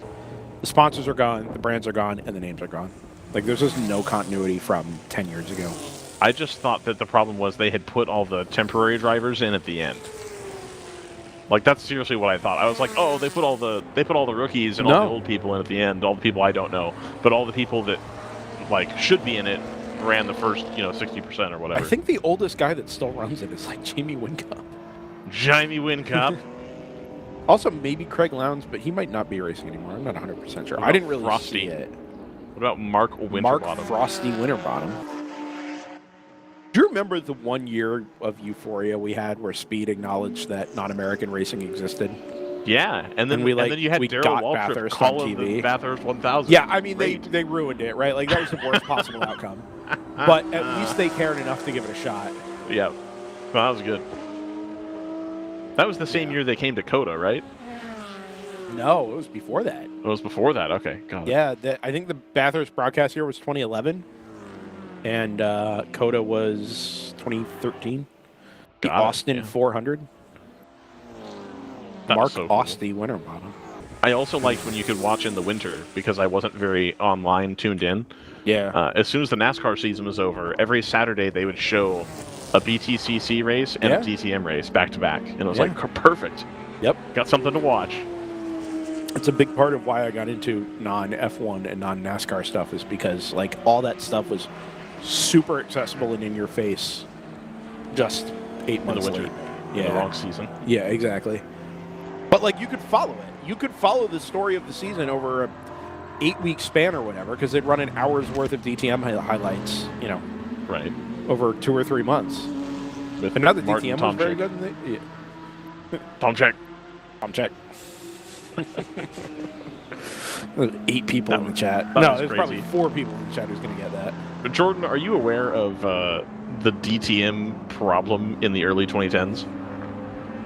I'm barely even aware of DTM. So they had this issue where DTM is probably the closest thing Germany had to like NASCAR, as far as like you got the three big brands and they're spending all the money and it's whatever. And there's this problem, and I'll tell this to the viewers as well, wherein they wouldn't all get new cars every year. And the teams were very like centrally managed, more so even than they are in NASCAR at this point. And there was this weird quirk. I don't know if it was of the rules or just that the old cars were better, but people that were on the garbage teams that had the old cars were like consistently faster than like the preferred team that had the good driver or whatever. And so how long was that, Brendan? Probably like 2 or 3 years where you actually wanted the old car because it was quicker. While there. Yeah, like you're in the old body style and they had the, it looked different on track and they were the ones that were actually winning. Which is just insane to me, even looking back on it. It's like, how was that a thing? It's what happens when marketing is spending the money instead of R&D. I mean, is it?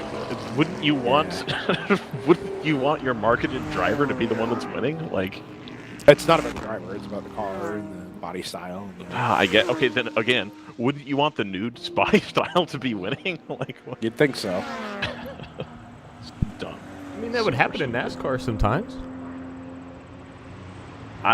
Jordan says it would happen in NASCAR, but like at NASCAR, they were building their own cars, whereas these were all centrally manufactured by, like, each brand had their own. Like, these are just all the Mercedes cars are built by HWA or whatever, and they would go backwards. Which my understanding with the NASCAR, at least during that time frame, was everybody built their own, right? Oh yeah. Mostly, yeah. Was there ever a time where NASCAR they ran two different body styles of the same manufacturer at the same time? And I'm on the mic now to tell you that. In 1998, when they introduced the Taurus, there was still a lot of Ford teams that used the Thunderbird at the super speedways. Oh, and you could do that. Yes. And then in the Busch Series in the early 2000s, the Chevy teams would usually run Pontiacs at the super speedways. Better aero. As Pontiacs? Yeah, or just straight up the Pontiac Pontiacs. bodywork labeled as... No, just straight up a Pontiac. They're both GMs, so I guess they didn't really care. Right. That's bizarre, too. Mike I Anderson. always wondered what would make them pick between running the Pontiac versus running the Chevy. Because, like, wasn't it Tony Stewart ran the Pontiacs, right? But then Hendrick still ran all the Chevys? Yeah, Joe Gibbs started as Chevy, went to Pontiac. Yeah, and then they went back to Chevy. Okay. And then Pontiac got just phased out. Yeah. Mike Anderson says, wasn't that better there, though, referencing DTM in that era, whereas now it's basically just German GT3. Nothing will ever be worse than a national series going all GT3. Like, that is the worst possible outcome. I mean, not any for sustainability, sustainability, presumably. Has it benefited World Challenge in the long run? I bet they have a lot more secure stream of rich people paying to take part. Yes. I think the idea that at one point you had to, like, happen to pick the right team that had the right goofy concept, and if you didn't pick them, you were probably hosed. Probably turned a lot of people off. The teams at the top of World Challenge pre-GT3 were just teams doing cool stuff with right, but that requires SCCA a lot more classes effort. of cars. That's like way more effort. Yeah, sure. Than like just show up with a GT3 car and you'll probably be pretty close as long as you're not bad. DTM, it was never really stable, but at least it was cool. It was. Right, like they got close with Class 1. Yep. With the monocoque and all that. Like that got close to stability, but it never really had it. Well, it would have worked out a lot better if they had moved the discussions about crossover with Super GT earlier. Yeah. Because my understanding was that Toyota was, like, seriously about to do it, like, very interested, and then it started, falling off. Was it Toyota or Nissan? I know one of them had, like, shipped a car to Germany and was, like, ready to start, testing and doing all the stuff, just as they started to have. Wasn't it issues. Honda? Was it Honda? I think because I know one of them one of did a them did. demo.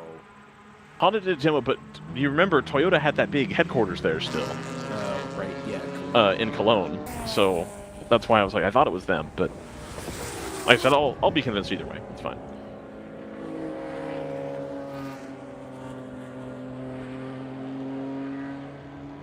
Should WRL be running a GT3 sprint formula? Yes or no? Power to weight Crowded of a market. GT3.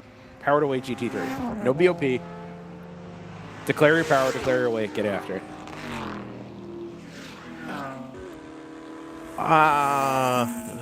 For sprint racing?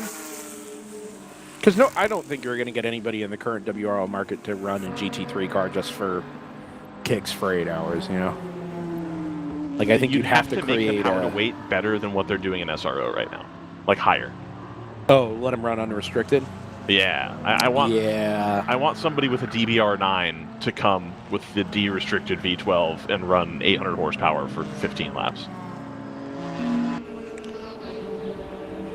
Ooh, that's what you do. You do a year modifier. Are we following this battle? Like I'm watching it. Battle between the 11 and the 70. I'm watching. This is not for position. If anything, it's like of literally no consequence. 11 is almost 5 laps down here, so it's not like it's even defending to stay on the class lead lap. But it's been really good. Like, as far as on-track racing goes, it's been really fun for the last couple of laps. Can we find AE Victory and GTR 99, which is 3/10 last time by? Yeah, it should be somewhere around the heel, I would guess, by now. Because AE Victory was up into second at one point, and now are back down, but they're still running really good lap times relative to the rest of the field. The only car that's faster is AOA. I mean, the track is fundamentally dry now, right? We're all running 203s in GTO, which is pretty much there. There's GTR, and there's the 99. There's 9, or the 119. Or 119, yeah. Yep. So we've got 2 GTR cars during the battle here. The 119 was an ex-GTR. Oh, okay. I see what you mean. I was like, what? Supra. There's no... What? What are you talking about? They bought the old Supra.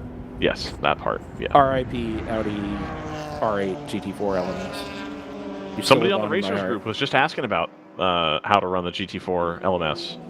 Somebody called Tim.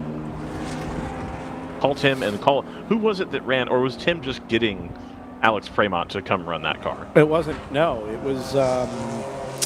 So there was the Prema engineering team, or I forget what the name of the team was. Yeah, you know what I'm talking about, that one. Yeah, they ran at Daytona one year. Oh, this is just hosing the 119. Yeah. Not what you need. Yeah, not what you need.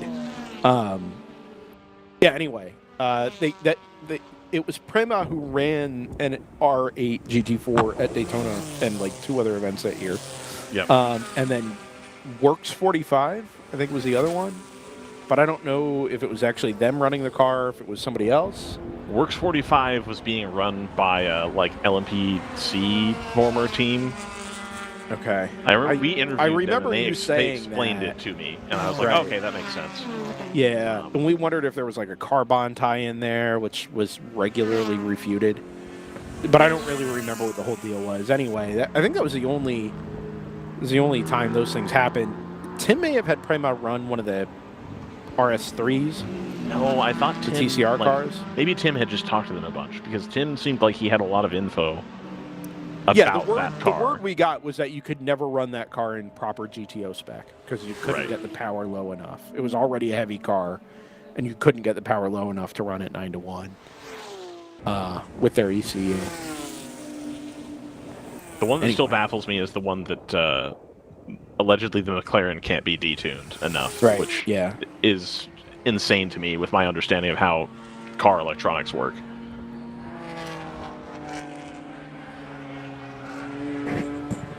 I remember a team owner telling me once they were going to run a 5-car McLaren squad in GTO. I had somebody ready to go telling us that. Buy 5 of them. It would have been cool, and I think would have got really good renter interest, if I'm being honest. Oh, absolutely. I mean, people would have been stoked for that. Is it Rafa Racing Club that runs a bunch of those in like SRO?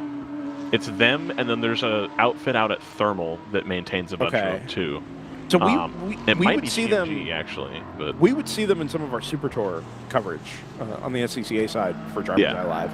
Like Rafa would just show up with a handful of GT4 McLarens, get their customers the time and the seat what do they time, run? the Is that comfort.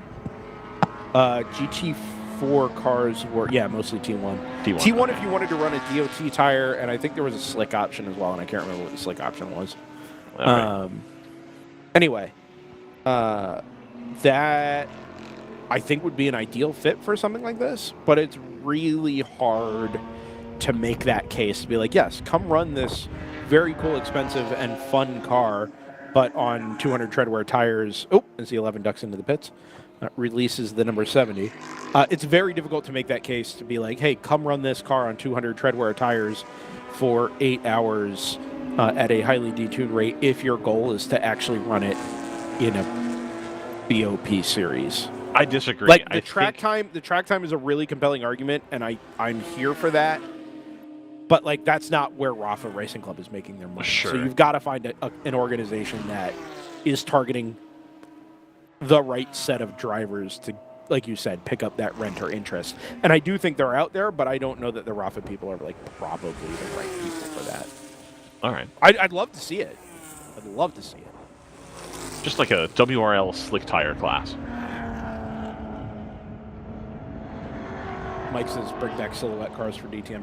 Just bring back silhouette in general. Pontiac GTOR, great.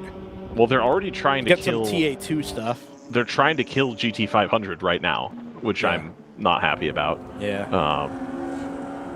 Speaking of national series that have gone to GT3, like, yeah, the GT300 is not the main class, but like it does disappoint me. Also, GT300 by definition was supposed to be 300 horsepower cars. That should be a GT4 class, but you know, whatever. GT4 cars make too much power. That's true too. Look, in all honesty, it is becoming increasingly apparent that there is little to no room at the top of national and international level sports car racing for open competition. It's in general that nobody wants to spend the money, right? And I guess time and time again, like, is WRL the highest level series with an open technical rulebook in the United States? In the United States, probably. Well, Yes. I mean, is SCCA an open? I mean, it is, but would you? Okay, sports cars specifically. Sure. The highest profile sports car series in the United States with an open technical rulebook. That is yes. The answer is yes. Is it one of the highest profile series in the world with an open tire war or an open tire formula? Right. I mean, it's not a slick tire, and I get that. We're not developing new technology for slick tires that's going to apply to GT3 cars and all that. But also, we're getting tire manufacturers to develop new 200 treadwear tires for the express purpose of this type of racing. Like, that has happened. Yeah. No, you're not wrong. I think some of that, and we'll talk about this again for the 9,000th time, some of that is that it's less approachable now to build a race car from scratch. Like, you're not going to the showroom, buying a car, and able to make meaningful changes that will make it both faster as well as more reliable. There's a lot less room on the table for that kind of stuff. Yeah. So I understand why, but I don't love it. The lead two cars up in GTO, which is probably where we should pick this back up here. Yep. Separating themselves both in terms of pace and position now. 201s, high 201s for both the 70 and the 74. 203.9 for the 77 at Kingpin, which is still within a minute of the race lead. GTR 99, a low 203. AE Victories found some pace again with a low 202. So it just looked like maybe struggling a little bit with traffic, although you could absolutely make the case that GTR is doing exactly the same thing right now. And maybe that's contributing to some of the lap time drop-off there for 99. And then TLM USA, 172 showing as a lap down. Oh, did AE Victory just pick up a penalty like right now? I hope not. Yes, they did. They did. Oof. Yep, speeding in the pit lane, 40 miles an hour. Do you remember, Ryan, when I said about 2 hours ago, after they drove through too many pit stalls, gee, I hope that doesn't bite them. That takes away their margin for error. Yep. Here we are. So it only demotes them to 6th at the moment, but it does put them a full lap off of the GTR class lead. Well, off the class lead, but yes, also GTR 99. Yep. Oof. Your GTU lead is 1 minute and 22 seconds from 60 to 58. Then it's a lap back to Stratus number 59. Automatic 908, 15 seconds behind Stratus number 59, although not trending in the right direction there. Also keep eyes on round 3 racing number 10. That's the red Porsche Penske colored NP01. The gap up to P4 is a minute right now, but last time around anyway, we're lapping more quickly than automatic racing. So a little bit of a, I kind of picture, Ryan, the NPON thing is like Stratus is the factory squad and automatic and round 3 are the privateers, which I get is not at all how any of this works, but mentally it just kind of helps me frame where automatic and round 3 are at in terms of development cycle. I think of it more as like Penske versus JDC. And that's probably Hertz. Correct, but I also see that as factory versus privateer. Oh, those aren't privateer. Like they're sure, but like that's not like a real privateer entry. Right? Yeah. No, are there real privateer prototypes anymore? Like actual privateers? They all have factory people there hanging out. I saw the working on the cars. That's kind of it. That's not even a real car, though. But that's the point. Like, because and this goes back to the discussion we were having earlier, because everything's homologated, you can't just do, like, the Dyson thing. Right. Right, where you take a 962 and then you're like, oh, I'm going to make this way better. You can't do that. You have to run the car as homologated. Right. Which, I guess even in the early 2000s, like when Champion had the R8 and who else had privateer R8s? Velox, Team Go. Yeah. Might really be it. Paula's later. They never had the R8. They had the R10. Oh, they had the R10 though. Yeah. But like they couldn't, like even Champion and Velox weren't able to just go in and start messing with the R8. Like they were running it as it was provided to them by Audi. Orica with the 908, Pescarolo with the 908. Yeah, those weren't really privateers either. Right. That Orica was like in the Peugeot pits. Like, it was the same. Yeah.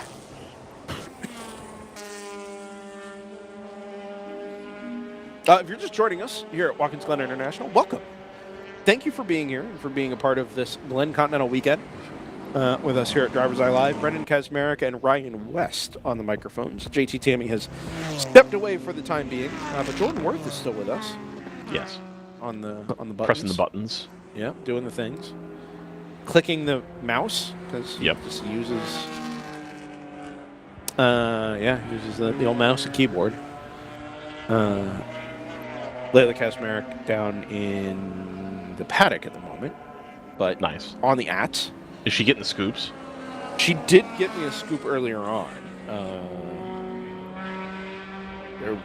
When the 52 went off down at turn 8.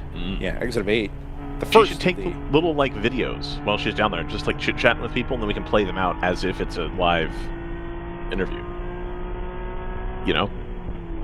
Who's doing the interview? Layla just asks the question. Oh, asking questions. Yeah, I got you. Gotcha. Okay, the gimbal. I did have a great idea for content for us to put on social media. What are we doing? I'll tell you about it later. Oh, okay. All right. It's. I think there's tools that we're gonna be. Oh, that's the AOA car. 74, and that's been in the wall quite hard at the exit of turn number 7. I think that's gonna bring out a full course yellow. I think you're probably right. Is that getting up on the grass? And, oh, wait, there's another car here. Is that the 555? With damage. Interesting. Question would be, did that happen to the 555 with the 74, or is this later on the same straightaway? Who knows? There's the double yellow, by the way.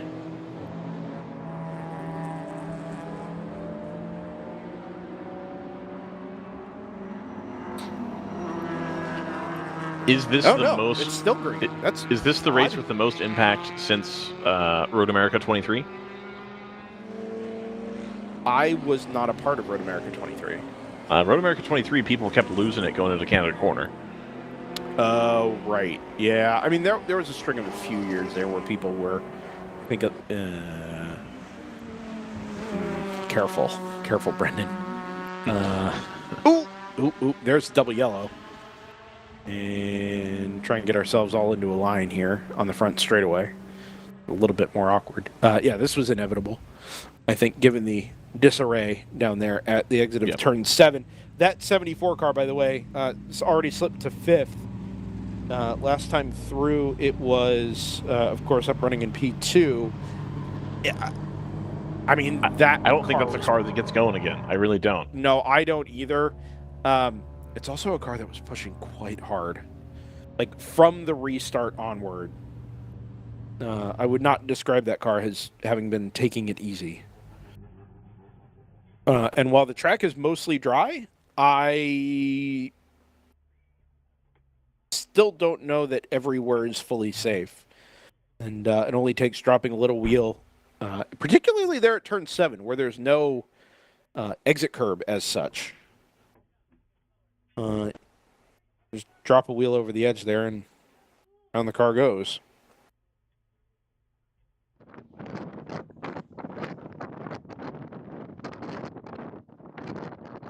So, after what was turning out to be a pretty decent little green flag run there, we went green at 12:33. It's now 1:26, so almost a full hour.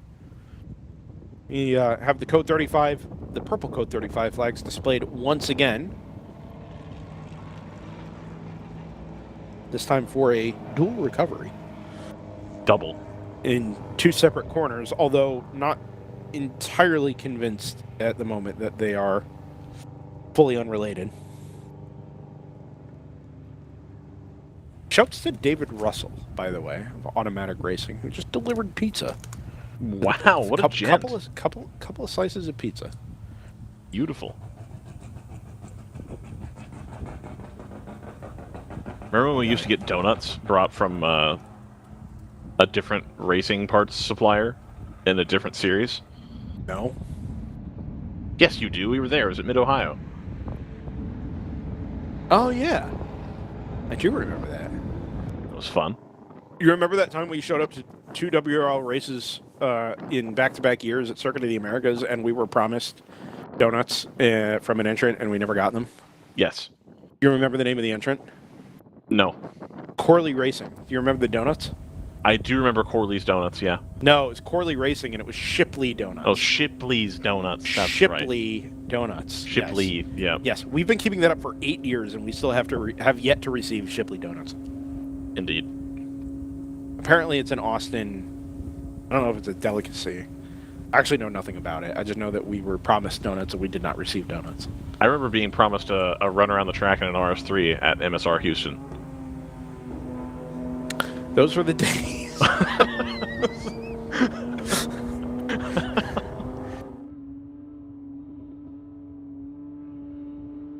Back when we were a novelty enough for people to want to offer us free stuff, and then now it's like, oh, you've been around, you know where stuff is. Yes, that's true, but I think we've come kind of full cycle there, where people just appreciate us being here, like, consistently, right, and being a part of things here. Because, like, ultimately, yes, we talk about a lot of racing, but a lot of what we do is just to give the people who also really like this thing a platform, right? You know, to talk about themselves or share it or promote themselves or their sponsors or whatever. Like, make the best of it. I think people appreciate the continued dedication. I hope so. Trying to make something cool out of something that is already pretty cool. I like the appreciation. It's among my favorite parts of racing, matters, as right? it's turned out, because I feel like for a long time we did this without a lot of, like, entrants saying anything to us about it. Yeah. And then only in the last probably 2 or 3 years have entrants actually, like, approached me and been like, we love it that you come and do this. And it's like, wait, really? Like, this whole time? You've liked it? I thought I was just speaking into the... Yeah, ether. Into the void. Yeah. And sometimes it does still feel like we speak into the void. A little bit. You know? Like We got the people going earlier, though. Once we stopped yelling at each other about Apple TV, I can't help but notice that the viewership dropped off markedly. United States Formula One Grand Prix. No, Do you see that the sprint race concluded? Oh, is it over? I didn't There even was know it ran. high drama. Was there actually? Yes. Oh. Talladega. Because honestly, like, once we get to 12 o'clock on these Saturday 8-hour enduros, my non-local attention just kind of keys in on Football. On football, yeah, college football. Dude is listening. Darren Larson clarifies, Shipley's a Houston-based chain that made its way to Austin. That makes sense. High drama, to you see, say. Ooh, I could go to that still. I'm excited to see the great regional matchup of the Stanford Cardinal playing the Florida State Seminoles today. Tickets were as low as $8. No, in Palo Alto. Very close. Jordan points out that Tallahassee is very close to Palo Alto, and I mean, I've often heard people say that Palo Alto is the Tallahassee of the West. East Palo Alto, maybe. Northern California people will get that joke. They'll get there on that. They'll understand. This is very... I'm going back through Twitter from the sprint race. This appears to be very stupid. Yes. Yes, it does. Almost like that's an issue they should have taken care of a long time ago. Well... And they've continued to not take care of it. They didn't have... They have reaped what they have sown. Well, but there was another driver involved here, so... Sure, but, yeah. Yeah. This one feels a little bit more just circumstantial, but it's still going to cost them. Yes. It's almost like you can't win a championship with 2 number 1 drivers. Okay, well now you've spoiled it for people. No. I mean, I think you're you have. obvious. No way. You're alluding to exactly the same thing I am. It was very obvious what you were alluding to. Reaping what they've sown. You know exactly what people are talking about. Yeah, they haven't given Lewis Hamilton the support, and now he's angry. Yeah, exactly. Right. Yes. They haven't given Charles Leclerc a car, and now he's angry. You're telling me Leclerc and Hamilton aren't on equal footing? They probably are, to be fair. Yeah, I think they are. And it's both they're both terrible. And both of them like this track too. That's the thing. Like both of them Watkins have Glen? success records at. Oh yeah, they love Watkins Glen. I mean, of the current F1 Lewis drivers, Hamilton is running who it. is the most likely to be watching our broadcast? Not who is, but who is the most likely? Of current F1 drivers? Yeah. Like to just pop in and listen? Yeah. Like, oh, what's this? Just click it real quick after the sprint's over. They're in their motorhome. Is it Max Verstappen? An interesting take. I was going to say maybe Lance Stroll. Like Nico Hülkenberg, maybe? No, probably not. He's like a sports car guy. He. Kind of, but... I don't know. We could get the... I don't know. What do you think Glenn McGee's up to right now? He's in Indianapolis, surely. Yeah, I was going to say, is he in Indy? Let's see. Green flag! Ooh, it's caught the 91 in the pit lane.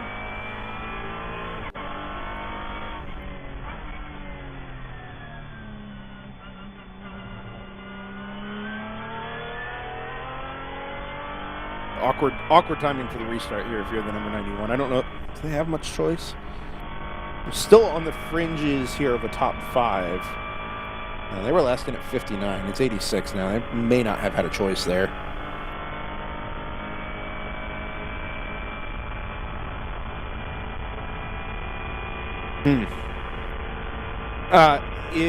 As we kind of work into the second half of this one, it is worth remembering here that we are still in the midst of championship season in the World Racing League. There are only 2 rounds left in the Eastern Region Championship, 4 race finishes. Today will take one of those off the board. We did have a post up earlier this week regarding a points update over on @World Racing League on Instagram. Round 3 racing is pretty well clear of the field in GTO. However, ACP and number 2, ACP Tangerine Associates, and GTR number 99 separated by 1 point. And with the trouble for the number 2 today, early on there, could be a good day for the 99 if indeed they are going to pursue, or trying to pursue at least a second place result in the GTO point standings. Also, 909 and number 1 are tied in GTU. That's a battle for third. The 908 automatic car is just a point ahead. So number 10 slipped a little bit further back there in that battle. But both automatic cars and the number 1 of round 3 racing are kind of in a fight there in GTU. In GP1, Screaming Goat Racing is leading the point standings in the East, but obviously are not here. And it's 44 PC Racing and 38 Palomar Racing that make up second and third, which, I mean, kind of doesn't matter where you finish here. If you're PC Racing, today's a good Eastern points day anyway. And then GP2 is just a banger. Palomar leads by 2 points over Rebel Racing, and Lagunatics Racing, who's tied there in second. It's all going to be really interesting, and we'll need another update tonight going into tomorrow. And obviously, we conclude this regional championship down at Sebring here in about 3 weeks' time.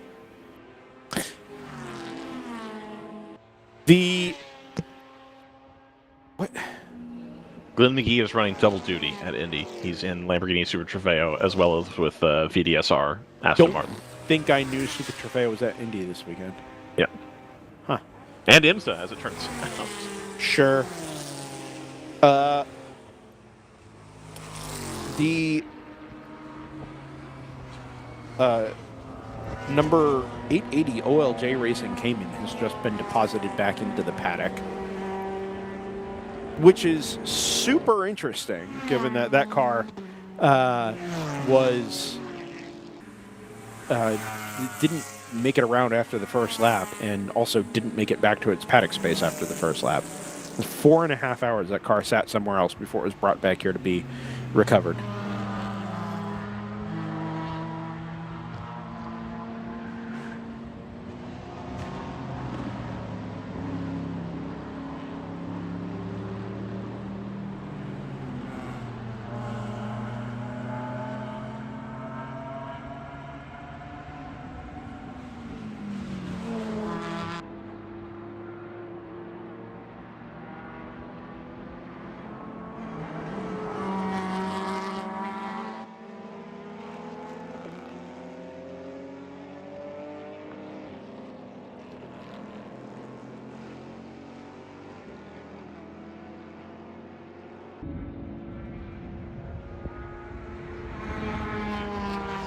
Kingpin is currently, let me look at the history here. Oh, they just came out of the pits, so they may have a different driver aboard. Kingpin is currently running faster laps than the GTR 99, so I would expect that to be a position that gets overhauled. Did we announce that AE Victory got their penalty removed? Rescinded? No, we didn't. Yeah, they're currently shown in second. Interesting. So I assume that they have spoken with the stewards, so we'll probably need a follow-up on that. But it looks like Kingpin, sometime in the next couple laps, is probably going to overhaul the GTR 99 for the top 3 in GTO. Ryan, can I introduce a guest? You can if you'd like. It was going to be 2 guests, but one of them declined the invitation. He's going to hang out up here anyway. But I'm happy to welcome to the DriversEye Live booth Scott Lovett, out of the Open Throttle Racing number 65 GP2 car. The one that made it through first lap? Correct. Yeah, sorry, man. Yeah, no. Chad over here out of the number 64 is the one not participating at the moment, but obviously he did not make it through the first lap. Car did not. It's been out since. Everybody's good. All good. But a little lighter. Yeah, so let's start there. I mean, did you obviously would have been starting further back than that. Were you in the car at the start of the race? Whoa. That is a car that's been into the wall very hard to driver's right on the way into turn number 7. You can see the dent. Oh, yeah. Well, 2 of them. I think it's been in and then ricocheted again. There might even be 2 cars here, Ryan. I'm trying to figure out from the color of that fender what car that might be, but I reckon we'll find out shortly. I have a suspicion here. It's being reported as 157 and 772. Two cars over at turn number 7, and now we go immediately to full course yellow. Yeah, 772. One of the TLM cars is going to be my guess, given the blue and the red there, bodywork. And it would be highly likely that there's two cars, given that there's two dents in the wall.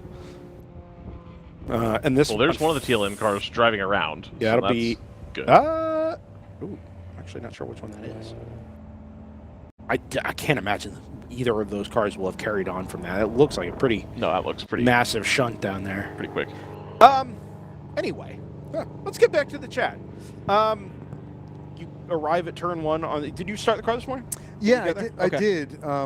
Fortunately, my poor qualifying performance probably saved the race for us. So.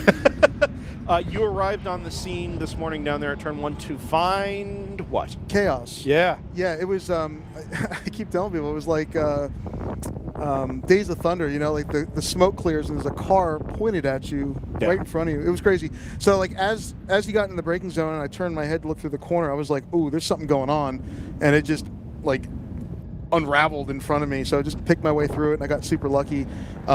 We went back and looked at the video, and it was like if any one car had made a different move, I might not have gotten through. But we were lucky to do it, so it was interesting. I mean, so much of that was a matter of circumstance. I kind of went back through one of our replay cameras and kind of picked it apart, and I mean, one car lost it on cold tires, and everything else that happened after that was just wrong place at the wrong time for everybody, and it went like 3 or 4 layers deep.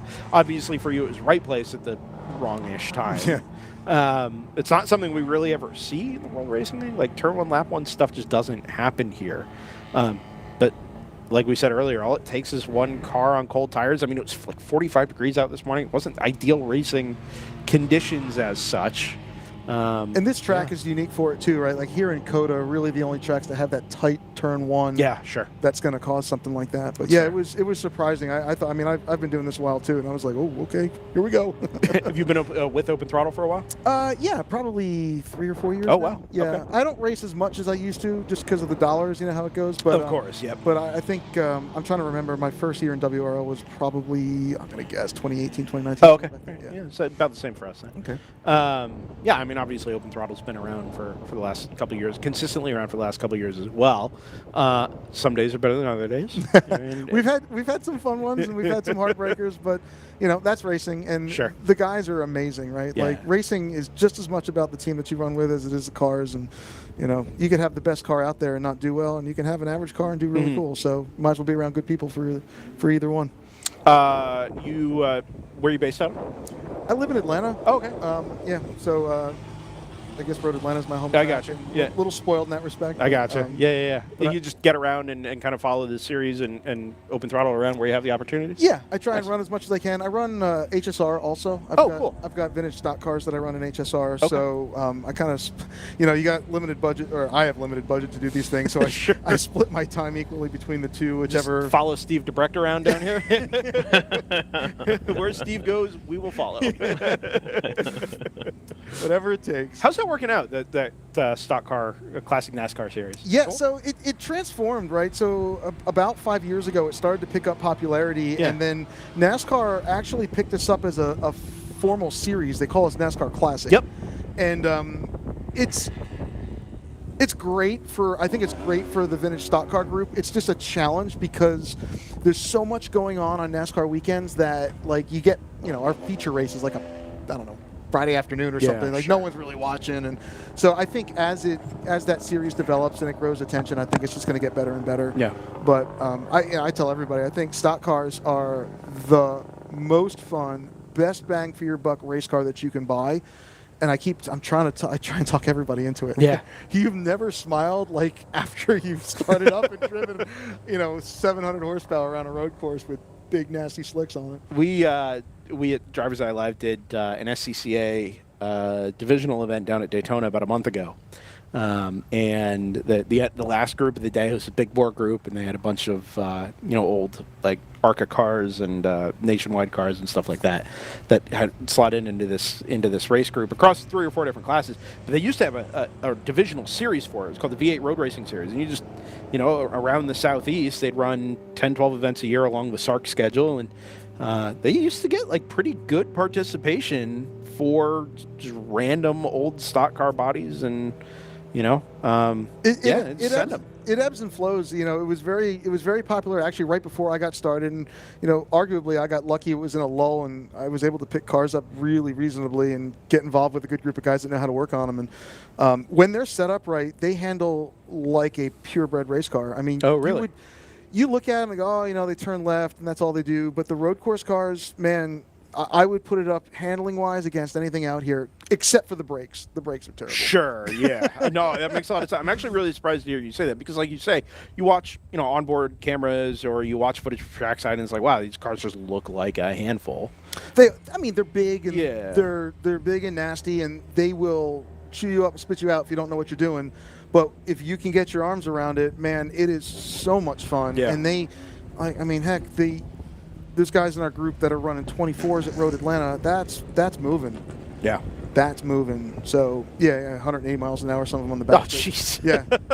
and like I said, 15-inch brakes on those cars, so good luck. Yeah, no, I got you. Is there much NASCAR participation there? Because it's an IMSA HSR is an IMSA property, right? And IMSA is obviously a NASCAR property. So, like, eventually you get that far up the chain, and it is just NASCAR. Mm-hmm.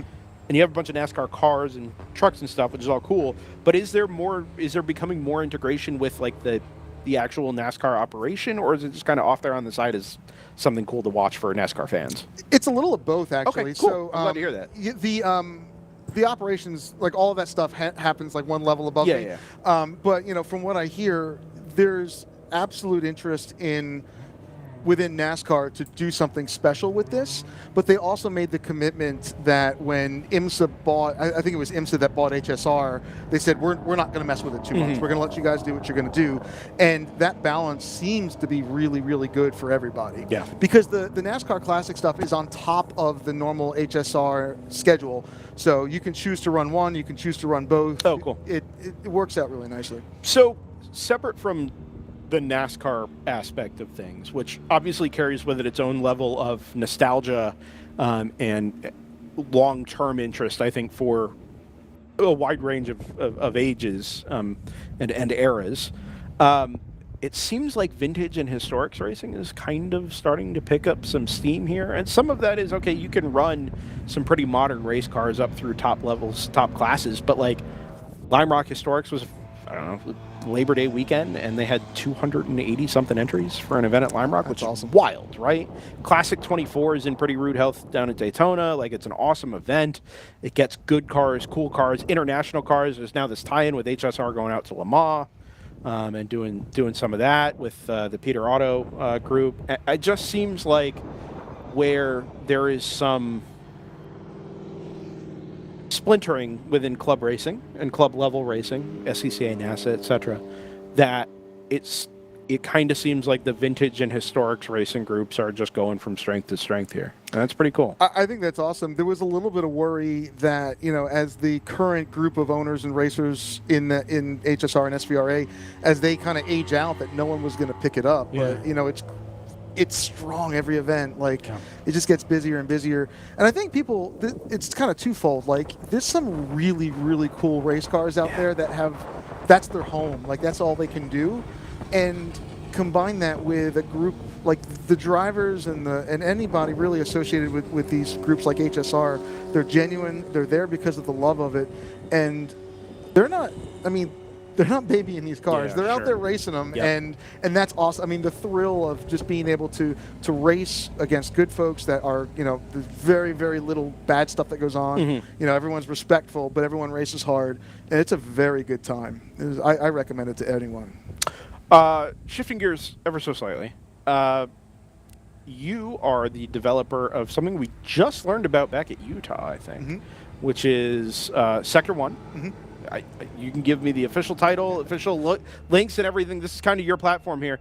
We did some playing around with it back at Utah. Tell me what Sector 1 is, what it does, and what it's meant to, what it's kind of meant to solve. Sure. So, Sector 1, I guess, is the name. I'm the only person really associated with it right now.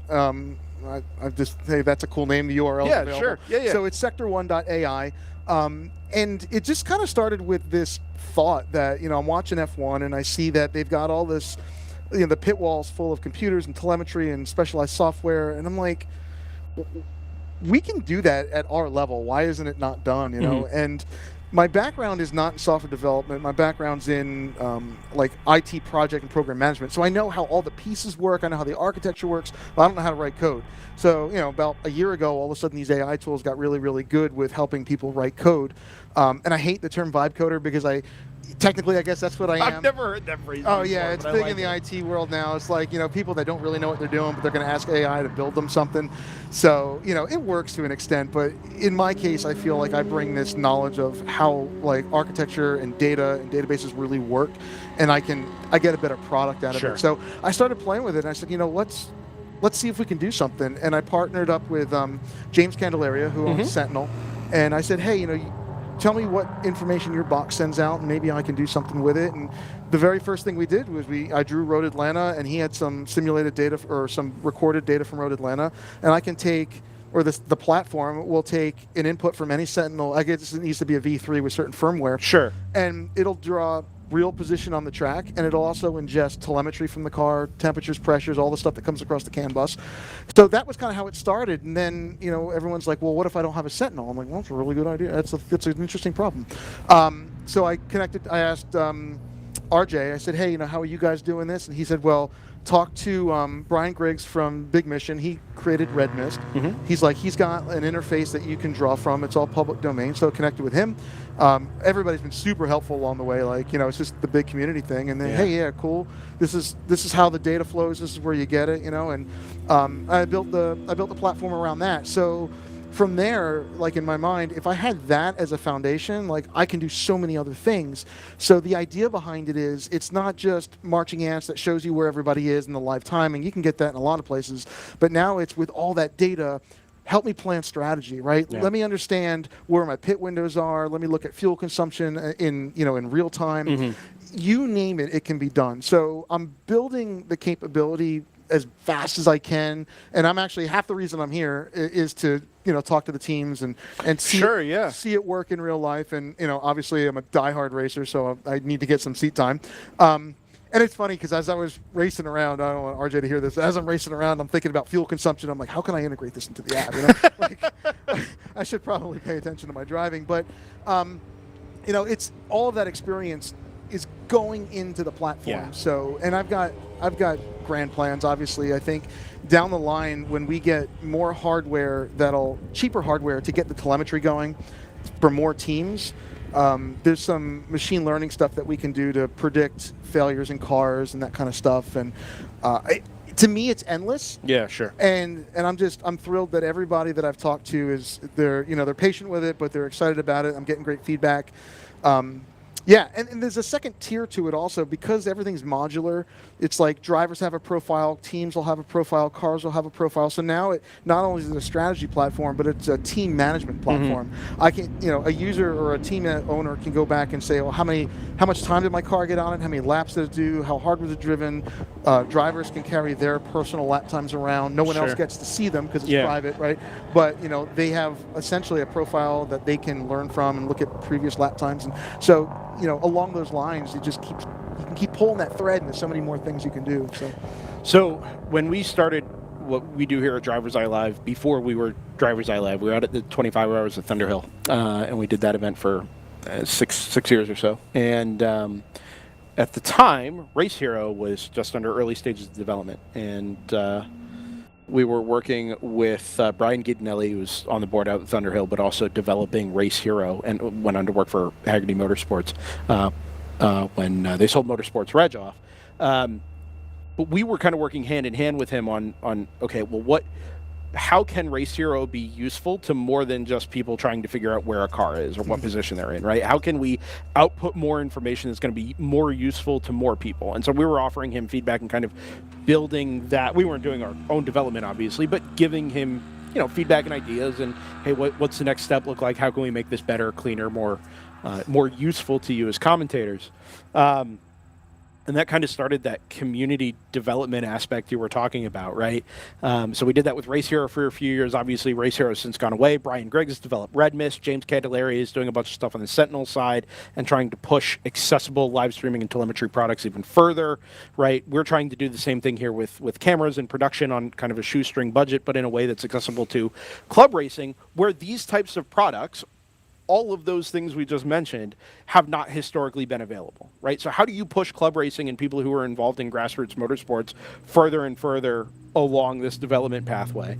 And I think what you're doing is really cool, right? It's not like it's a tool that the pro teams don't have, right? They have access to the same type of data and the same type of information, but this is doing it, developed with the grassroots racer in mind. It's obviously doing it, I know it's free to access right now, but on a budget to some degree. But it's helping to push grassroots racing further along its development pathway to where, we all get to do and play with the same toy, do the same thing and play with the same toys as the pros do, just on a markedly different budget, and just to make it more fun and keep it sustainable for us. And I think what you're doing there is really, really cool. I appreciate it, and I don't know if this thing's going to go anywhere. I hope it does, but the notion of being able to develop something that could potentially be successful in the one thing I love the most in life, right? Yep. Like, how cool is that? Yep. So, and it's exactly that. It's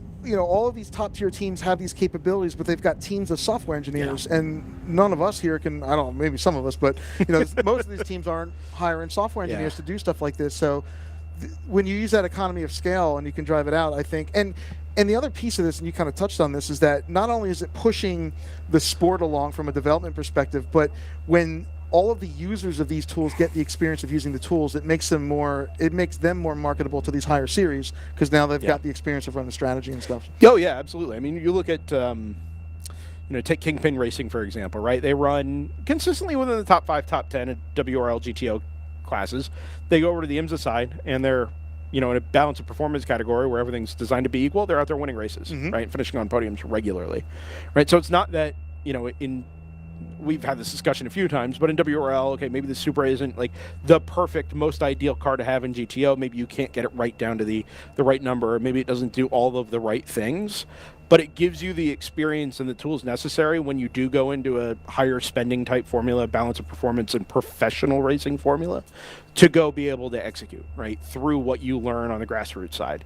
And the more tools you have on the grassroots side to be successful and consistent in your approach to winning races or pursuing wins of races, the better and easier time you're going to have when you do go further up the chain. You decide to go, you want to go spend the money to go, pro racing or pro adjacent racing. To what you said about, well, how can you take what you know and what you're passionate about to develop this thing that is in line with what you love the most? I think really all it ever takes in racing is a little bit of vision and a lot of passion, right? And fortunately, the one thing I think we all have in common as racing people is we're all super passionate, or we wouldn't be at Watkins Glen in October racing for 15 hours. Like, it just wouldn't happen. We'd be doing something else with our time. So anybody who along the way who has like, hey, you know what, there's a gap in the market here, or there's something that I want, how do I create this thing I want and then share that thing with other people? There are a handful of people in this corner of motorsports who are, I think we're all thinking alike. Like, this is just our contribution to a thing that we already love, and we now have the ability to share this thing with other people. And that, to me, it's super cool. It's super rewarding. I left a career as an air traffic controller to be able to come do this, and now I cover like 30 races a year, right? That's and it's awesome. just, it's so much more rewarding than trying to do something else, specifically just because this is the thing that we all care the most about. So I'm excited to see where Sector 1 goes, for you and you guys. It's the little bit I was able to play around with it at Utah. Obviously, we're commentating and covering, so I didn't get to do a lot with it. But we should also talk, because I think there's plenty of use there for us, as a way to help follow and analyze a race full of 50 plus cars, that we wouldn't otherwise be able to do. Yeah, it's gonna give you access to statistics and data that you don't have right now.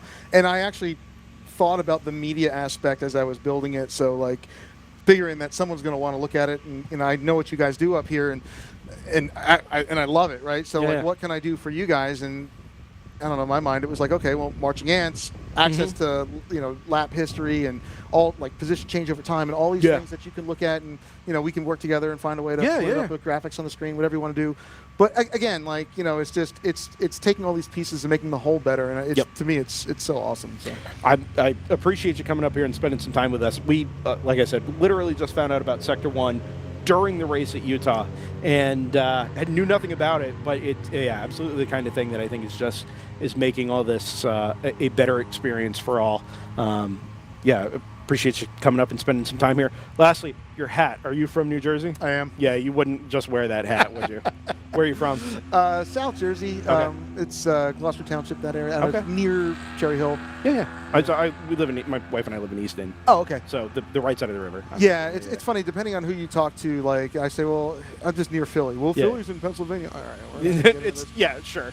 But Philly is bigger than Pennsylvania. It overflows. Let's say exactly. And like I live in Atlanta now. I love the North, but from a motorsports perspective, it's almost like the perfect place to be, because everything is in hauling distance, right? Like, it's in hauling distance for more of the year.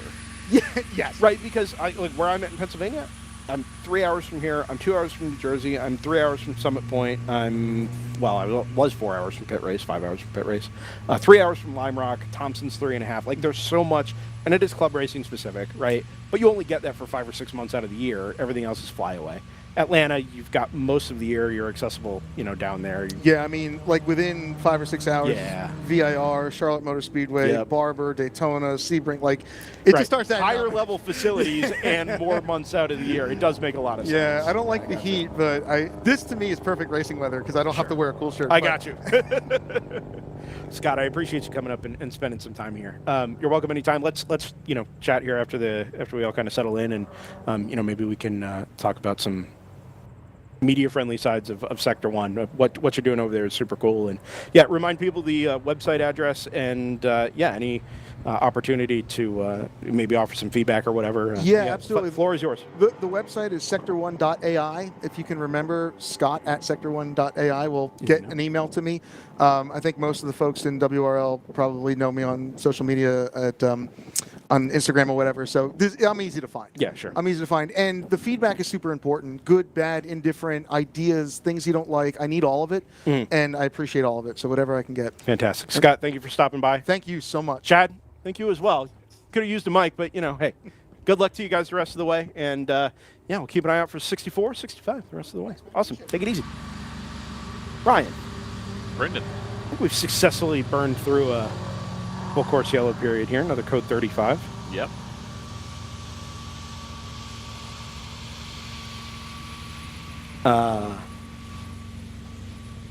And we should be getting our broadcast into Sector 1. Agreed. Also, to be clear, there was not a tornado at Turn 7. I think this is just the blower. But it looks bad. It does. Were you able to dig any more on what happened down there? I was not. I am not on site, so it's tough for me to This is the time where I'd go into some of the onboard cameras and see what I can find, but... Got it. No, I was listening to the Sector 1 stuff. I'm intrigued. I am too. I obviously, like our timing stuff and some of the analysis stuff we had in the background that relied mostly on Race Hero was, developed in-house by somebody who had some talents and a little bit of vision, but with Race Hero having gone away, we're in some ways having to reset the clock on some of that development stuff, and it's cool to see what's come up in the, in the void that created. Unfortunately, it seems like people are starting to, with AI, build better tools than what we have had. I mean, that's not necessarily a bad thing. It's just a matter of, because we're all kind of pulling in the same direction here at a similar level. Right. It's a matter of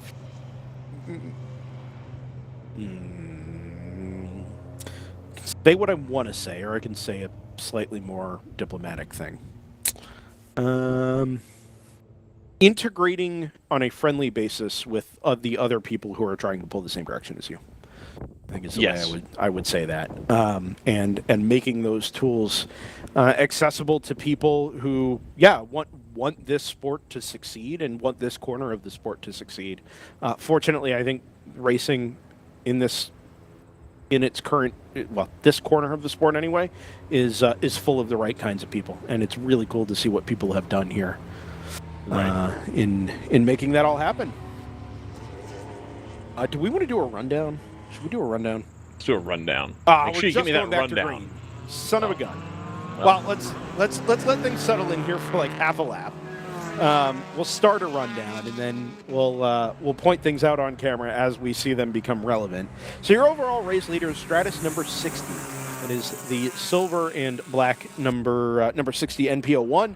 That's nearly a lap in hand over the Stratus number 58, which is, of course, the blue and black Sebeco NP01. Round 3 racing, number 70, leads in GTO by 31 seconds under the code 35, so it'll actually, on track here, be substantially less than that. Just caught the number 70 on the way through the inner loop there, out in the background.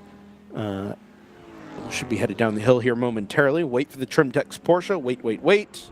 There it is. There goes the 60 as well. So a lap to choose between those cars. AE Victory Racing, as we said, second place in GTO, 31 seconds off the back of that class-leading Porsche. That'll probably be closer to about 10 or 15 seconds when they come back around at speed. 9 seconds in arrears of that Toyota Supra is the third-place car in GTU. That's Stratus number 59. We go another 30 seconds behind them, so 39 seconds off of AE Victory. It's the 77 of Kingpin Racing. That's got Tyler Hoffman and Patrick Wilmot aboard, amongst others. So let's call it a minute and 10 separating the top 3 in GTO at the moment. Does feel right. Minute 10, bang on. And then in 1.6 seconds further back from them is GTR 99. So there you go, right up at the top of GTO. Top 4 cars separated at the moment by about a minute 12 seconds. Pretty cool stuff. Yep. With 5 hours gone, although not all 5 of that under green, obviously. Automatic Racing P8 overall, it's the number 908. Top of the heap there outside of the Stratus cars in GTU. Round 3 racing number 10 is a lap further back from them. Moorhead Speedworks and the Janetta rounds out your overall top 10. But we continue in GTO, where TLM USA picks up in P6, FPRS Motorsports 91 and 92, P7 and 8, Kingpin Racing number 11, which has been backwards in the wall at one stage today. Yes. Still runs inside the top 10, as does Rapscallion number 669, before you get to the TLM TBR number 772, which was a part of that incident down at turn number 7 that precipitated our last full course yellow. GP1 being led by Edge Autosports. Same as it's been for a lot of today. A minute in hand over the PC Racing number 44. I suspect it'll be slightly less than that when we cycle through under...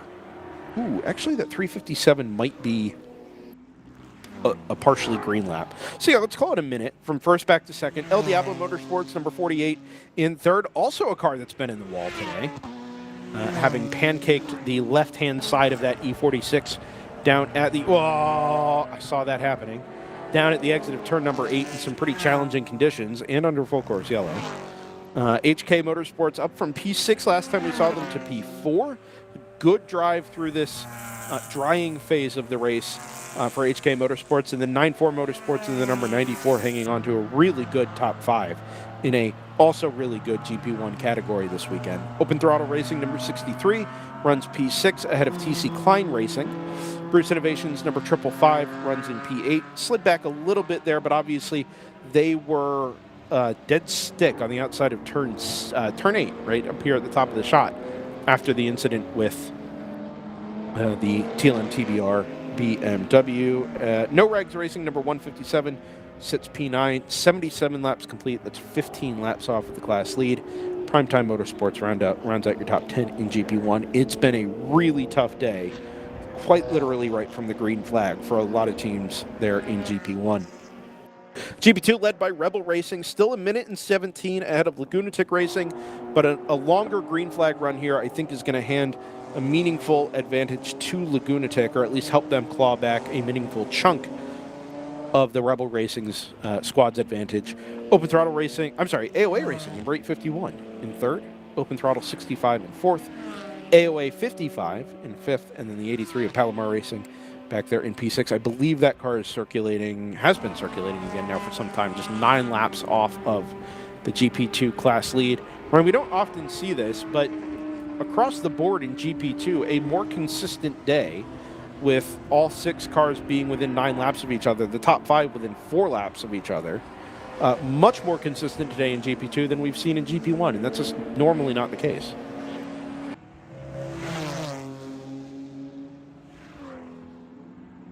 Couldn't agree more. That was a pretty effective rundown. I don't have a ton to add to it. I'm just kind of here trying to look at lap times and see where things are going to shake out. Yeah, I mean, at the moment, it seems like our opportunities are going to be the battle for second in GP1, where it seems, at least for now, that El Diablo is beginning to close in on the 44 PC Racing. The battle for the lead in GTO could still come together, obviously, towards the end here as well. Kingpin closing on AE victory there, which means the whole thing is just kind of compressing at the moment. GTR lost the... no, they had already lost the spot to Kingpin. I need to sort by class again. Look at GTO.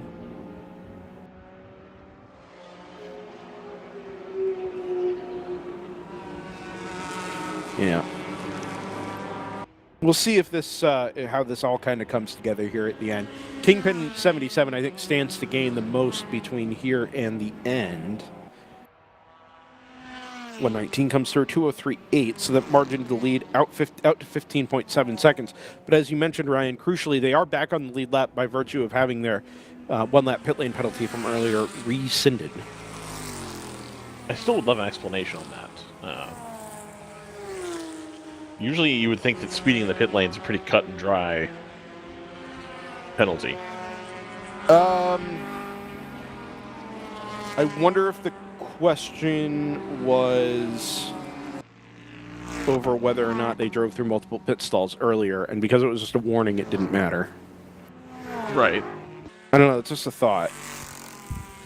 Yeah, no, it says the speeding was reviewed. I don't know, maybe they had Flagtronics data or something that said that they never exceeded 39?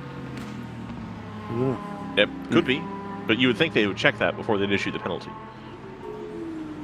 They just took the pit lane marshal to the court and asked when the last time they configured their calibrated their radar gun was. But when they didn't have an answer, that was, I have no idea. There was a guy that lived, my uncle was a policeman up in a very, very small town in Northern California. And he was on a ship. He was a sheriff's deputy. Yep. And later a city policeman for a really tiny city. And there was a guy in an apartment next door to the motor pool that they would call in to testify because people would say things like, I couldn't hear the siren, I didn't see it, whatever.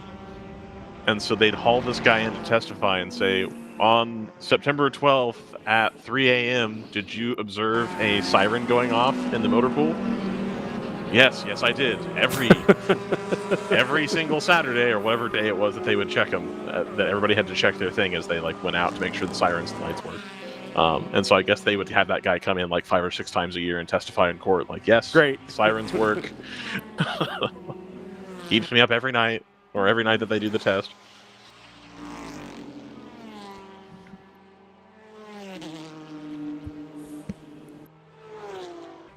See the chat. What's going on in the chat? Yeah. What's up, chat? Are we cooked? Let's see. Nothing new. Not a lot new. I am trying to do some... Oh, this is top fan. Oh, I see.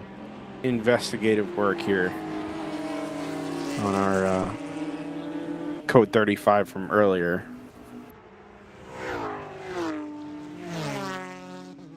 Can you imagine if NASCAR switched to code 35? Look, The insurance people at Watkins Glen are like, look, we can't do it. We got to do code 35. We just got to do code 35. And just the mind blank that would ensue with all the NASCAR fans. What do you mean? Whoa, what about the lucky dog? The stock car mind literally cannot comprehend. Cannot comprehend. Yeah. Look. That would be hilarious. I got to be honest with you, man. I think there's a non-zero portion of the road course racing community that cannot comprehend not having safety cars. Right, but at least they've had it for a while, whereas, NASCAR is still talking about 1989. Yeah. So in general, sometimes I feel that Scott Michaels has opinions that are just too opinion-y for me. Like maybe you just feel that thing too greatly. That's really something I'm trying to work on for myself. Yeah, consider. I got a couple of when we were having our Apple TV debate earlier, I got a couple of pats on the back from Layla that were very clearly just take a deep breath, which was about 30 seconds before the bomb. Before the bomb. And it was in that moment I realized what was happening. We were just riling each other up and headed to an unrecoverable place. But anyway. Thanks, Layla. Appreciate it. One of the very few things that I do legitimately feel and will stand on the soapbox every time of, and did as recently as Utah, Sunday. I don't care about your feelings. Is this whole safety car thing. Like, Scott Michaels' opinion on this is right. Safety cars are left over from a time when we did not have the technology to effectively and fairly neutralize the race. As the Heraflight going back into the pit lane. Yep. The paddock, probably. It is the paddock, yeah. Yeah. Heads up the hill in the kind of midway road here. It is left over from a time when we did not have the resources to fairly and effectively and consistently neutralize an entire racetrack or portions of a racetrack. The only way to do it was to get everybody behind a course vehicle. And it's just not necessary anymore. Universally, we have the technology. If we have the technology in the World Racing League and via Flagtronics to do that stuff without needing a safety car, we can do this. There's a car in the wall at turn 1. Oh, Jordan, can we go to the turn? Yeah, right there. Is that the BRZ? It might. It's a good call, Ryan. I don't think so, though. Is that we are full course yellow. It looks like an M4. Okay. From my distance. Was that the 99 with the I think it's the 99. Yeah, that's where I was going to go. All right. I think that's the 99 that's in the wall, nose first, straight on at turn number 1, which is an odd place to be in the wall, head on. Yeah. It also makes you wonder if there's connection here with Heraflight. Oh, which was just off down there at turn number 1. Or did GTR arrive on the scene later? Okay, so they happened separately. Interestingly, can we go to the turn 1, proper camera, Jordan? Down the bottom of the hill? Yeah, that one. Okay, so he's been in the wall on the left. Oh, he's been in hard, too. You can see the skid marks that weren't there earlier. They go to the middle of the road, and then it hooks back to the left. And I think he's been in the wall basically head on there, the Armco on driver's left, just past the flag station there, and come to rest just... Actually, would have cut across the camera, wouldn't he? That is substantial. That's not just not being able to get the car stopped and nose into the wall on the other side. That is at least one, possibly two really good impacts down at turn number 1. Is there fluid down, maybe?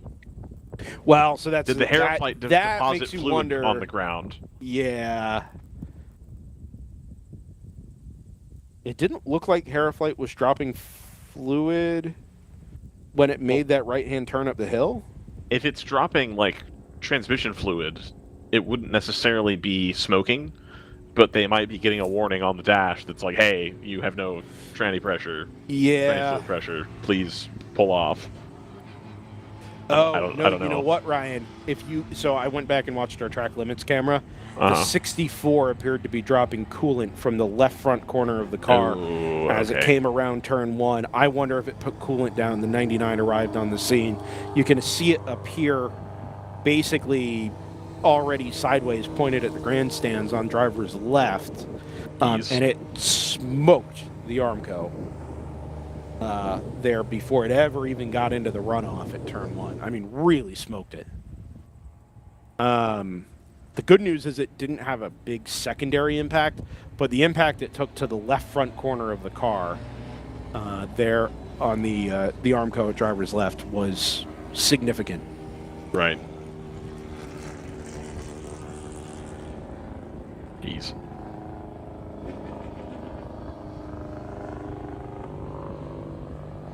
Well, it might be a good time for another ad. Independent report, by the way, that the driver was out of the car under their own power and walked to their ride to the infield care center. So it's really good because, there's few small impacts, but this one was at an angle that obviously doesn't look great. So good news there, Ryan. I think to the modern safety, to the safety of modern sports cars. Indeed, etc., etc. Yeah. Yeah. Indeed. Let's take a quick break here, pay the bills with our friends over at Continental Tire. And, come back on the other side here from the Glen Continental, Saturday 8 hour at Watkins Glen International. Rolls on. We'll be back here in a moment. You can feel confident Continental is the smart choice in tires. Can they handle extremes? Yep. Tested from the Texas desert to near the Arctic Circle. Really? Really.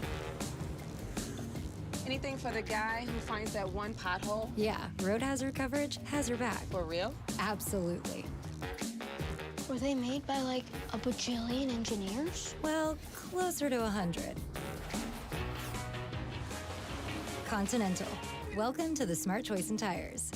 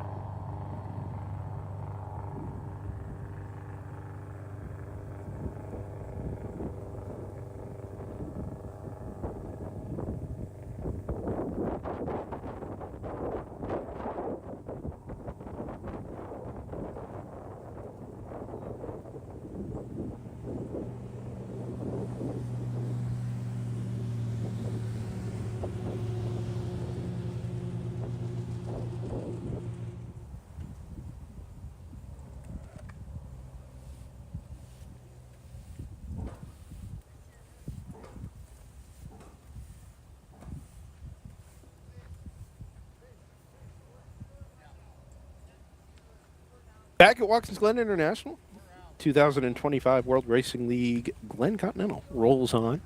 Brought to you by Orkin. Orkin? Yeah. The best pros. Oh. No, it's just me and a fly swatter. Oh, okay. But we're doing some work up here, man. It's been actually not so bad this weekend, and then it got warmer out. Got it. And I think we're in a tough spot here as a result, but what you got to do. Shouts to the Watkins Glen safety team this weekend, specifically today, who has put in a pretty exceptional amount of work, not just picking up cars and cleaning up after them, but handling Armco reinforcement and repair as well.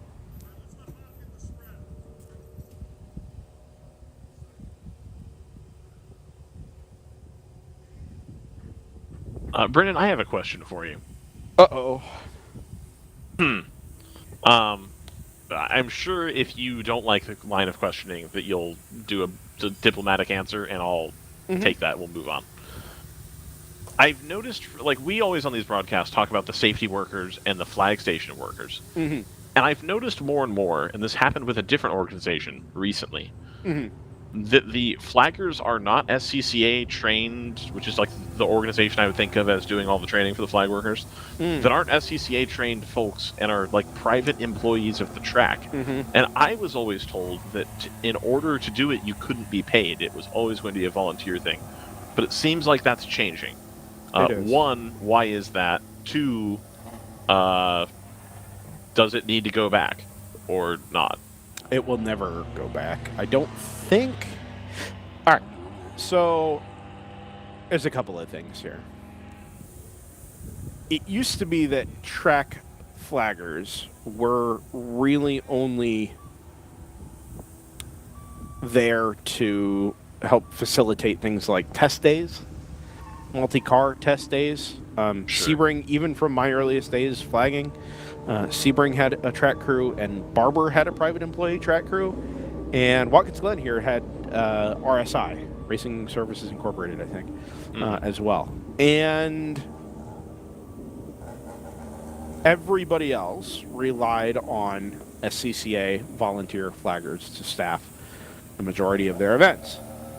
Obviously, for a long time, there really only was one big name in club racing in the United States, and it was SCCA. So if you were going to be involved in grassroots road racing, like, that was your way in, whether you were there as a participant or a flagger or whatever. As I think more organizations took more and more of that pie, and obviously SCCA is not going to go provide flaggers to NASA or whatever, I think more and more tracks started to realize, well, actually, like, if we're going to do all the things we're trying to do and we're going to rent our facility out 200 days a year or whatever, that they were just going to have their own people to staff the facility as necessary. And to that end, as far as I'm aware, there is only one racetrack in the country, one big racetrack in the country, that does not rely on, or that still relies exclusively on volunteer flaggers for all of their road racing events, and that's Daytona. So even WRL at Daytona, WRL races are staffed exclusively by SCCA volunteer flaggers. And that's a pretty symbiotic relationship, because it also, because SCCA basically does that for free, they get a really hefty discount on Daytona rental, Speedway rental. So it kind of works for everybody.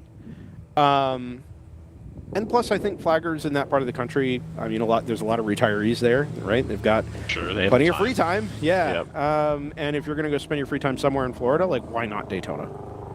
Right. You know? Now, there's a second layer to this, where as the years have gone on, and it kind of, as I understand it, started more with NASCAR-owned facilities, they took the response element away from flaggers and left it exclusively in the hands of safety crews. Right. So the first response to an accident, barring some like life and death emergency or a fire or something like that, was no longer allowed to be a flagger on a station. And it was put in the hands of the trained safety workers, fire marshals, medics, whatever. And a lot of that was driven by insurance, I'm sure. Sure. In fact, I know that, but I would also say, like, almost exclusively driven in that direction by insurance. And that created this cycle of, well, if we're not going to be allowed to respond and we're having more and more perks taken away from us when we work pro races, what is the value for us to come out here, not be paid, volunteer our time and spend time away from home, doing this thing that, yes, we enjoy with people that we enjoy, but where our lives are being made more and more difficult and we're doing less of what we enjoy.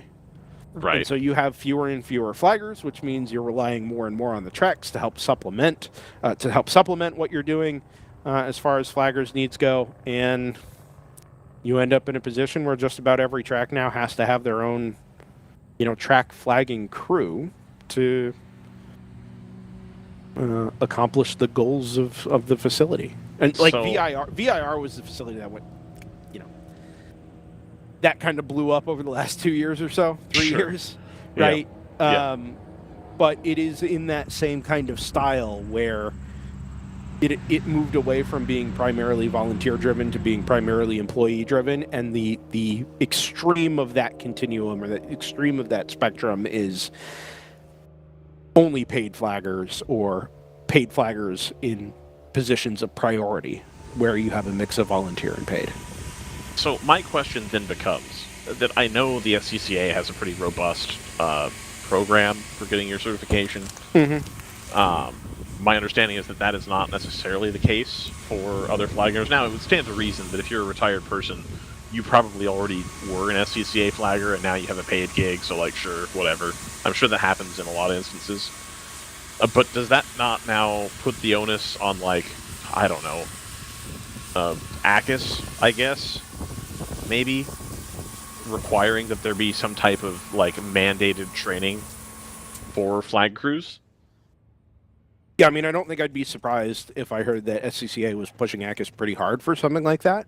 Right. I do know that the SCCA has been pushing individual tracks quite hard, so that at least the tracks follow the SCCA standard of flagging.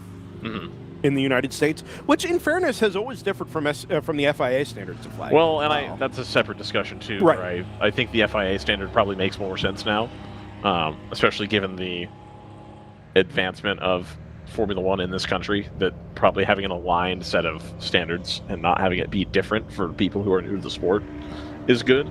My other question becomes, if you have a paid track worker force who, for a certain subset of people, that's like a desired job, you want to be doing that, does this raise the barrier of entry to people who are trying to get started? Hang on a second.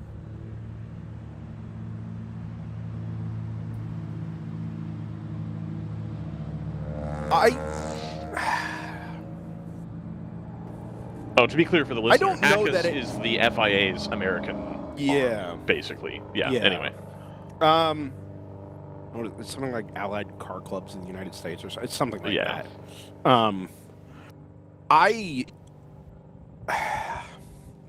the one hand, you could say it raises the barrier to entry, but on the other hand, like I would probably lean in the direction of probably not, because number one, volunteer flagging opportunities still exist with the SCCA, and the natural progression out of just working club races in the SCCA is that you can also go work the pro races, which are not an insignificant draw to that whole thing as a hobby, right? Right. There's a reason to go pursue doing those things, and reason people are motivated sometimes to go pursue doing those things. Additionally, being able to do it as a paid gig, if you don't have other gainful employment, and you're just, college student, you move to an area, you're retired, exactly, right?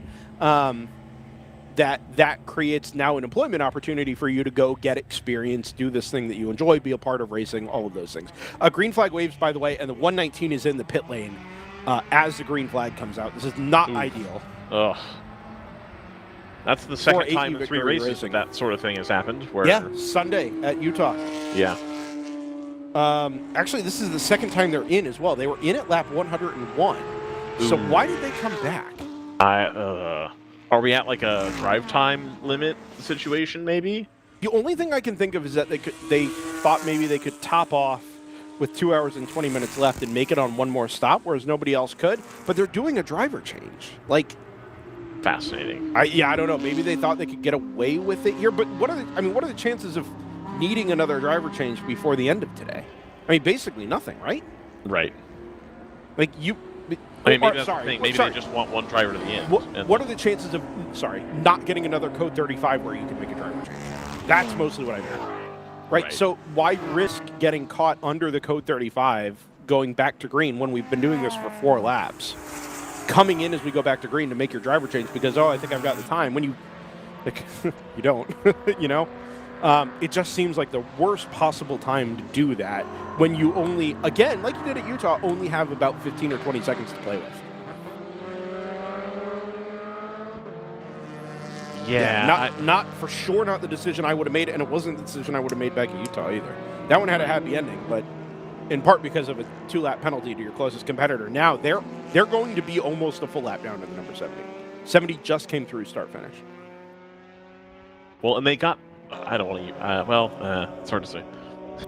I don't really know what happened, so I don't want to use the phrase bailed out.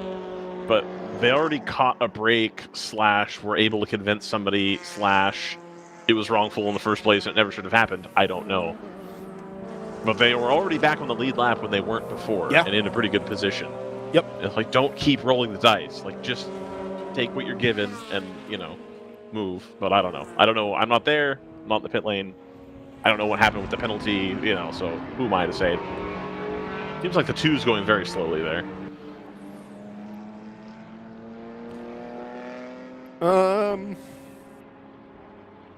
Yeah, it's not picking up speed. Yeah, for sure. Yeah. That car is... Oh, there must be something loose. He's trying to wiggle it back and forth to see if he can make a noise, probably. Remember, it was the left rear that had the issue early on and brought that car into the pit lane in the first place. We're very wide for a car that's pitting here. Okay. And they're not. I'm very much back up to speed. Team satisfied. Sailing off into the braking zone at turn number 1 with a car that was maybe not going fully in a straight line a minute ago. It was a decision. It seems all right. All right. Well. Oh, that was its out lap. 22 minutes, 10 seconds, 0.752. So it clearly spent some more time in the pit lane. Yeah. Yeah. He's not going to go try and put in a qualifying lap here, is he? I mean, maybe. Remember maybe he was building a gap. Yeah. Remember that today's fastest laps do set the grid for Sunday. Let's follow this car around here and see how the rest of this laps look. Because he's they're like moving now. He's this committing. Is some pace. Yeah. Yeah, fresh tires, maybe a little bit light on fuel. Maybe you'd made a few setup changes there over the last 20 minutes you've been in the pit lane. I'm intrigued. And if that is the case, I love the commitment. Absolutely. Yeah, big fan. Kingpin Racing has obviously inherited second in GTO by virtue of the 119's pit stop. Few surprises there. Number 2 should appear stage left here momentarily. There it is. Don't do yourself in at track limits there, exiting turn number 8. Yep. How do you think JT's doing right now? Probably loving Paddock Hill Bend. Yeah. Yeah, he heard you trash talking it. We're going to get traffic? Compromise the entry to 11 just a little bit. He comes back in the throttle, tracks the car out. What does lap time look like here for the number 2? 1:58.8. Nice. What a time. They already had the best lap in class, by the way, by some margin. They already had a 1:58.2. It's quite funny. One more here? It's quite funny. That's there's some commitment going on there. I am pleased.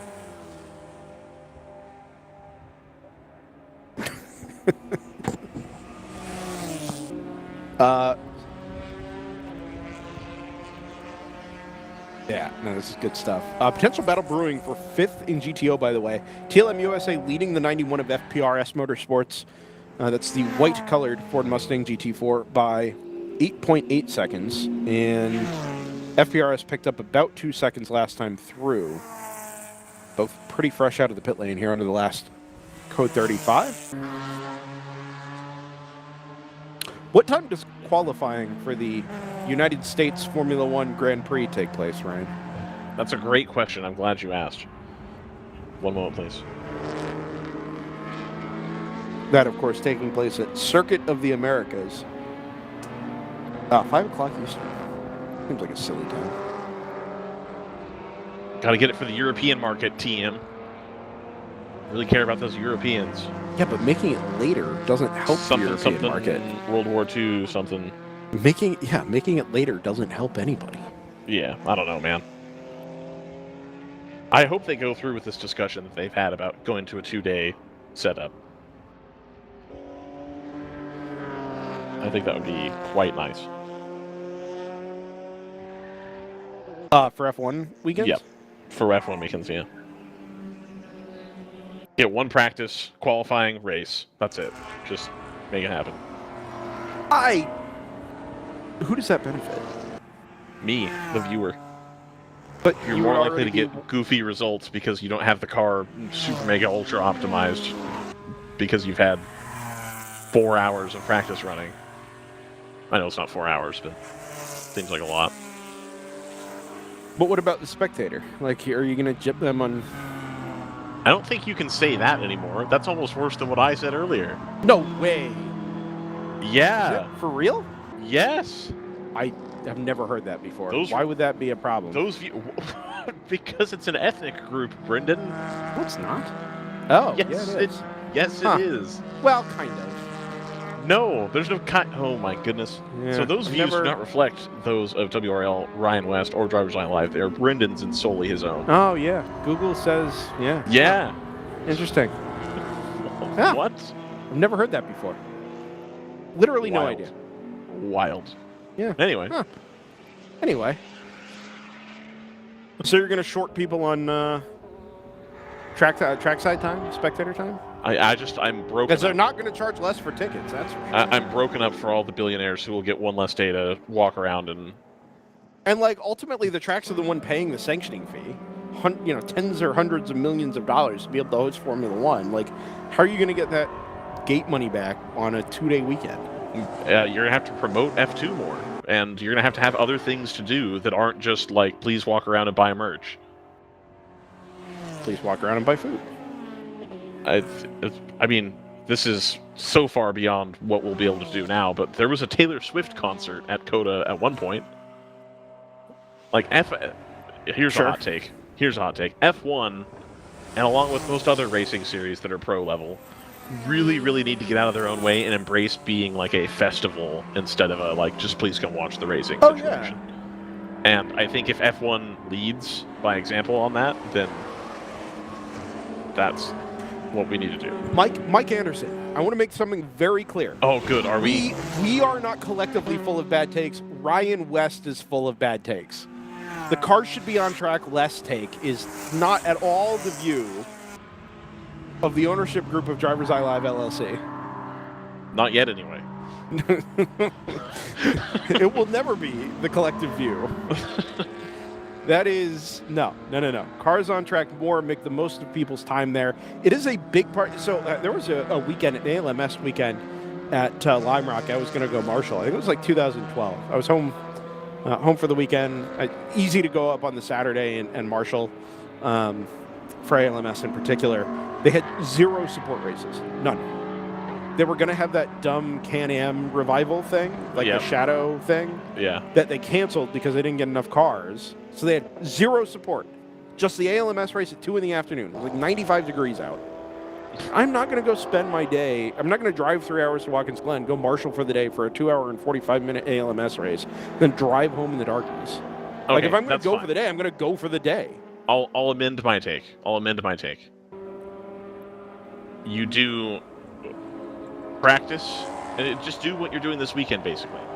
Make the sprint races worth more points and do sprint races. There's no reason, there's 0 reason to show up to the F1 track on Friday and watch cars drive around uncompetitively for 2.5 hours. But that's been racing forever. Biggest waste of time. But that's what racing has always been. Stop. It's a waste of time. It's a waste of money. If you think about money spent by the teams versus the amount of enjoyment that spectators get out of it, it's a total waste. If you're going to do anything, make 2 races per weekend the standard. But nobody wants to watch 3 sessions of practice. It's a waste of time for everybody involved. Yeah, I'm with you. No, that's dumb. One of the things, I think NASCAR's better now that it doesn't have that much practice. One of the things I loved about racing, when I was going to Nazareth specifically, right, was to be able to go up on the Friday. My parents would take me out of school, go up on the Friday, and we would spend all day at the track. Was part of that just watching practice? Yes, some of it was watching qualifying for Support Series, like it was competitive. But the other part of that is your opportunity in a less crowded environment to go be a part of the race, right? For us, it was the paddock, right? Sports car racing, I get this doesn't apply to Formula One, but the ability to go be in the paddock, right? And meet drivers, get autographs for kids or whatever, like that is an opportunity that presents itself in the most open way on the Friday of a 3-day weekend. Just because you're not fighting the crowds. Right? If I did not have the Friday afternoons at Nazareth where they were running Indy Lights, Toyota Atlantics, mostly Toyota Atlantics, IndyCar or CART, and 3 USAC series, right? I do not know that I would be as invested in motorsports as I am now. It presented an unparalleled opportunity for access without feeling like you were just getting lost in a giant sea of people cramming things into a 1 or a 2-day weekend. And that's great, but like that's the thing. The F1 action should take place over the course of 2 days. But I'm more than happy to have F3, Porsche Super Cup, whatever. Like there should be more racing going on. There's already lots of racing. Okay, but not everybody needs 4 practice sessions or 3 practice sessions or whatever it is. You don't need that. Make it competitive. If you want to go get up and close and personal or whatever, which in F1 is not a thing, by the way. Sure. Yes. No, I agree. Then like, you go see that and do that while the other stuff's on track. I don't. The best part about going to that ALMS race at Laguna Seca was I get there on Friday and they're running the Porsche Cup race or the Yokohama Challenge or whatever they call it. Yep. Back then, North America Cup. What? Yeah. GT3 anyway. Cup Challenge. GT3 Cup Challenge. Thank you. That was going on, and then they did that shadow, that same thing that you're talking about. That was the first time they had presented it. Was that shadow thing? And then the Miata race was that day. It was like great. And if I had been there instead on Friday, like, well, gee, I get to spend 3 hours watching F1 cars do nothing. Like, no, I'd rather watch racing on Friday. I want to see racing take place. And to be clear, I agree with you. More actual racing. Part of the reason, in my opinion, Petite is the best race in North America is because racing starts on Thursday. Like, if you I would go Marshall occasionally on Wednesday, but usually I'd go up on Thursday. They had a couple of test sessions on the Wednesday. The first support group would start practicing at 8 o'clock in the morning. They get one practice session for everybody. They do an ALMS practice. They'd start doing the support qualifying, and then support racing would start on Thursday afternoon. So you were immediately into competitive racing activity.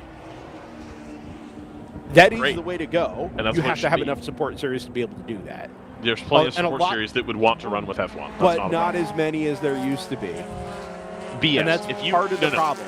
If F1 picked up the phone today and said, hey, by the way, we have an open 90 minutes, do you SRO or do you IMSA Michelin Pilot Challenge want to come run 2 sessions? But isn't it up to it's up to the promoter to do that, which is the track, isn't it?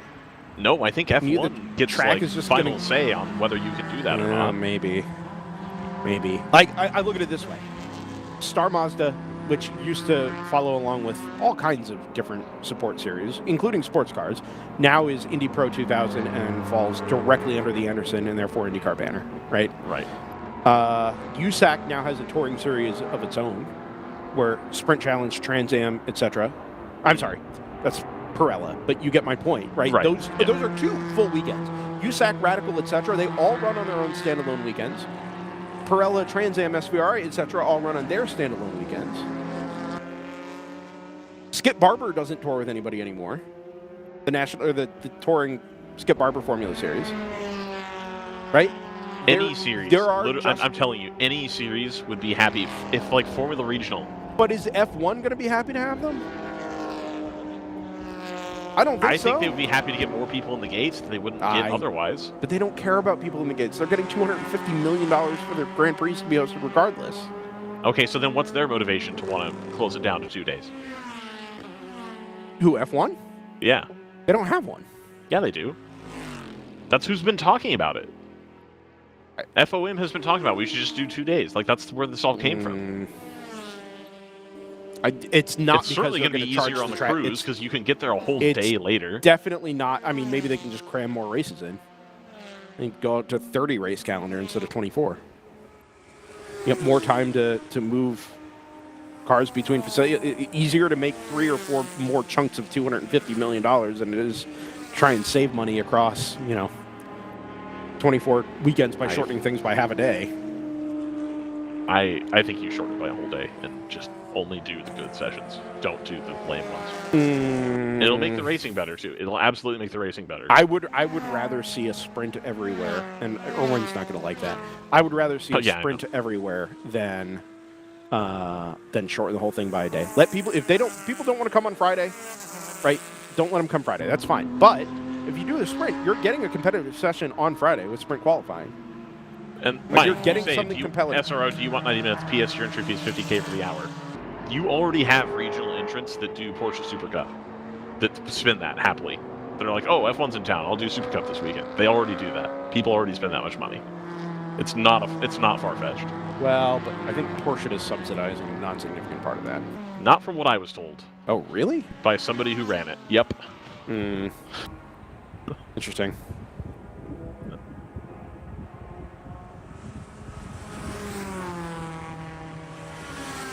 It's a wonder we don't have as many viewers as SRO Indy GTA at hour. Indeed. Really incomprehensible to me. Okay, but they've spent however many hours saying almost nothing on the broadcast. I've delivered takes. I've For given the people. something to be You're mad really about. doing this for the people. I am. Do you think what would Mike Anderson be doing right now if he didn't have time to tell me that I'm an idiot? You know, Probably fixing a Palomar car. Oh well, I mean, he must already be done then.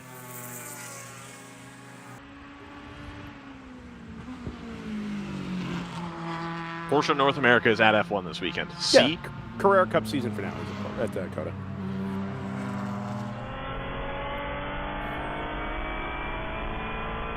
Yeah. On board the that's Ligier. 100%. There should be more every series, and this applies to every series. I think NASCAR did the right thing. Every series should have less practice. They didn't add more racing. Every series should have less practice. They didn't add anything more. Well, that they didn't add anything more is a follow-on problem. Also, that should be solved separately. if NASCAR doesn't do more practice sessions, how am I going to figure out what tertiary sponsor I'm looking for on my favorite driver's car this weekend? You're telling me I have one session to figure out which car, what Chase Elliott looks like this weekend? You already know what it looks like. It's on Instagram. I don't. PR people have done 8 posts about it. I don't, and that's the biggest problem, is I have no idea who anybody is or what cars they're in because they're never the same 2 weeks in a row. Thank you, Jordan. Go take a couple of Tylenol, right? Yeah. Get on my level.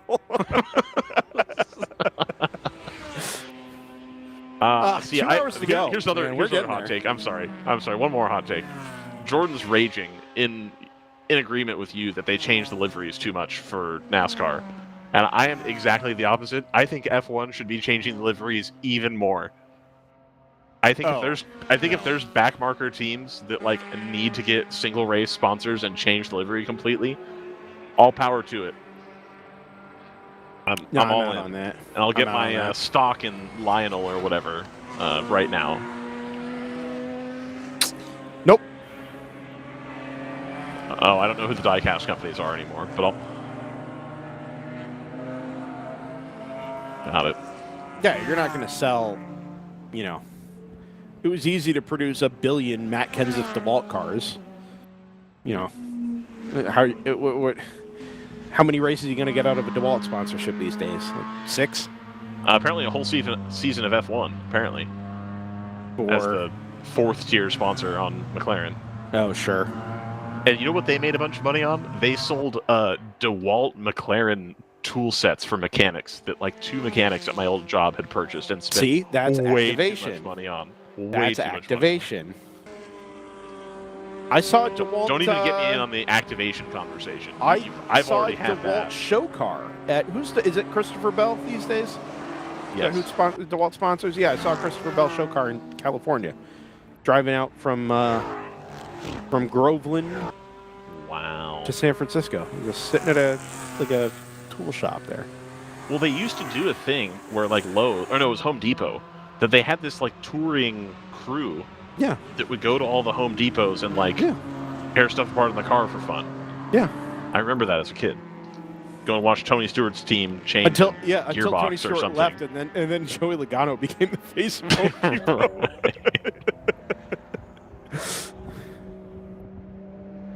Yeah, I want more liveries. Code 35 again. Oof. Just gonna say, car stopped at 7A, car 96. Stop drivers left, so that'll be climbing the hill out of the toe of the boot. Any onboards in that direction, Jordan? Would be somewhere up past this.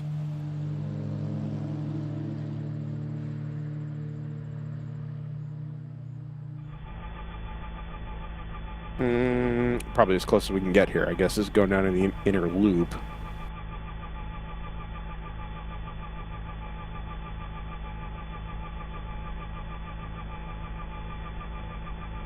Mike Anderson, finally, a good take from Ryan. Which one? My takes per hour is high right now. Are you at the stage where you just kind of don't remember what you say? You're just he didn't specify which one of my takes was the good take. I suspect it might be the liveries one, and that's wild that somebody would agree with me on that, but, you know. And while we're at it, you should be able to run 3 cars in F1. I think that is inevitable. Oh, I don't. I think that for better or for worse, I think that's coming here. I think that on the back end, teams don't want to do 35% more logistics with the cars and the stuff. And if you're going to do it, you have to have some kind of shtick to it where, like, it has to be a rookie or something. Yeah. I mean, or someone over 42, or, like, there has to be, a weird thing with it. By the way, the car that stopped is the Primetime Mustang. It doesn't appear to have been in the wall. It looks like it just pulled off to driver's left, climbing the hill, and is now kind of right out in front of the 7A corner station there on driver's left. Here it is. Oh, there you go.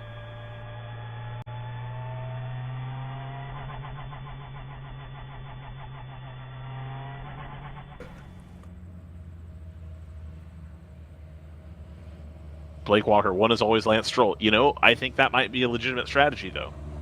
Where if you have a team at the back, let's call them HRT or Caterham, could be the names, maybe? Marussia, Manor. You could have an arrive and drive, and you have one good driver, and then the other 2 seats is just like, yeah, if you want to come play F1 driver, you can come do that. Who cares? The Pedro Diniz rule. Yes. What do you think Pedro Diniz is up to? Counting paper.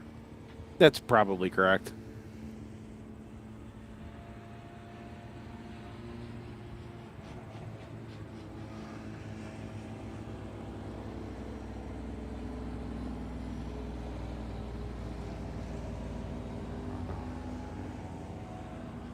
Kirsten does agree with me on the liveries, and I think the special liveries are almost always good. Speaks to how lame the current F1 liveries are. Yeah, but at a certain point, just changing your liveries all the time, nothing becomes special, which is exactly what happened with NASCAR. That's fine. At least it'll look nice. No, they won't. Yeah, they'll look better than they look now, where it's just a dark blue car that says Oracle on the side. Oh, in F1 you mean? Yeah. I don't. Well, this is a McLaren. It's an orange car. Those cars are already so busy. They don't need a lot of color. Like, who cares? The cars don't need a lot of color. I mean, they're already very busy cars. It's not interesting. It is interesting. It's just car with logos on it. They're almost all bad, but I think they that's look just a like take bad on modern Need for design. Speed shift liveries. It's just what they look like. People coming up with bad designs. It's not. It's really all it is. Pinnacle of the sport. If they want to design 100 liveries a year, they should The be able to McLaren do livery that. looks terrible. Okay, at a minimum. Okay, that's fine. Let me go the other way. You should be required to only have 1 or 2 special liveries per year, but you should be allowed to have your cars be different colors. No, we've had this discussion before. No, do it the same way Penske does it, where there's like a yellow one and a red one. That's correct. Exactly. So that was my point. Is you're allowed to run the same different colors, but it has to be the same base livery. So you can invert the colors. You can pick a different highlight color if you want. But yeah, absolutely, they got to be the same base livery. Yeah. I'm not trying to pick apart the two Williams cars, one of which is painted in 1997 Rothman's colors, and the other one is painted in I don't know, AT&T Williams 2006 era. Nico Rosberg. What a throwback. Yeah, I just tried to come up with something random. Sure. Did you say, wasn't it Williams this weekend that's running in like vaguely 2002 Williams BMW throwback, but it actually looks nothing like it?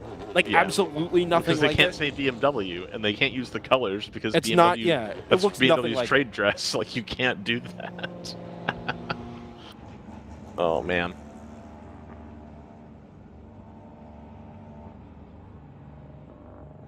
Nicholas Peel in car of the LMP4 showing them going 47 during code 35. It's not an official speed reading, it should be said, and also, to be a pedant here, not an LMP4. The JS2R is just kind of its own thing. I do miss the JSP4 though. Layla and I were talking about it. Going back to green? Yes, we are. We were talking about it the other day. That 739 racing by Rapscallion. Landon Lim. Ligier JSP4 did not return to the series after Barber. It's a bummer. I think there's still discussion around the future of GTU rules that will allow that car to be more competitive. Erwin says, how does F1 team look at it? Recognizable liveries. Red Bull Racing never changes. Ferrari never changes. Red Bull Racing never changes because I assume that's down from Red Bull corporate. Ferrari never changes. That's not entirely true. They do change, and every time they do, they make it worse. Yes, that's true. And then every 20 years or 25 years, they reset to the red with white and black wing main planes and end plates and stuff. And it's like, wow, it this slowly is gets worse. And then exactly, and then it starts to transition over the years where they make little tweaks, and every little tweak they make makes it worse. Everyone. You ever find the diamond off the nose of the Jaguar that crashed at Monaco? I don't think remember they that. did. I don't think so. Jag liveries were pretty good over the years, though, and they were consistent too. Like 5 years of running basically the same livery. Bring back Stewart. That's the kind of meme livery that I want to see more often. Just like, oh, we're gonna put a diamond on this. Like, what a time to be in F1. Like,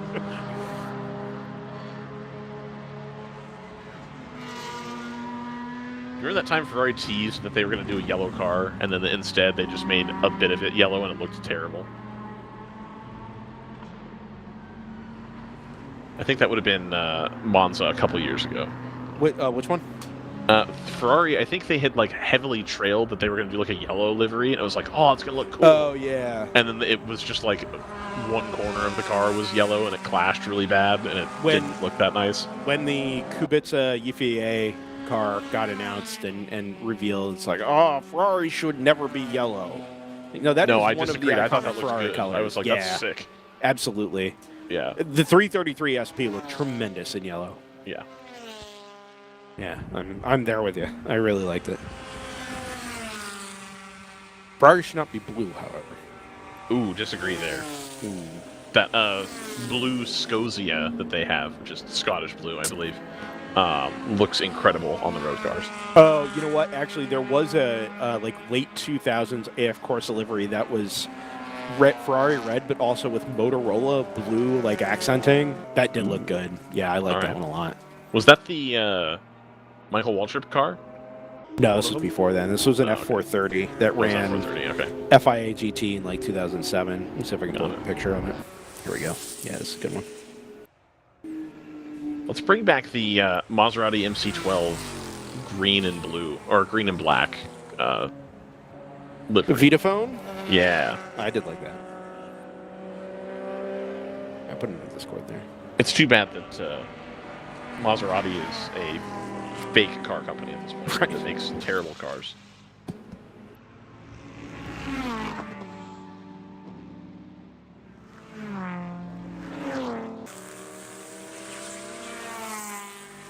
Like, you walk into a used car dealership and you go, hi, I have no taste, but I would like something that's more expensive than a Nissan. And they say, perfect, I have a Quattro right over here. There's an interesting squeeze on the way down into the toe there. By the way, lead margin, 7.3 seconds in GTO, sorry. 7.3 seconds. And closing. The Kingpin 77 going quite rapidly at the moment. Cruising. With nearly a lap in hand over the 119. It actually might be a lap now.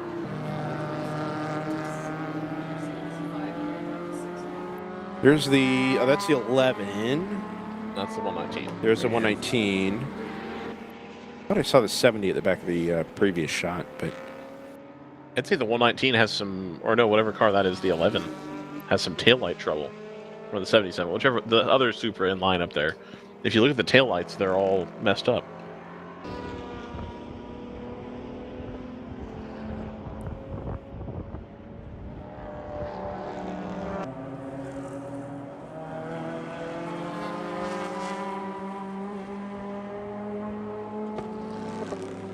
Oh, it's probably just the cycle rate on the camera. Yeah, never mind. Okay. yes. But only one side was doing it. The other side was, like, off. And then the middle and the left side taillights were... You get that. Yeah. Yeah, there are almost never... Like, you see light issues these days. I just assume from the start that it's a camera. Yeah. The camera. When was the first time I noticed that? I think it was on Top Gear America. And they were doing a review of, like, the Ferrari 458. And it was very distracting that the taillights would cycle, like, every second.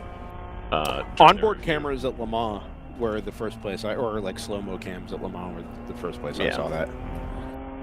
The slow-mo camera, I kind of understand, but when it's like an actual 30 or 60 frames, it's like, really? This is where we struggle. Yeah, this breaks down here. Yeah. Also, battle on for second in GP1, 16 seconds separating PC Racing from El Diablo Motorsports, and that is closing quickly, very quickly. The car we're on board with now is the class leader in GP1. That's Autosports, continuing to stretch that margin. Should be up over a lap now, between 26 and 44. Here's a question for you, Brendan, and this is just a total lame question. Is there a way that we can AI upscale the broadcast before we transmit it? Like, I don't know. I mean, YouTube is going to compress it anyway. Yeah, but you could smooth out a lot of like the artifacts and the kind of weird stuff. I don't know. Really don't know.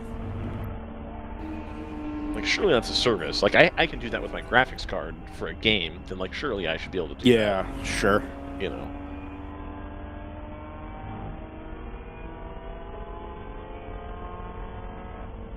.2 now between PC and El Diablo. And it's not quite a lap from Edge back to PC. It's a minute and 44 here just before it refreshed again. I almost cannot believe what's happened in GP1 today. Like, when I take a step back with an hour and 45 minutes left on the clock here and really ponder the goings-on of the day. I mean, what should have been a tremendous day in GP1 having fizzled out to basically this top 3 battle is pretty wild.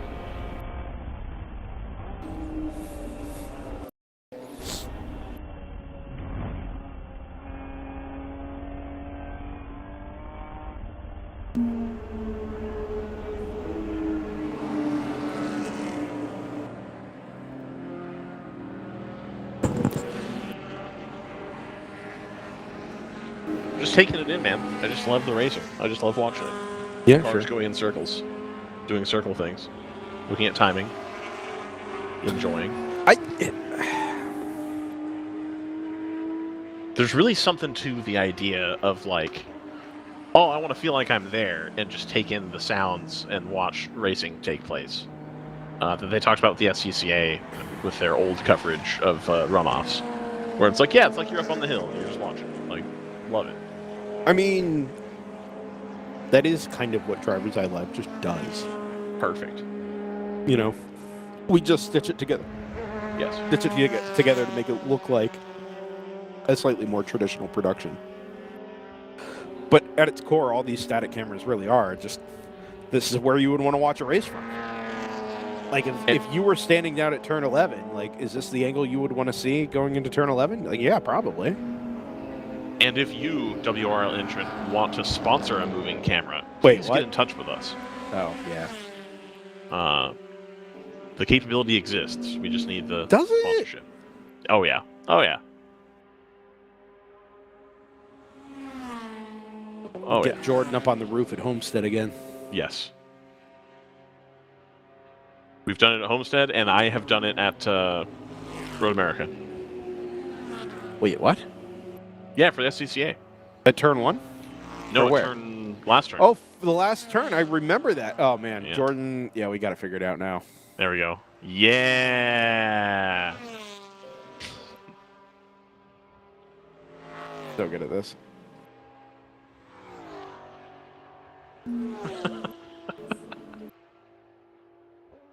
It would Hey, look I mean- substantially more polished than this. But the theory is there. I'm here for it. That's what Layla should be doing. Have Layla take a camera out there. She can just use her phone. Perfect. Well, no, you can see the problem is you can't use the phones because they'll overheat because you got to have the screen up. Isn't it, like, cold? No, I mean just in general. Like, I mean today. in terms of repeatable infrastructure. Oh, well, yeah. No, there's a sponsorship opportunity there. If we were sponsored to do it, it would get done. We could make it happen. Is our commentary good enough to match moving cameras? Yes. To match one or two moving cameras? Yes, Yeah, yes it is. Sure. We could. That's the thing. When there's, like, tight action and we're following it around the field because somebody's being passed, our commentary is fine. Oh, sure. It's just an 8-hour race, So which, like, to be fair, at Le Mans, they don't call the car action on track 100% of the time. No, it's not that. Oh, okay. No. No, it's no. That was the Martin Haven quote. Oh, got it. Yeah. That's that's true. Yeah. It is really arresting in that same way. Yeah. Yes, it really is. I still miss. Welcome back to Le Mans. If you're just joining us, still the same. Audi leads. Nothing. Who was that? Was that would have been like 2011. Varsha? Was that Varsha? No, that was Martin Haven. Oh, was it? On the overnight. You haven't missed anything. Audi leads 1-2. I mean, that was Le Mans. It still kind of is, right? Yeah. And to some degree, that's okay. Like, a lot of endurance racing is just kind of waiting for the next thing to happen. Right. At least that's what I've always thought. You know, it doesn't need to be gripping all the time. And unfortunately, like, that is kind of the way endurance racing is going. Like, with a bunch of cars in BOP, it's like, we need to have amazing racing all the time. Like, no, sometimes it's okay if there's an hour where everything is stable and we just all wrap our heads around the race until the next thing happens. Like, that can be okay. Oh, hi to my mom, who has appeared in the chat. Hello, Mom. Layla says hi as well. Up here next to me. Tawny does not say hi. No, that's kidding. I'm kidding. Tawny says hi. Sure. Yeah. Hi, Mom. Thanks for being here.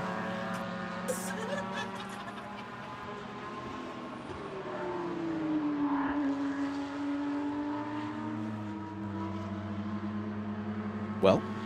Well, indeed. Mom, there's a team from Vogelsville here. Team No Rags. Vogelsville.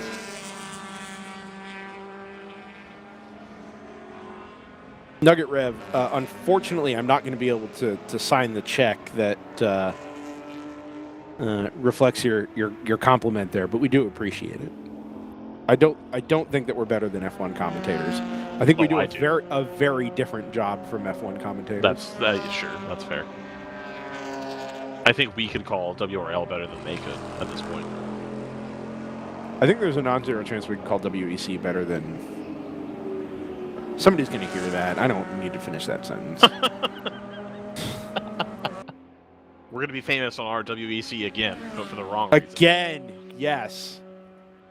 I don't know that it. Well, I don't know that it would be for the wrong reason. I'm on the RWEC Discord. Yeah. El Diablo has caught and passed the PC Racing number 44 very quickly. Pulled out 5 seconds that lap, and the margin is 4, so it will have happened on the previous lap. Now catching edge. Well, kind of. Maybe. But that's a much bigger, much longer road to hoe. Yes. You could do it 2 seconds at a time here, but in general, Edge has been the quickest car this weekend.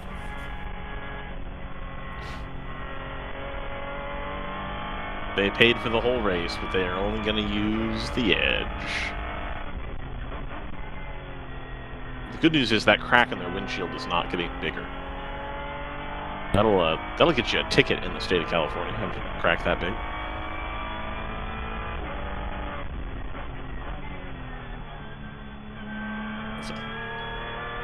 It's a pretext.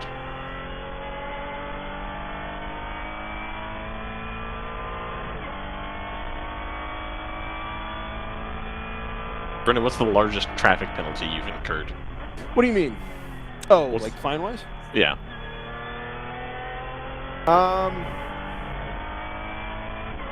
I don't know.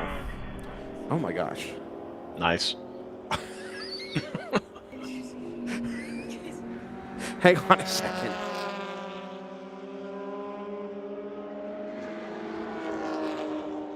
I meant to be hanging on for something, but Brendan hasn't told me what, so we'll just stay with this onboard here. Sorry, no. Let's just cut back up here. We're trying to solve a phone charging issue at the moment with the only long cable that we've got in the room, and it turns out our cat has bitten through most of the cable. And we're trying to figure out why it's not charging. I have so many questions.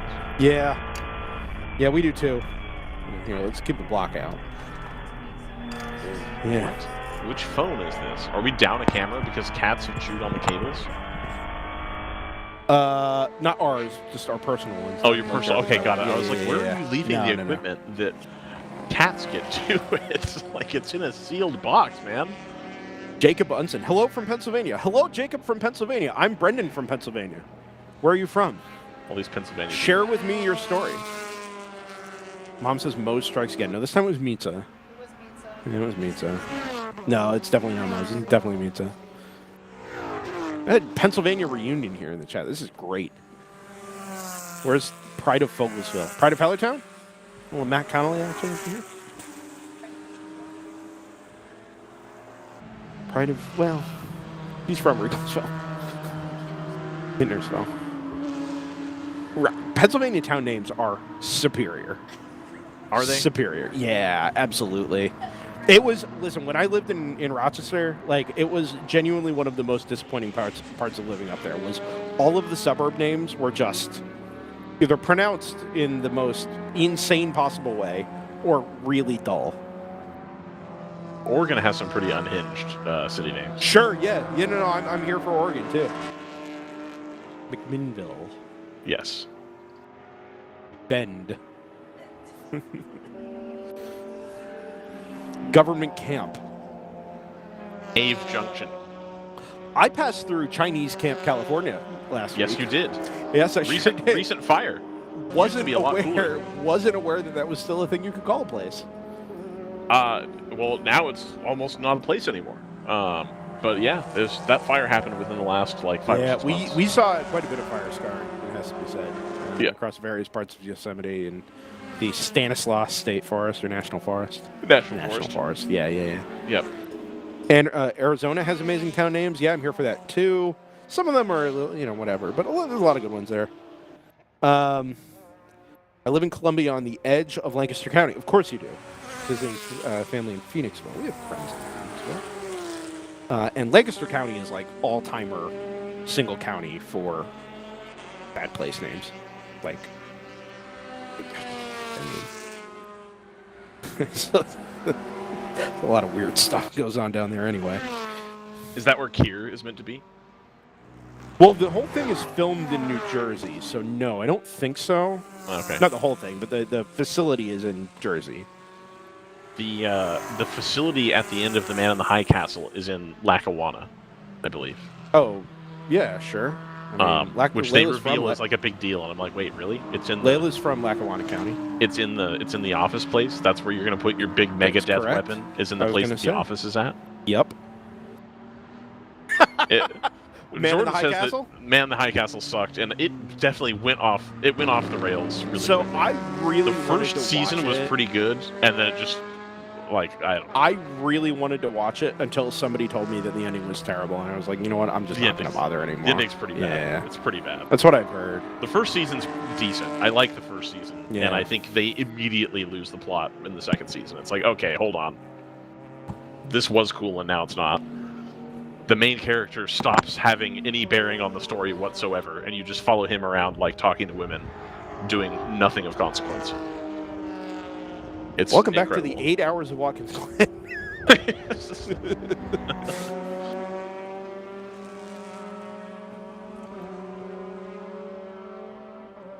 Yeah. The number 2 went slow and took the NASCAR shortcut as a result of a flat tire. It was Edge Autosports lets the number 1 NPL1 sneak through at the inside. Nice. Sneaky. Oh, that's the PC car in front. That'll be to put a lap on the third place GP1 car. Remarkable. What's up with PC racing? Like, what's Many are asking. I don't know. I mean, they were competitive really early on. They just haven't had the pace lately. Do you remember when every GP1 podium was a dogfight between Moorhead, PC, and Edge? Yes. Like, that was peak. What a time. It really was. Fifth gear as well. Yep. Harrison. Where's Harrison? People want more Harrison Motorsports. People want more V8 E90s.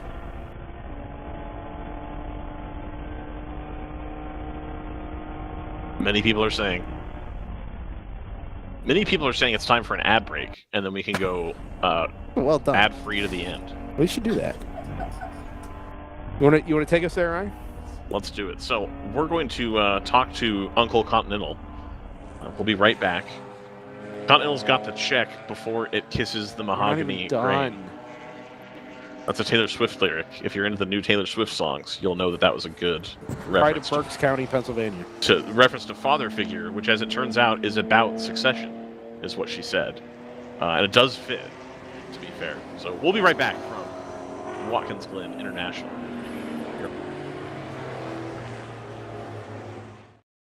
You can feel confident Continental is the smart choice in tires. Can they handle extremes? Yep. Tested from the Texas desert to near the Arctic Circle. Really? Really. Anything for the guy who finds that one pothole? Yeah, road hazard coverage has your back. For real? Absolutely. Were they made by like a bajillion engineers? Well, closer to 100. Continental. Welcome to the smart choice in tires.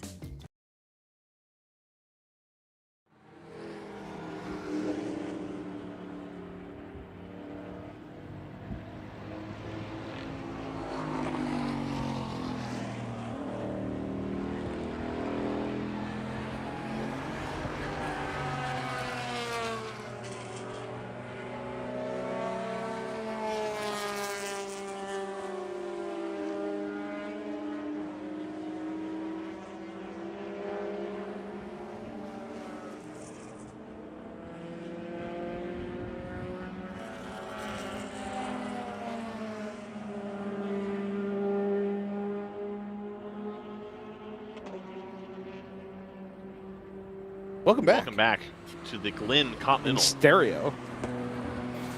In sound and vision. Here from New York. Ryan, we omitted one team from the GP1 dogfight list. The Big Mission. Yes, Big Mission. The GP1s, yeah. Amen. Baxter or BMW era. Yep. Yeah. Whatever. Brendan, which subway stop gets you off at Watkins Glen? Flushing? No, it's New York. It's all the subway, right? Yes, correct. Yeah, it's just take the subway basically to this. right on the subway, yeah. Yeah, because New York has subways. Yep. Okay, Jordan. If you're flying back to Little Rock today, maybe don't.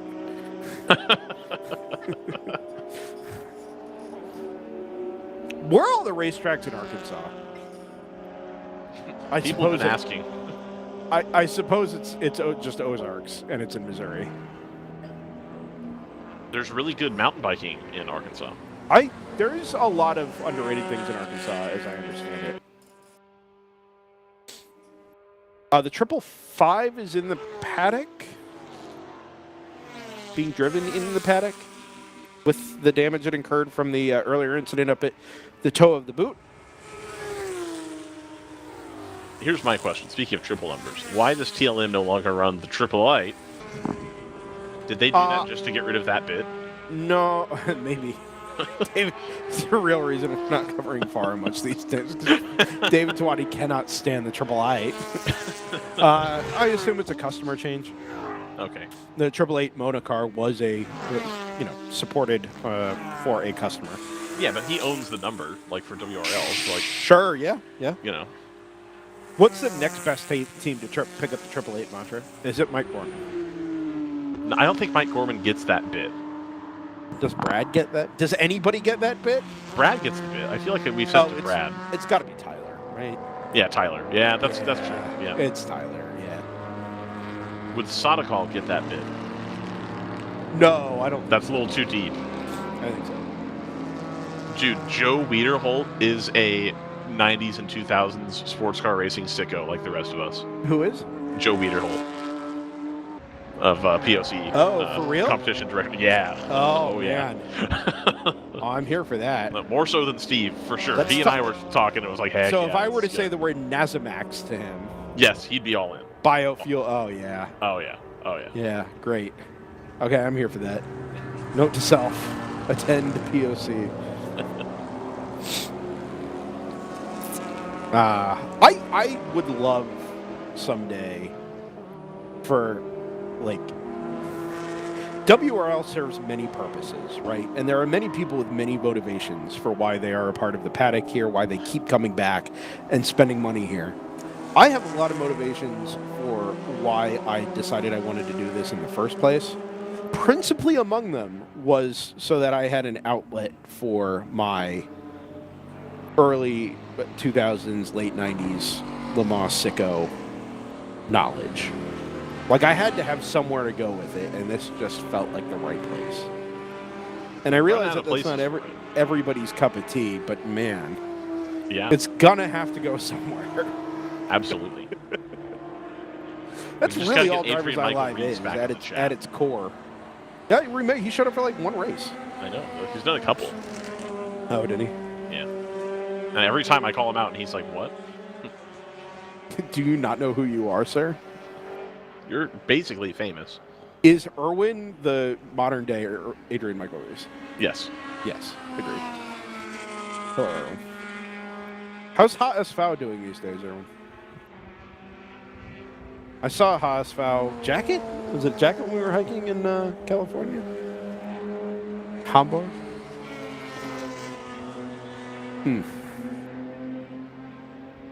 Back in the Bundesliga hour. Warhead's up into the top 4 here. You and Steve can go watch FC Cologne together. Yeah, I don't. Well, he's just moving there, right? He's not like a fan. No, but he said he would be, open to like getting into it. Oh, okay. There. All right. How do you think FC Monterey is doing right now? Probably still tied 0-0 with what we've been playing for the last worst soccer game I've ever seen in my life. It was not good. Not great, Bob. They are 7-7-14. So I will say that one of the very, very, very, very few drawbacks to racing at Watkins Glen is like that level of, what dumb sporting event am I going to go see in town doesn't exist here. Not there. That's too bad. No. I mean, if Cornell, I guess, is probably the closest you'd get, 30 minutes up the road. Sure. 35 minutes up the road. That's probably it. Syracuse, Syracuse, it's an hour 45. It's too far. That's a little far. Yeah, it's too far. I think it'd have to be Cornell Sports. What's the Longhorns situation for COTA? What do you mean? Is there a game or no? I mean, it's championship weekend. Oh, it is championship weekend. Yeah, so it'll be the SEC championship, which they're not going to be in. Well, they might, because I think they still only have just one SEC loss, right? Because the other loss was to Ohio State. Right. Yeah. That's always a weird weekend for me, I understand. Yeah.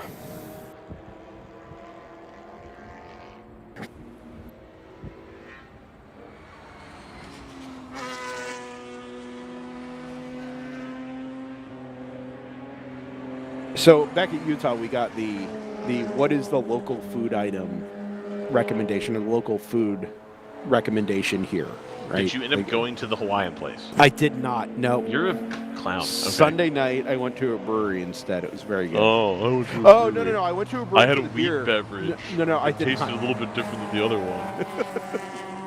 It was pretty fair, actually.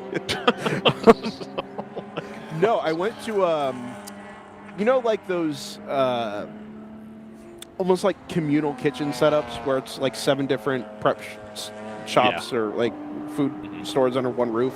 The San Francisco IKEA has that. Oh, interesting. Right there on Market Street. So you can get more than just meatballs. Oh yeah, you can get like Liberian food and all kinds of stuff. Oh. Right there across from the cable car turnaround on Allen. I don't. Just right there. Okay. Allen Market. Anyway. Yeah, but did we drive past the IKEA? Yeah, we did drive past You the certainly IKEA. did. Actually, you can't drive past the IKEA because that part of Market is car-free. So you probably took a bus past it. We did not take a bus. We saw an IKEA somewhere. Anyway. That would have been in Emeryville that you drove past. Probably. That seems right. Anyway. Look at this. Jordan. Wow, let's go. Heck yeah. We figured it out, folks. Now, the real polish here would be to put it on just a plain, like, blue background or, like, a patterned background. No. It's pretty good. Oh, are we using the trackside audio here? How long did it take you to build this virtual input, Jordan? Oh, okay. Oh, dude. Jordan, can we get Telestrator going while we're here? All right. Let's go. iPad's fully charged. Jacob Munson, the Glen dogs are okay if overpriced, as most at-track concessions are. So there's a couple of things going on here, Jacob. Number one, the Glen dog I had yesterday was pretty good. The bun completely collapsed about halfway through. It was not an ideal scenario. Also, I got to be careful here. Other Western New York hot dog companies are available. And they're really good. And I realize that Salen's is plastered all over this place. So I'm not going to put the name out there, but no, we're not. No. They're big racing people. They understand. If there's one thing that racing people understand, it's that you have a choice in hot dogs. This is true. Let's talk about Sheboygan Sausage Company. Okay. Great.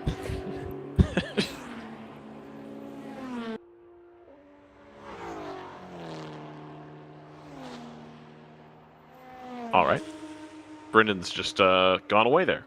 No, there was a buzzing sound coming from, like, vaguely next door. I'm not entirely sure what I was hearing. The V2s. It was V2s. V2s? Like, yep. Sentinel V2? No. Nope, not those. You know I'm in trouble when this basically devolves into word association. I'm really just killing time until we get Illustrator back. Fine.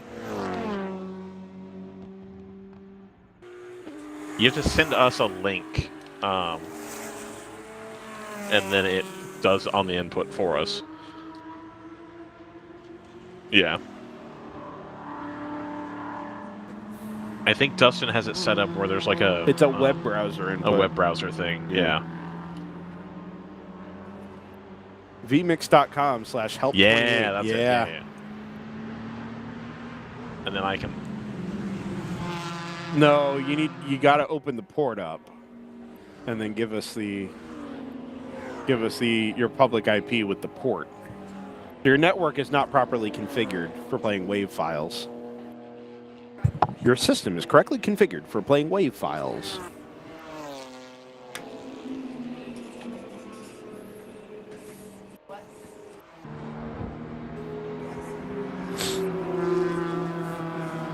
Anyway.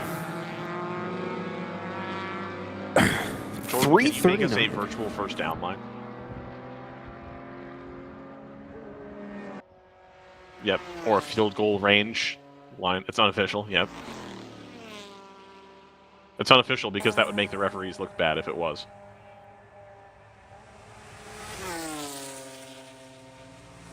Just one weekend, I'd like to see Steve walk around in like a black and white striped shirt.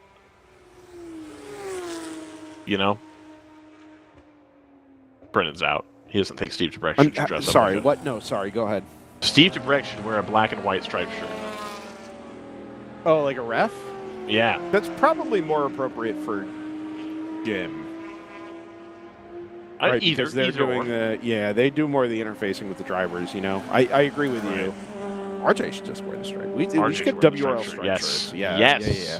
Zebras, the WRL zebras. Or the pit marshals, you know. Everybody in tech. That's fine too. Yeah. Everybody in tech. Literally everybody. Just make WRL. The whole staff. Staff apparel. Yeah. Yeah. Black and white stripes. I'm here for that. Yeah. I also want the pit marshals. Do you know how many different places I saw Steve DeBrecht today before I got to the racetrack? 3. 2. Oh, okay. I saw him at the gas station. He was at the pump kind of caddy corner for mine, getting ice. And then I saw him at Duncan as well. So you got to get invited to Margarita moment after the race in the back of his Audi. All right. That's what the ice was for. Yeah, 100%. That makes a lot of sense. Oh, yeah.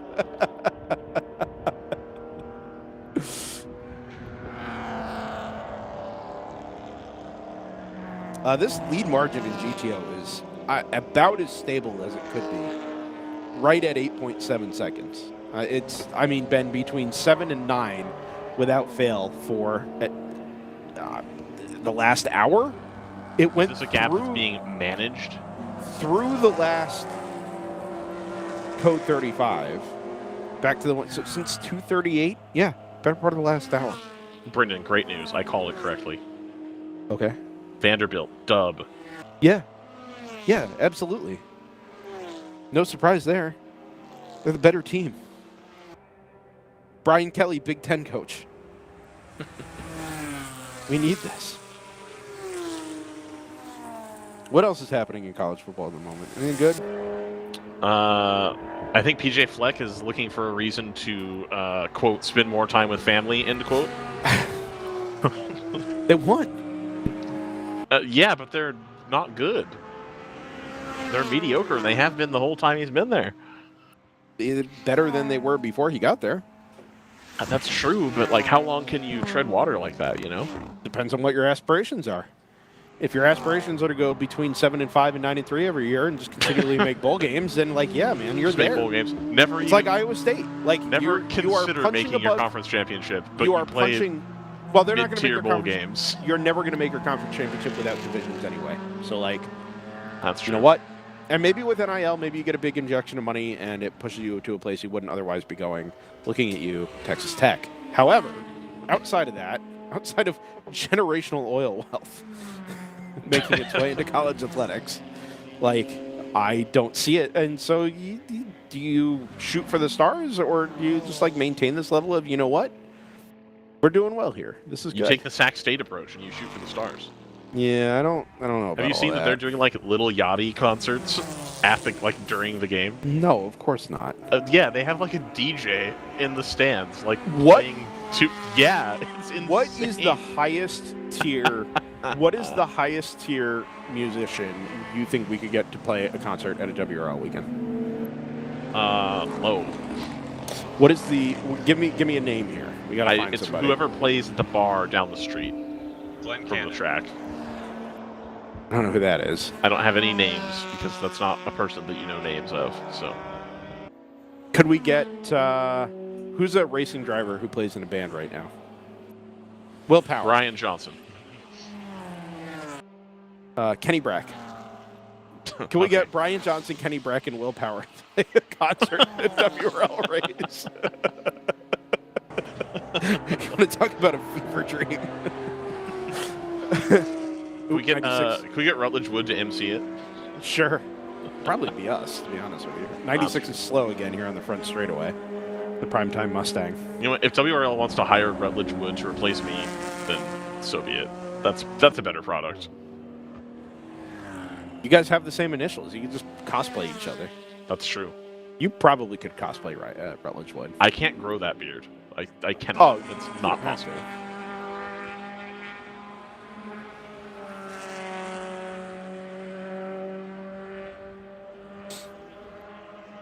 He's also in Indianapolis this weekend. Sure. Everybody except for us and anybody who's running a grassroots motorsports race, apparently. Yes. They're all also here in the Northeast. I don't know. I think there's plenty of people in Austin, Texas for the United States Grand Prix Formula One. But not grassroots. Do you think we could do a post-race party at the Comedy Starship TM? No, could probably do one at Deep Eddy, though. I mean, that already happens. Been to the Deep Eddy Cabaret in Austin, Texas? I was You there and I accidentally went once. together. No, Tawny up here in the booth has been there as well. Oh, okay. She lived in Dallas for a time. Yeah. No, what we need to do is have Brendan go to Lupe Tortilla in Texas. Yes. Yeah, and Shipley Donuts, apparently. Lupe Tortilla, the last time I went, there wasn't one conveniently located. Dakota? Dakota, yeah. Yeah. Judson! It's okay. Brendan doesn't like to get hotels that are close to the track, so. Whoa. Everybody just relax. What? How is Brendan the one catching strays here? What? Brendan's like, yeah, we'll stay in Sheboygan Falls. That sounds good. It's like a 40-minute drive to the track.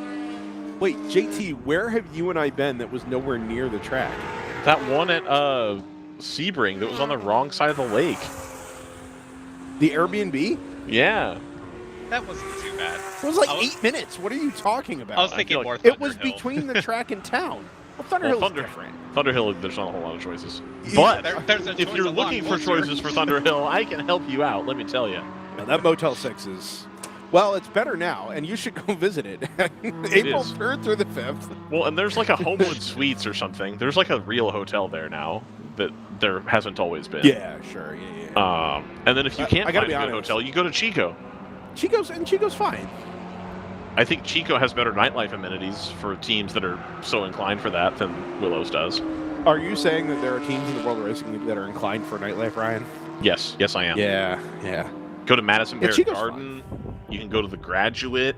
You can go to all of the hot spots. There's a country bar is in Chico State still like a top 5, top 10 party school? No, they Or is it lost that? successfully wrangled the hell out of that. And now it's not a thing. Yeah. Just absolutely snuffed that out. That happened around the time that I was in high school. That they, I think for 2013, fall of 2013, they banned Greek life. Just straight up.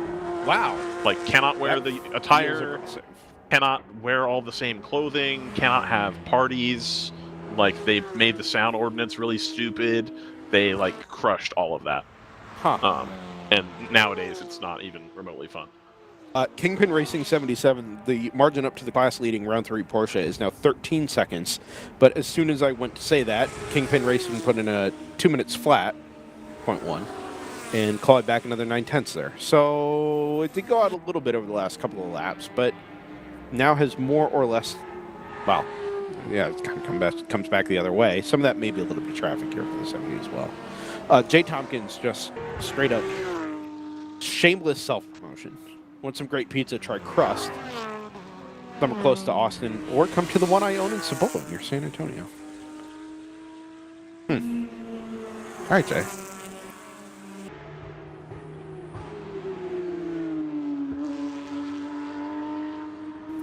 It says Lupe started in Houston. You know, I have never been to Houston. I transited through Intercontinental when I was coming back from Utah. It's the first time I've ever been anywhere near Houston, Texas.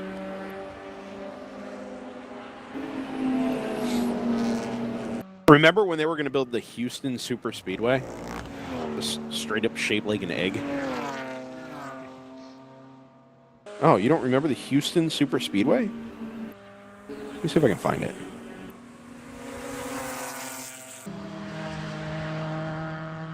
Find this thing. It was a very dumb proposal.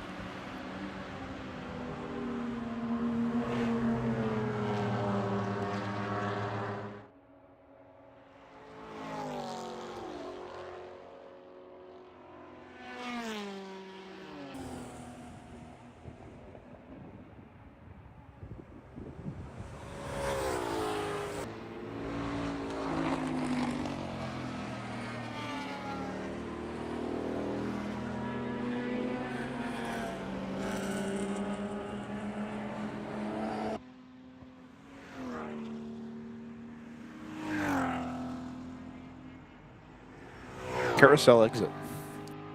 Having trouble finding the Houston Super Speedway, and now I'm questioning as to whether or not it even really ever existed. Is it all in your head? I could have. It might have been.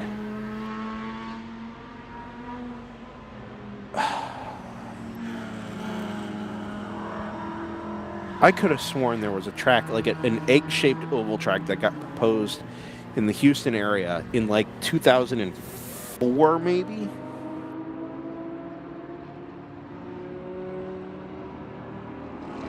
A NASCAR track was originally planned for a site in Houston area in Alvin.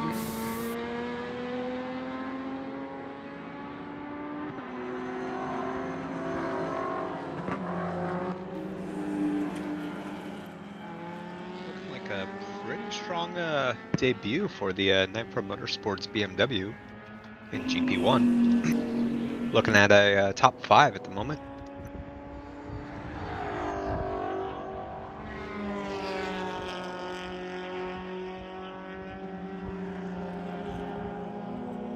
Which car was this, JT? The HK car? No, the Nitro Motorsports Oh, 9.4. Yep. M235IR. Could have been a Corvette. But you know, no. Yeah, if they had the Corvette, they would be leading. Edge Autosports would be 72 seconds behind. But, you know, hey, they're trying something new, and, you know, good for them.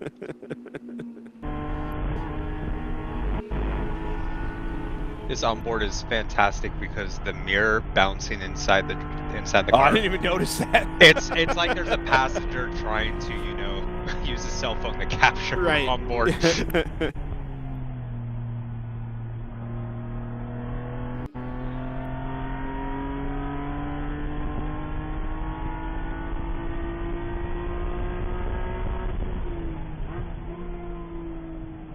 See, I tried to go to J-Ski for this Houston proposal. And anytime I typed in J-Ski Houston, and it only came up with Andy Houston and Tommy Houston.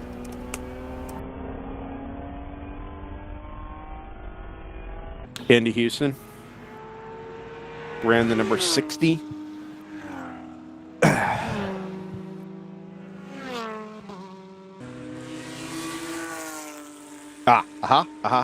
Did I find it? The page is not found. No.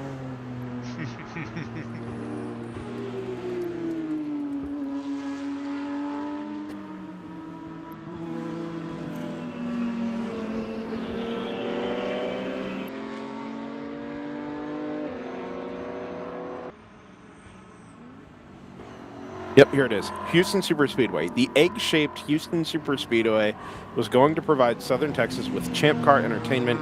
Instead, it went the way of many projects beforehand.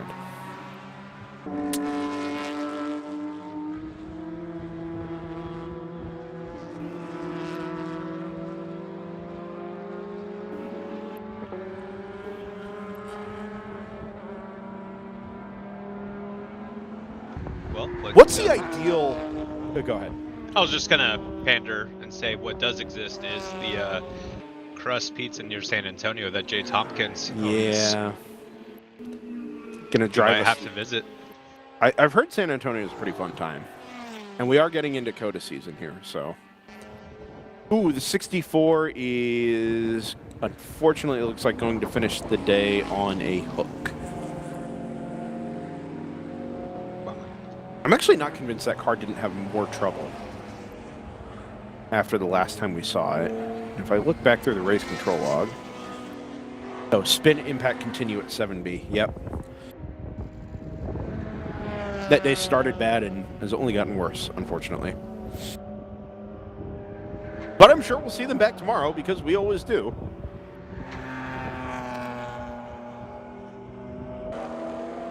Mike Gorman and the gang stitch it all back up and send it again. Ooh, Edge Autosports into the pit lane for what should be. Oh, that's the number 10. Around at the exit of turn number 1. And a cloud of dust, cloud of smoke, carries on its way. Edge Autosports is into the pit lane for what should be its final stop of the day. Comes to the attention of crew in green and black. And driver change, fuel goes in.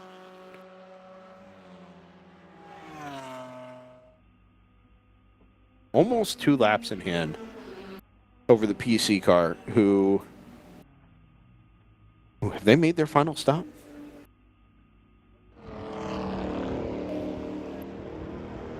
Oh, we're at the part of the race where red mist won't load all the lap times. Actually, don't know if PC must have been. If they're 2 laps, almost 2 full laps down to the Edge Autosports car and 53 seconds ahead of El Diablo, who was ahead of them just before. I think they will probably have all cycled through their final stops. Oh, no, PC's in now. Never mind. As is HK. So, oh, are we about to go full course yellow here? I wonder if that's why everybody's stuck in here. 2 yellow flags in the hands of the starter. Puts him back down.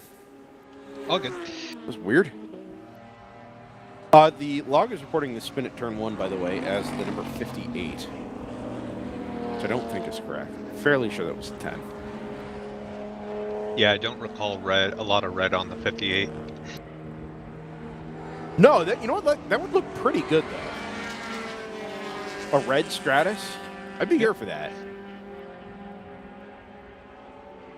About the only color we haven't done. We had the green one there for a while. We've got the silver, the gold, the blue. Yeah. Orange. Do Endurance Radio Orange. That would look pretty fire. I can't say that. That would look pretty great.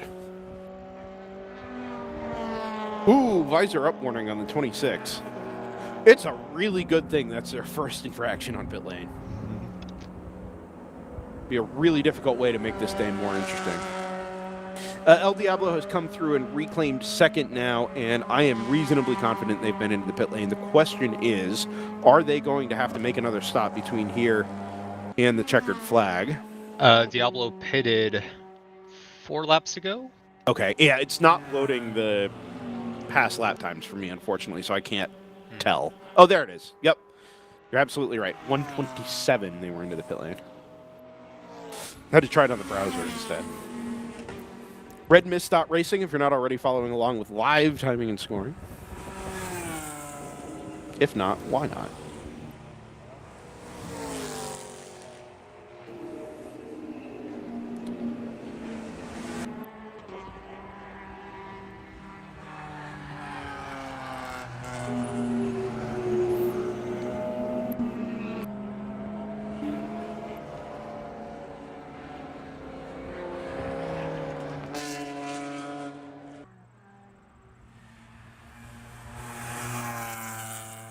Did we see Christine Foley saying Randy's getting in the PC racing car? I just saw that. Yep, I just switched back over to the YouTube chat there. Was that a car slow on the outside of turn 6?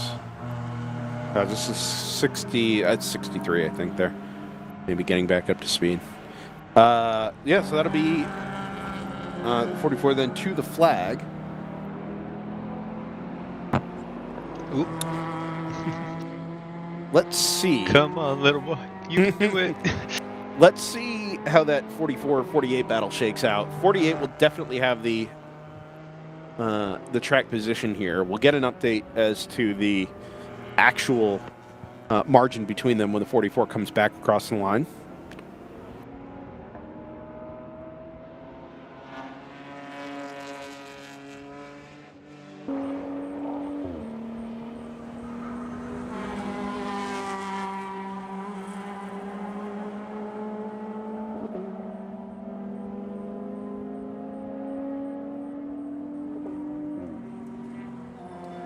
The car is looking a little worse for wear here in the closing stages of this one.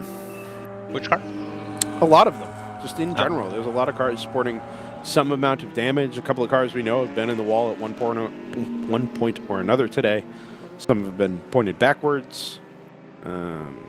We obviously lost a few GP1 cars really early on. Minute 9 is the margin second to third in GP1. That's going to be a tall order.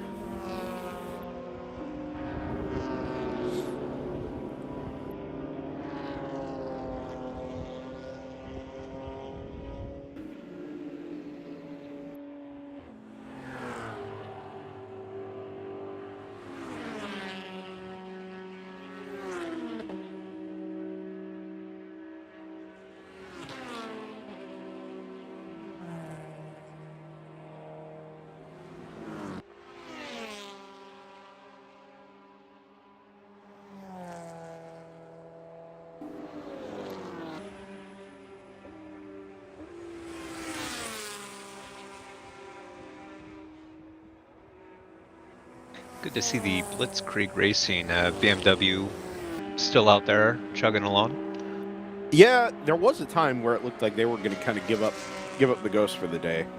It made another return to the pit lane. I think it was around halfway through the race after having made their initial set of repairs from the incident down at turn number 1. But yeah, no, recovered and right back at it. Yeah, they're looking at a top 10 today.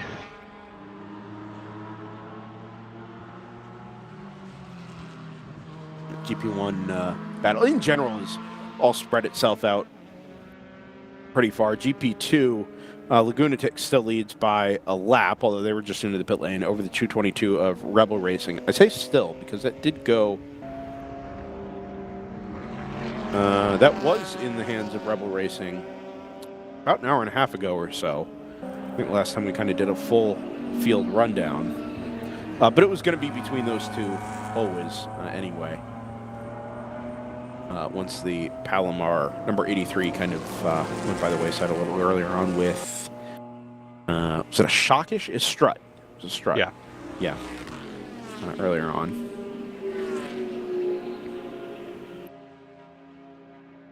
Other than that, I mean, there's really not a lot dynamic going on at the moment. Round 3 back to Kingpin is 16 seconds at last check. And round 3 lapping consistently in the low 2 minutes numbers. Kingpin Racing is there or thereabouts, but every time the 77 Supra loses a little bit of time, it just can't get it back. So the margin stabilizes, then goes out a little bit, then stabilizes, then goes out a little bit, and that's kind of just where it's landed. AE Victory Racing is a lap further back from them. Moorhead Speedworks lapping reasonably quickly and consistently quickly, but it's got a little bit of work to do to try and pick up a podium position there in the Ginetta G56. FPRS Motorsports on the same lap as the Moorhead car, and 17 seconds further back, but not going quite as quickly at the moment. Oh, full course yellow. Trouble. Car stopped at 6A, the number 221. That's the HK car. That is. Out of 4th in GP1. We got an onboard of that as well. We did. Oh. RIP the onboard. I mean, no, I'm sure we do, but up at 6A. I mean, 6A is on the right at the top of the driver's right at the top of the hill. 7's on driver's left here, just outside of the shot. So where is the 221? Do we have that on board, Jordan?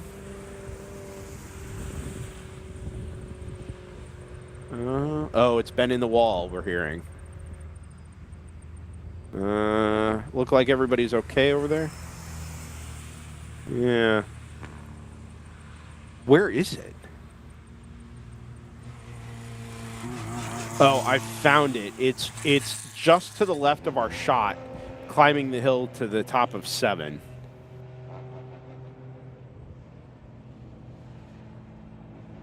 Oh, looks like it. Either a braking issue or a braking failure headed up the hill there. Actually hasn't hit anything. Oh! Well, it didn't look like it hit anything. But I'm with you, Jordan. I see the bumper you're talking. Yeah, you can show the onboard. I'll show that where it is. Yeah, it hasn't actually hit anything. That bumper looks like it's just come off. Yeah, maybe it hit something in the grass. Oh! It got squeezed into the grass. Rewinding that YouTube replay a little bit further, it gets squeezed by the 555 as they went 3 wide down the chute into turn number 6. It put 2 wheels off, did the number 221. Doesn't look like anybody made any contact. Oh, but it... Yeah, I don't think they made contact. But it did a number on the right front corner of that car. The tire looked like it was flat, actually, headed up the hill towards turn number 6, and then, yep, just right out into the runoff. Never hit anything. But as it backed away, oddly, down the hill, the front bumper separated, and it kind of created the damage it looks like you see off the front end of that car. Very interesting. Well, that was 4th place in GP1, so that'll be another spot for 9-4. If they can't get that car recovered and repaired. Same thing goes for TC Klein Racing, which will find itself in the top 5 here. And now kind of wholesale final pit stops. 91 is in, 70 is in, 1 is in. The 909 is in, 669 has already been sent.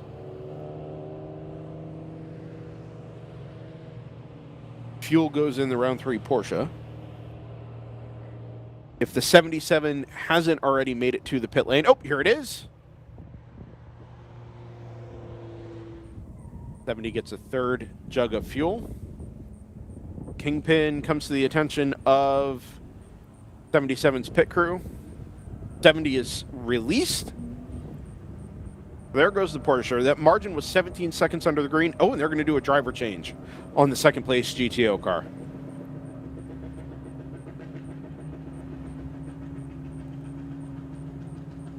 Gold helmet out, and I'm not sure who gets in. send Patrick Wilmot a message, and if I don't hear from him, I'm going to assume it's him. Pretty quick and efficient driver change there. Done before fuel is done. 2 cans in. Third can gets connected.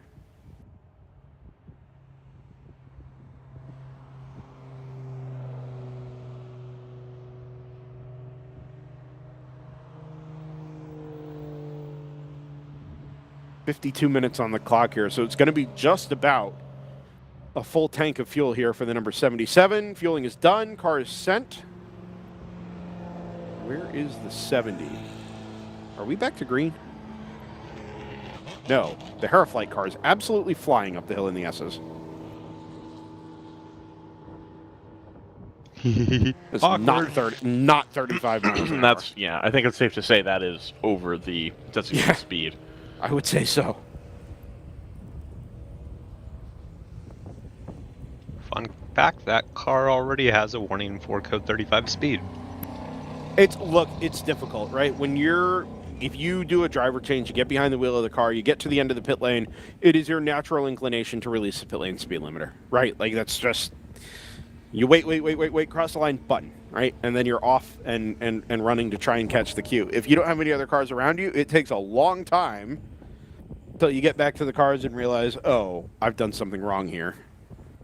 Right? You just kind of get that programmed muscle memory. That being said, there was a driver's meeting yesterday. And it was in the subs. But anyway, things happen.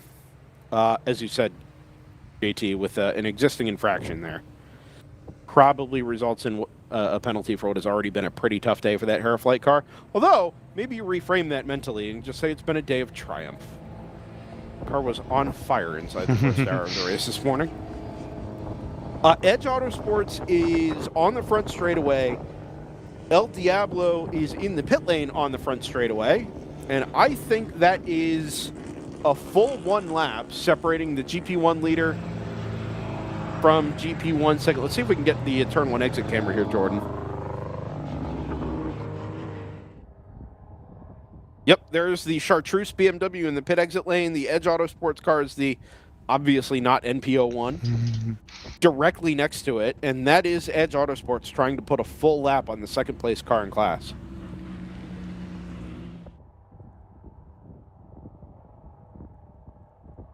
'58 has been released from the pit lane.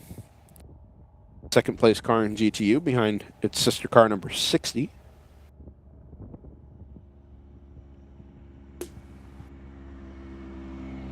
Elsewhere in GTU, number 10 and number 909.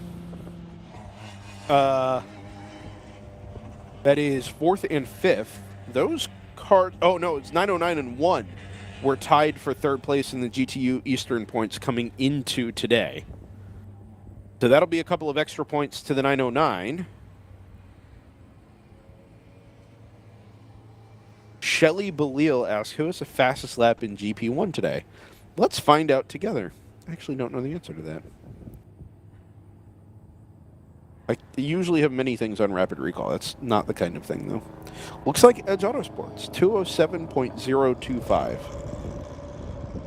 They paid for the whole time sheet, but they only used, etc. That would put them on the pole for tomorrow's 7-hour finale. Yep, looks like fully packed up by this time tomorrow. Looks like they will most likely be starting alongside El Diablo. 207.4's the next best in class.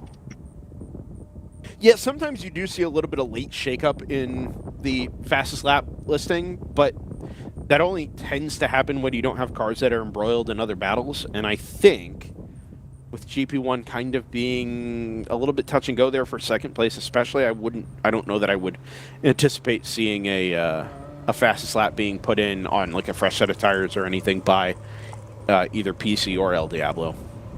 Unless the driver changes occurred and one of them is about to go very rapidly, but no suggestions that would be the case.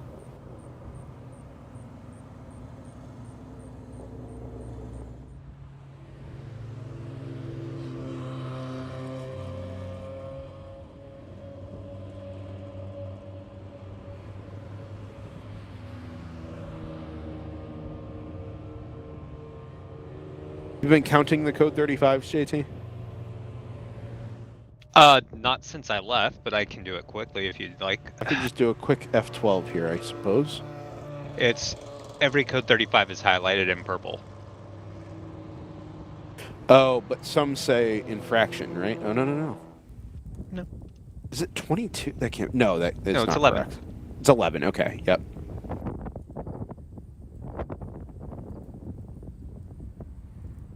I just did a Control F, but then there was a because code 35 is used for people also speeding or not going quickly enough. Yeah, that's not going to work. Is that what you do to pay respects? Oh, Control F to pay respects? Yep. Yeah. Has that meme run its course? I don't think so. Like, are we outside of the bounds of acceptable use of press F to pay respects? I don't think so. I still hear it. Do you? I haven't heard an old person say it yet. Usually that's when I decide that it's over. Ryan, I have bad news. I'm 30, homie. You I'm might old. be. Green flag waves. The margin for the race lead, GTO. Awkward there is the number 11. Did not get off the button quite quickly enough. The 291 had to go to the outside of them and TC Klein. Oh, the 172 is not gone either. The 172 is stuck at 35 miles an hour. Stay to the left, stay to the left. Let's pick up the number 70. There it is, center shot, leaving the inner loop. A couple of cars further back. There is the 77. Just going through the final apex there. So, ooh, 70. Oh, man, 70 stuck in traffic there with the 908 and a couple of other, 909 and a couple of other cars. There goes the Kingpin car round the outside of turn number 5. This is the battle for the GTO race lead. It was 13 seconds before the code 35. It's nothing like that now. Pit stops have been very, very kind to the number 77. Same thing with traffic. Very much working in the favor of the Kingpin Racing Supra as we work into the final 45 minutes or so of the Saturday 8 hours at the Glen Continental. Did not anticipate this being shaken up the way that it has. I wonder if they've put something of a shoe into that number 77, and they're just going to go make a run at this. Heavy traffic for the Kingpin Supra now as they climb the hill. Look to the outside of the number 91 Ford Mustang, but these next couple of corners are not very obvious passing opportunities unless you set it up well, which they do. 3 wide over the tunnel, maybe. Clears both the 91 and the 6. 70's out a little bit wide there as it works past the automatic Aston Martin. 77 around the outside of the Bruce Innovations car, and is that the 222, I think, in there as well? Rebel Racing? Yes, it is. All right, straight fight in GTO. Let's go. 1.9 seconds. So that code 35 flipped GTO on its head by about 10 or 11 seconds there. E-Victory Racing showing 2 laps off the class lead. It's probably about 1 and some change. Let's see where all of that shakes out once we get a full green flag lap in. I think the battle is more likely going to be for 4th between Moorhead and FPRS number 91. Oh man, 77's closing here. And more traffic on the way for your GTO race leaders. Trimtex colors on the Porsche. Looks to the inside of the 65 open throttle BMW. Silver hood on the Toyota Supra. Flash of the headlights there as they all work 2 and 3 abreast into the toe of the boot. Climb the hill with the margin now measured in car lengths through the 180-degree right-hander that is turn number 7. They'll climb the hill and crest it just before getting onto the brakes into the slowest corner on the track here. Turn number 8 falls away at the apex. Pushes the car out wide. We saw so much trouble in the rain there earlier on today. The Porsche has made it through most of the traffic. The number 1 round 3 car is in there as well. Does this hold up the number 70 and give the 77 an opportunity? Wouldn't that be something if it's a round 3 teammate that that balks the 70 just enough to give Kingpin a chance? They are all able to clear that whole gaggle here in about half a lap span. and head towards the final corner with, yeah, it's about 2 car lengths headed onto the front straightaway. A little bit more than that as they stretch the margin on the throttle. Let's call it 3 or 4 now. Yeah, slightly delayed awareness by the one there. Yeah, I mean, it's all happening so quickly, right? At this point, you're expecting cars and cars and cars, but it's all a little bit more frantic than I think it would have been 40 minutes in versus 40 minutes to go. Definitely of a level of intensity here that I'm not even sure we anticipated. Right? When we went to the code 35, it was on, well, 13 seconds. Like, it's a lot, especially for how close they've been running. 77 hasn't run all the way up. The climb through the S's will show the nose to the outside. Oh, They're going to stay too wide. They're going to stay too wide. Stuck it in there in the inner loop. I thought he would have backed out. No chance. Wow. Ends up having to cede the position back to the round 3 Porsche. But, man, whoever is behind the wheel of the 77 was not going to give up that opportunity without a fight as they headed into the inner loop for the 148th time. Well done. Settle back in single file. By the way, that's a bonus Honda Civic. Yeah, I'm like, wait, hold on. What? Yep. More on that in a second once I figure out who it is. It's Velocity Club, I believe. Oh, it's a new number 141. I think so, yeah. Yeah. Tremendous. I saw it leave the pit lane earlier. I was like, wait a minute. I'm going to have to come to that, but we have other things to do right now. The leaders in GTO approach the back of the 44 PC Racing BMW, who I'm actually kind of surprised cut back towards the apex there in front of the 77. And that puts maybe just an extra car length between round 3 and Kingpin. We know Randy is an animal. He was just asserting his dominance to respectfully hold the apex. Yeah, sure. Yeah. Yeah. Look at the aggressive use of the exit curbing there at turn number 10 for both the 70 and the 77. I think this is kind of one of those cases where you just sit yourself up a little bit taller in that seat and pull the belts a little bit tighter. All right. Go get after this. Traffic has not been kind to the 70 over the last couple of laps. They'll get a break on this one, though. Yep. I wasn't entirely convinced that was how that was going to go. But look at that, just within a lap. They were side by side at this point in the lap last time through. This time it's probably a good 4 car lengths, 5 car lengths as they work down into the inner loop and drop away through the carousel. Turn number 5. Not even sure the corner is officially called the carousel anymore. Not on my map.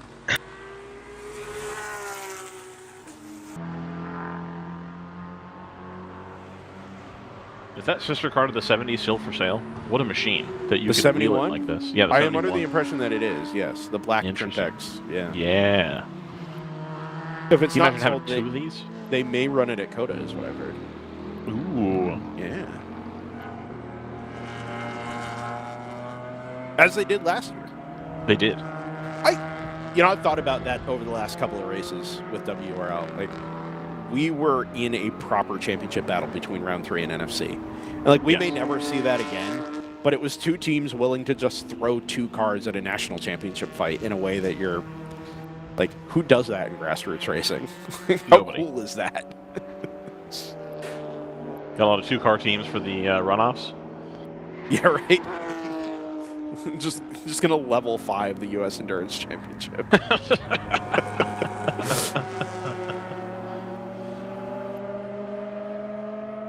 Round 3, 159.7. That is 0.3 of a second off of that car's fastest lap of the race. Brad confirms in chat, still for sale and running at Coda. Brad, who's in the 70? Got to be Cole, right? Josh. I think Cole closes. It's Cole's close. It usually is. Cole's close. Cole, Mariano Rivera, it's Cole. Lost Guard. Cole.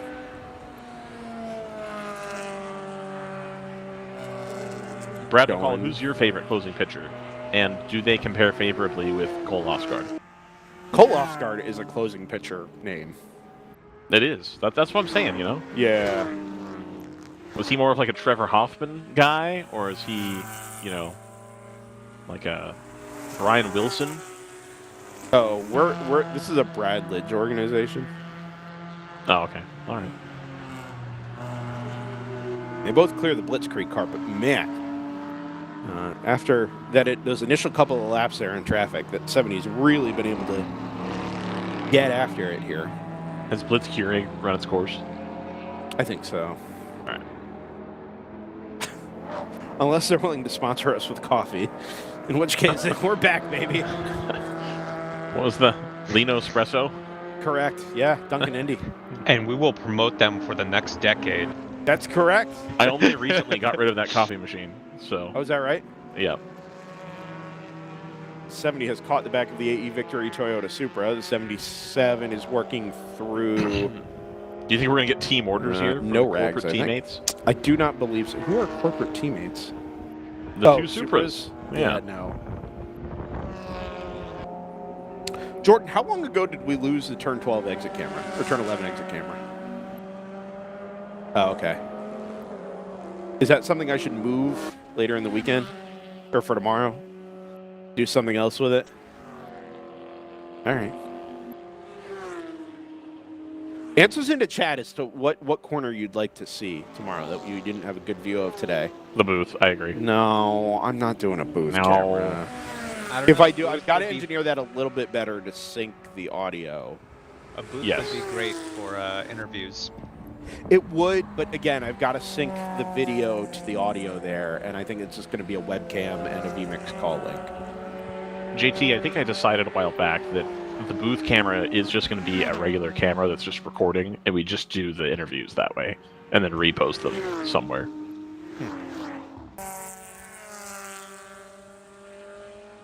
Whoa, it's Brian Guidanelli. Yeah. T1 runoffs winner, Brian Guidanelli. What? Yeah, he won. He won T1. What? Brian Guidanelli? When? Oh, not Brian Guidanelli. I'm sorry. I'm thinking of the James wrong. Candelaria. James Candelaria. You're thinking of the Brian. wrong DriversEye Live interface. Yes, that's Yeah. correct. Yeah. Brian's like, sweet, I won? Yeah, giving Brian championships. We were talking about Brian earlier, though. We were. In our interview with Scott from Sector 1. I mean, what you could do is you could film the interviews and then also save those for that podcast that's, 5 years in production. Sure. JT, I don't see you stepping up to host podcast. No, of course not. I gotta get buy-in. It can't be Ryan talking to his computer. I mean, isn't that our race coverage? I mean, there's two of us at least. Sure, yeah. I could play a role in a podcast. My real concern with doing like a WRL DriversEye Live podcast is the fact that we're going to burn through content that we need to get through the races. You know, You just recover it. I don't think But, so. well- They're going to be post-race, so you sure, can. and there's the opportunity for there to be new content, follow-up content. You Yeah. know, like that. Interviews, more interviews. Yeah, you Brad bring says back Brian- your, predictions. Brad says Brian is an incredible wheelman, as if none of us know who Brian Guidanelli is. It's like the time Davy Jones told us to look him up on YouTube or on Google. On Google. Yeah, that was pretty funny. Yeah, Google my name. You might be surprised what you learn. Like, no, Davey. No, we already know who you are. We know who you are, man. Truly incredible moments in WRL history. We should go back. WRL. Or in DriversEye Live / Endurance Radio history. What? Yeah. What new canon will we write in our Endurance Return to Thunderhill? I don't know. What I hope core it'll memories? be fun though. Oh man. We need to go back to the broadcast and we're gonna play clips of it out on the WRL broadcast. We need Just to give away. We need a unhinged moments from Thunderhill history. We need a motor oil sponsor and to give away a case of motor oil every Heck hour. yeah.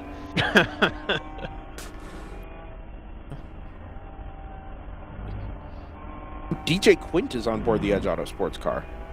Isn't? Hang on a minute. I know that name.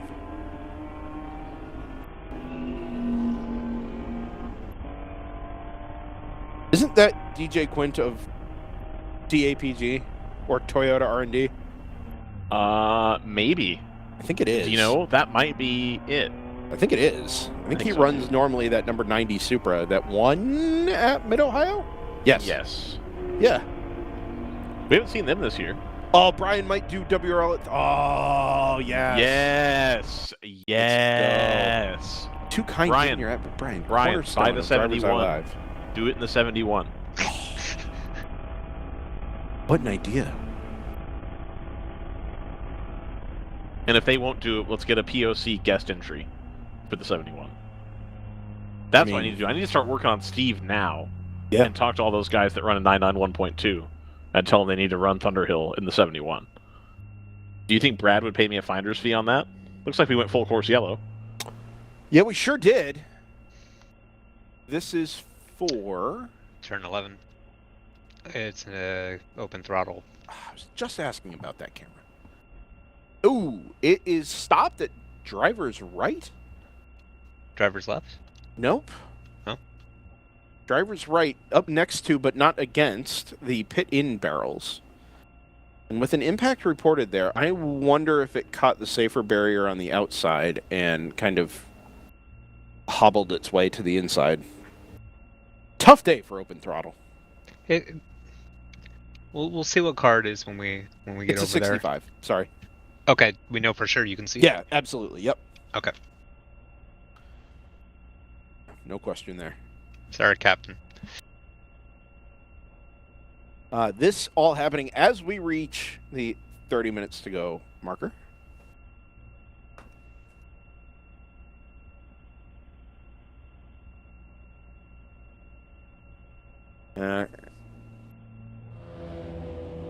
Yeah, code 35 for the car to turn 11.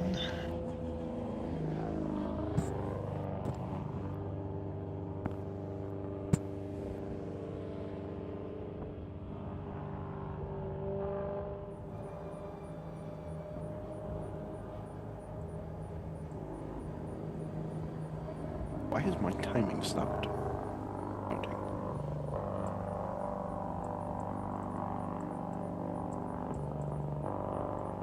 It doesn't look like there's very much damage down there, if at all. So they've just pulled up a flat toe to the number 65.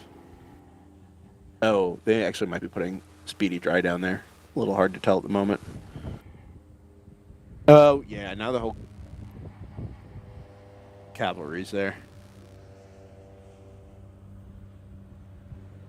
Well, while we wait for this, I'm going to read a quote and try to stoke the fire from earlier. We'll get JT's take. This is a quote from Dan Tauris, who is the CEO of Cadillac F1.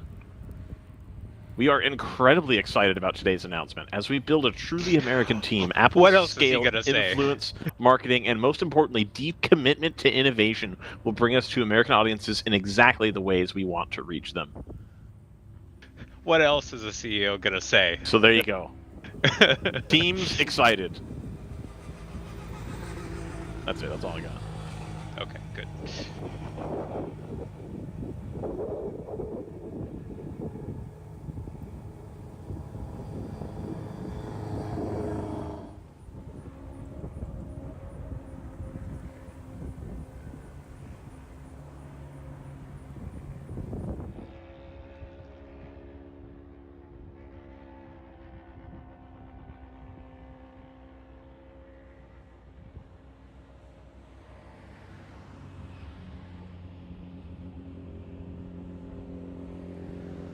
Alright, so should be interesting to note. Last time through, there was an 8-second gap between Rebel Racing and the 851 of AOA.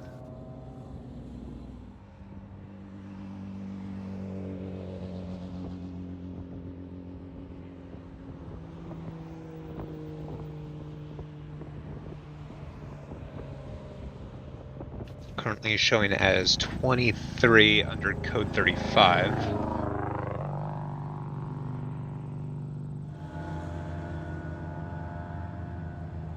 So we might still have a good fight scrapping for second in GP2 inside the final 30 minutes here.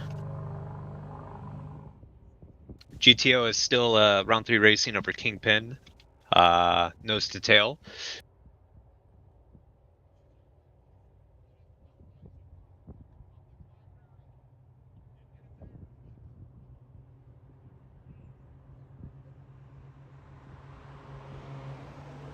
We see the comment, the Indy 8 hours is red flagged for lightning? Yeah, they've had severe weather pass through. Huh. Rain, Wow. or are they just waiting out some lightning? Not sure.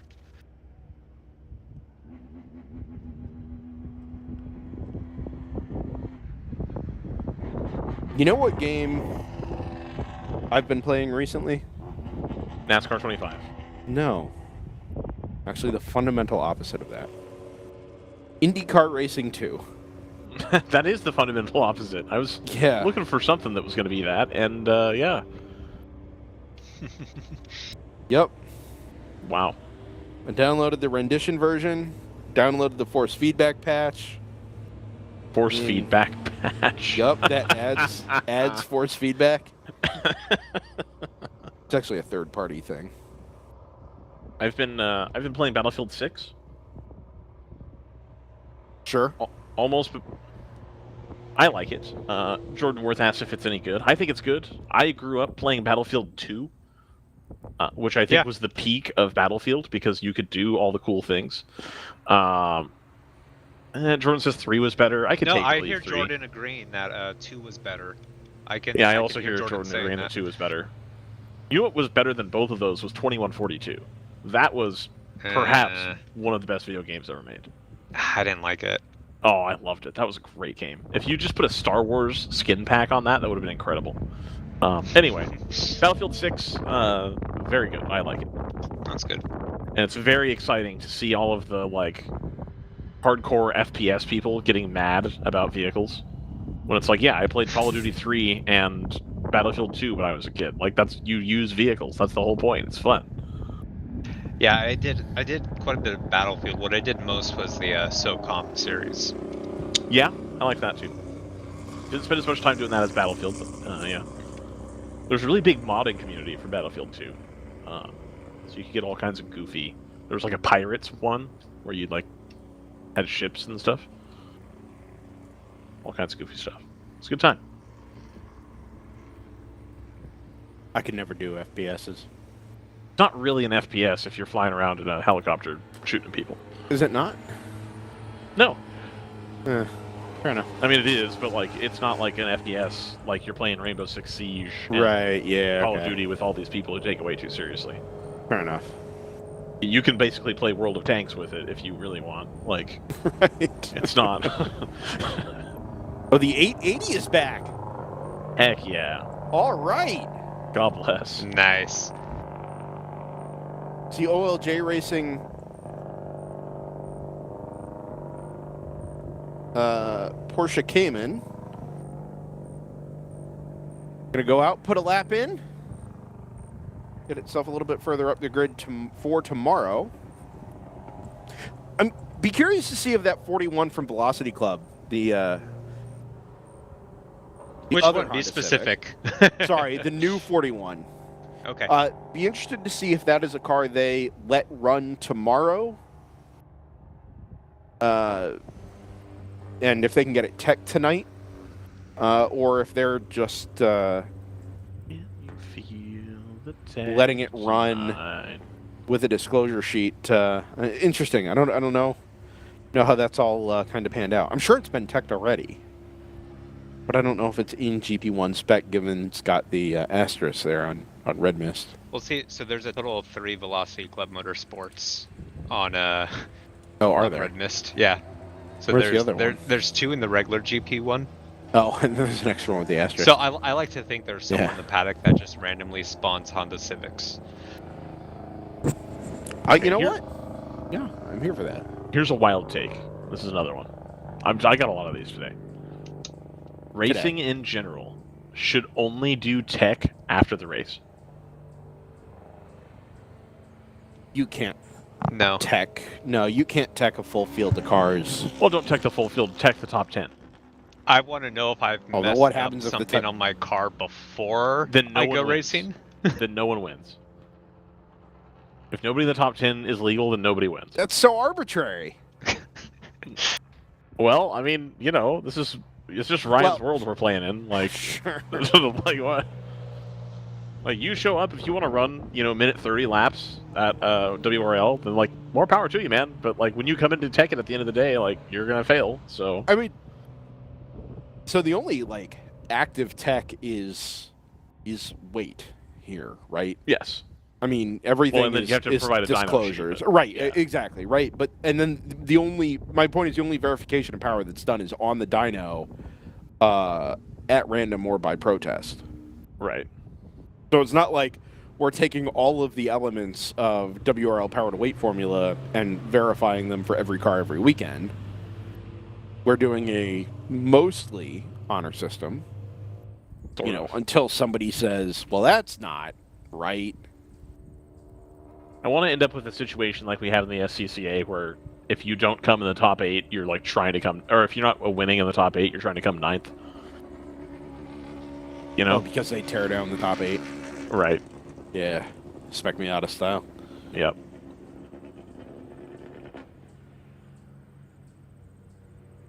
Gotta get your cheater motor one more race. Sure. Not that anybody cheats in SCCA racing. No, ever. Yeah. With 21 minutes on the clock, as we finish up recovery down there at the exit of turn number 12. I'm so sorry. I keep doing that. I don't know why I think the last corner is turn 12. It's very much not. The exit of turn 11. Tomorrow, we get to do more of this. Slightly shorter. 7 hours. But earlier. But earlier. 8 o'clock a.m. Eastern Daylight Time. Be a little early there on the West Coast. 5 a.m. But we're all up for the challenge. I am up for the challenge of JT and Ryan getting up at 5 in the morning. It's not getting up at 5 in the morning. It's getting up being at 4:30. on ready to go Yeah, at exactly. 5 for the 4:30. green Yeah, flag. that's fair. Right. Fair. Yeah, no, it's 7 more hours of racing to close out the Glen Continental weekend here at Watkins Glen International. And set ourselves up for a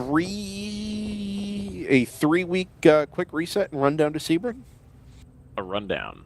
Nice. Yeah. Good Gotta job. get a rundown. Close out the Eastern Region Championship. I'll be at beautiful Chuckwalla Raceway.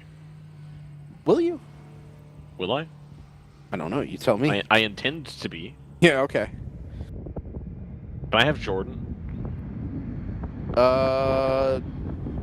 Sure.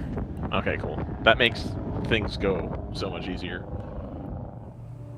I may have inadvertently built a lot of value into having Jordan. And yeah. Oh. So Well. Steve's like, wow, you have more time. I'm like, yeah, I know. The producer's great. Jordan is great. He does a great job. He does. Our other producers also do a great job.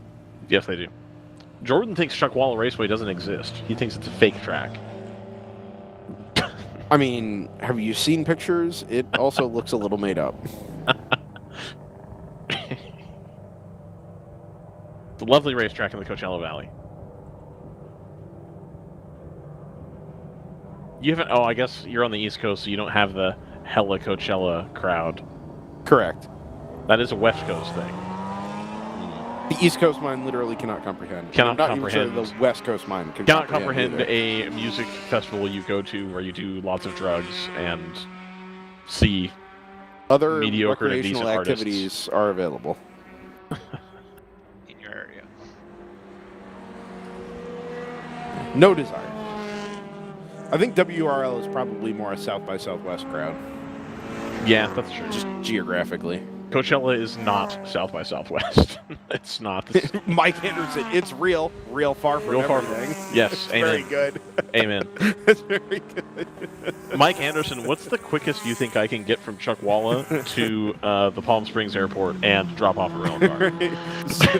Highly relevant questioning here. Potentially matters for JT as well. Yes. What? JT may have fewer options, is the Oh, thing. lead change in GTO. Oh, we went to green. Yeah, we did, but more importantly, well, equally importantly, I suppose, the lead has Kingpin. changed. Kingpin got the 70 on the restart. Wow, caught him sleeping. Not the first time that's happened today. A class lead change or class major positional change on a restart. Saw it quite a bit earlier on. Ooh, that when everybody was moving more tightly packed. I kind of have wondered if that Supra gets up to a more uncomfortable place on its tires a little bit faster. Maybe not overheating, but I do wonder if that kind of initial launch off of the Code 35s on cold tires. Super better. Wow. 70 splits. Or goes to the inside. 77 stuck in the outside of lap traffic. The Kingpin car back in the throttle. They use all the curb on the exit of the carousel and head into the braking zone at turn number 6. 77's right there, though. From Right there. Cole Lofsgaard, man. Holy cow. Cole Lofsgaard's been doing a lot of driving in traffic down in Brazil. He's not afraid to fling it in there. That's a good point. There is some grip to spare there in that Porsche up at the top of the hill as well. Really good job to get that car tucked right back to driver's right and go up the inside of traffic, whereas the 77 chose to go well to the outside. Remarkable stuff. Ooh, Porsche's a little bit wide out. A little wide there, yeah. Yeah, track limits at the exit of 8. Entries are quite a bit shallower for that number 77. Exit speed is still quite good, but they're just taking a kind of a narrower arc. And who do we think is behind the wheel of the 77? It's either Patrick Wilmot or Tyler Hoffman. So one of the two. Yeah. So we don't really know. It's about 3 car lengths here as they head down the front straightaway towards turn number 1. 70 up over the crest of the hill, onto the brakes. 77 drives it into right there on the bumper. It's just like that third of a car width or half a car width shallower on the way into the slower corners. I just don't know if it's really getting the best. It's going to get a great slipstream up the hill here, though, from the Porsche. Is this the opportunity? The 70 is going to defend for all its life to driver's right. We're going to go side by side into the inner loop. This time, the 77 is much further alongside. It's going to be on the is inside, the move done? We're going to do this again. Cut back. Sideways, just a touch, and the 77 has the move done. Kingpin leads round 3 after another lead change in right GTO. There, 70 still running much wider than the 77. Really using all the curb. Going to stay right up. Looks down the inside. Doesn't quite have the space to make the move, but takes a look there. It's going to be right on the bumper coming down here into turn 7. Yeah, and they'll have another little shoot here. This is where that slightly shallower entry might benefit the 77, right? Right. It's moderately more defensive. It doesn't appear to be costing them any massive amounts of time. And just being that half a car width further to the inside as you arc into the corner might be enough to deter the 77 from a lunge, which they both do on that magic Honda Civic. Headed through the heel of the boot, climb up into the Achilles. 77 is just a touch wide in that Kingpin Supra, but defends well from the 70. I still think that round 3 Porsche is maybe just a little bit faster on ultimate pace than the Kingpin Racing Toyota Supra. Whoa, Cole, careful with track limits there, my friend. Way out over the pavement there on the exit of turn number 10.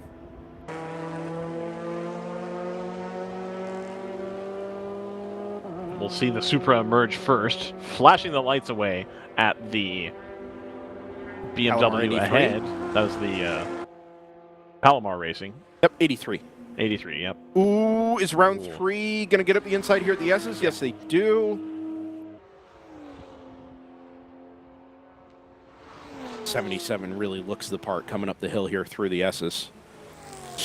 Gets the nose pointed way up in the air. Silver bonnet on that car with just a little bit of offset on the refresh rate there on the LEDs at the front end. That's the benefit of having the weight in the nose. Yeah. No kidding. We're going to do this again at the carousel. Indecisive there. Indecisive from Kingpin on the way into turn 5. Ended up going to the outside like they did last time. I wonder if he hesitated a little bit because he knew it bit him 3 laps ago, where he lost the lead ever so briefly to the round 3 Porsche.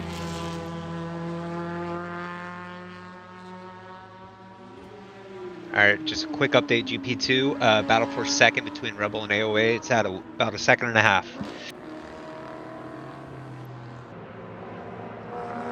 And going in the way of the 851, the chasing car there.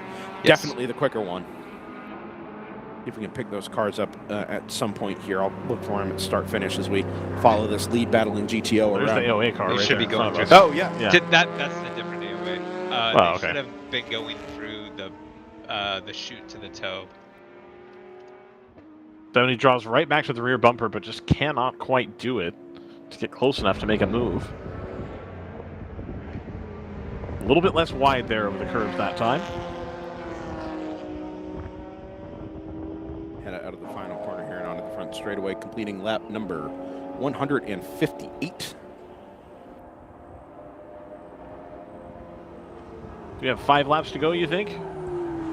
5 or 6. It'll be up to the leader, Stratus number 60 overall, remember. So wherever they are on track, we'll start to work down the number of laps once we see them. 10 and 909 together. Is that a battle for position? Yes, it is. So there's a battle raging in GTU as well. A little bit further down in that running order, but 2 NPO1s right together fighting for 4th. Headed up the hill in the S's. Let's keep our eyes on this GTO battle for the meantime. I'll keep a second eye on that GTU fight as I can. And then obviously we're tracking. Well, I think they just came across the line. Oh, hang on. Go back to that last camera shot, Jordan. Let's pick up that GTU battle here quickly. The automatic NPO1 has a run. Look for the yellow Sabeco there, driver's left. Number 10, driver's right, and the move is done. That is 4th traffic place there. Changed hands on the way into the inner loop.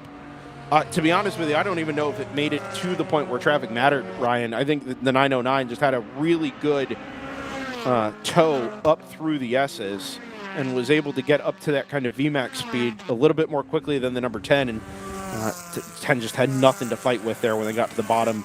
Up to the beginning of the braking zone there. Going to head back to that GTO battle now that this seems to have been settled for the time being. There they are, climbing the hill into the Achilles.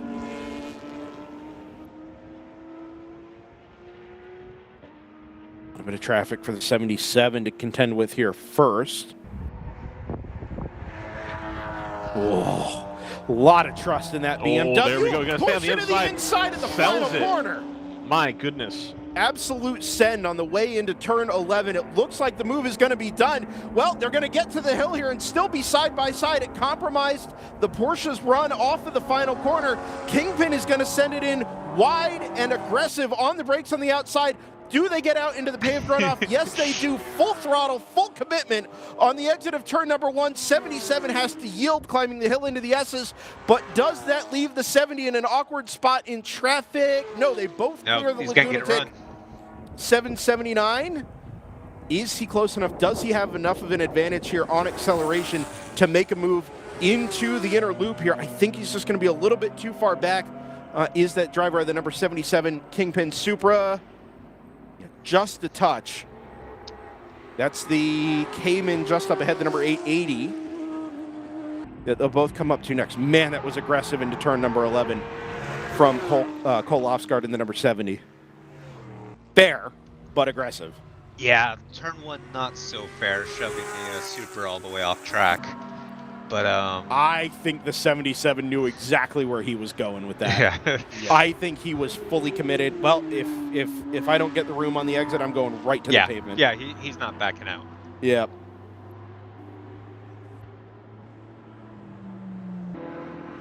Yeah, I have my opinions about the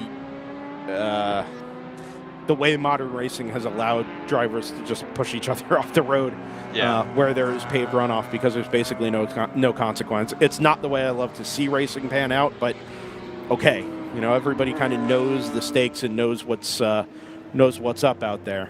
Yeah, the stakes here are high. You could win a plastic trophy. That's GP2 very true. Update: AOA did pass Rebel Racing the previous lap. Okay. 70 just begun to pull out those 4 or 5 car lengths. Like we said earlier, it just kind of seems like that 77's initial bite or initial push is good for about 3 or so laps after a code 35 restart, and once they get past that, 77 begins to push and move around a little bit more. It goes, the pace advantage goes back to the 991.2 Cup.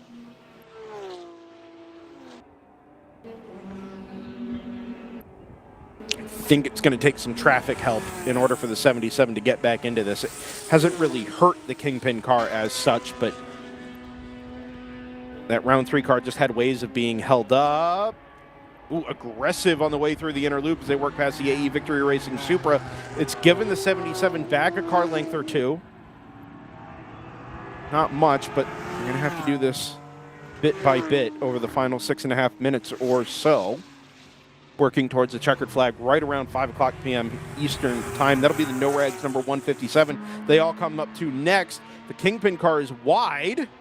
Maybe squares the corner off there. It was kind of awkward. Oh, it's a yellow flag zone at the top of the hill. Is that 94 Motorsports? I think you're right, JT. Are we code 30? We are code 35. Ooh. Oh, my goodness. 6 minutes on the clock. Has that car been in the tire wall there on driver's left, or did it just pull off? It looks in the wall. Like it's an in impact. The wall. Yeah, it's an impact. Man. Are we going to be able to get this thing restarted? I'm going to go with no. They've been pretty efficient, I don't know. but like even to get the response here is going to take at least a minute or two. Yeah, and then to tow it to a point, place of safety, which is going to be turn 8. I mean, it's not like it's right there. I think this is curtains, gents. Let's not jump to that conclusion here yet, but with 5.5 minutes on the clock and the vehicles not being there yet, it's not especially promising. And more often than not, we do say here, we try not to do these, one-lap dash for the checkered flag. It would be a shame for this to end under full course yellow. It would. It seems like the right call. You don't have to like it, though. Yeah. But no, it's definitely I have the right some call. other opinions there. Well, yeah. It's WRL, man. Safety is paramount. It is. My minor caveat to that would be, if you're going to neutralize the race, it needs to be so that you can fix the problem. And if the problem is that you've got a car stopped you need to recover a car from a location, then let's go recover that car, right? What I don't want to see happen is that we ride around under the code 35 and we're just going to let that car sit there till the end because there's 5 minutes left. At that point, you might as well just throw the yellow flag up there at turn 6 and let everybody ride this out because you're not getting that car back anyway. That's purely my opinion. Let's see what they're able to do here in the time remaining. They've obviously committed to the code 35. It is quite literally nose to tail, bumper to bumper, down the front straightaway. I think that Kingpin car is just marginally closer to 35.0 than the Trimtex number 70. We have any progress down there at turn 6, Jordan? Okay, EVs have made it. Remember too here that we don't necessarily have to get back around before the checkered flag. We could theoretically throw the green here with less than a lap remaining on the clock. Whether that happens or not remains to be seen. Why is the 909 in the pit lane? Was the automatic NPO1 that marginal on fuel? This almost would have come at a perfect time, but if they're in the pit lane now, then... Or is there a problem here? Are they far enough ahead that they can take a quick splash? No, I mean, they literally just took the position away from the 10, right? Like, literally right, just. Did the 10 get caught in traffic or something, and, like, they can jam the fuel thing in and come back out ahead? It's possible the 909 can just get this done before the 10 comes through. Oh, that's what I'm saying. Yeah. Remember, I mean, that the gap grew pretty quickly there. Right. There is a not... Oh, no, they're not even putting fuel in the car. It's just stopped. No fuel jugs, no nothing. Just come to the attention of the crew, and that's it. 60, by the way, just came through start-finish. So with 2.5 minutes left on the clock, the white flag is waving. We begin the final tour here. We are going to have to take the checkered flag, obviously. Oh, weird. Directly in front of the round 30. That is bizarre. Beats him out of the pit lane. If they were putting fuel in the car, that whole thing would make a lot more sense to me, but they didn't.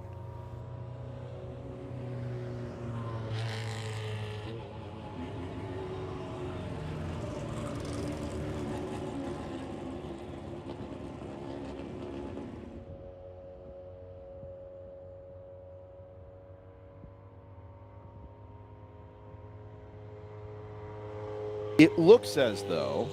Oh, yeah, there's no way we're getting this one restarted. Yeah.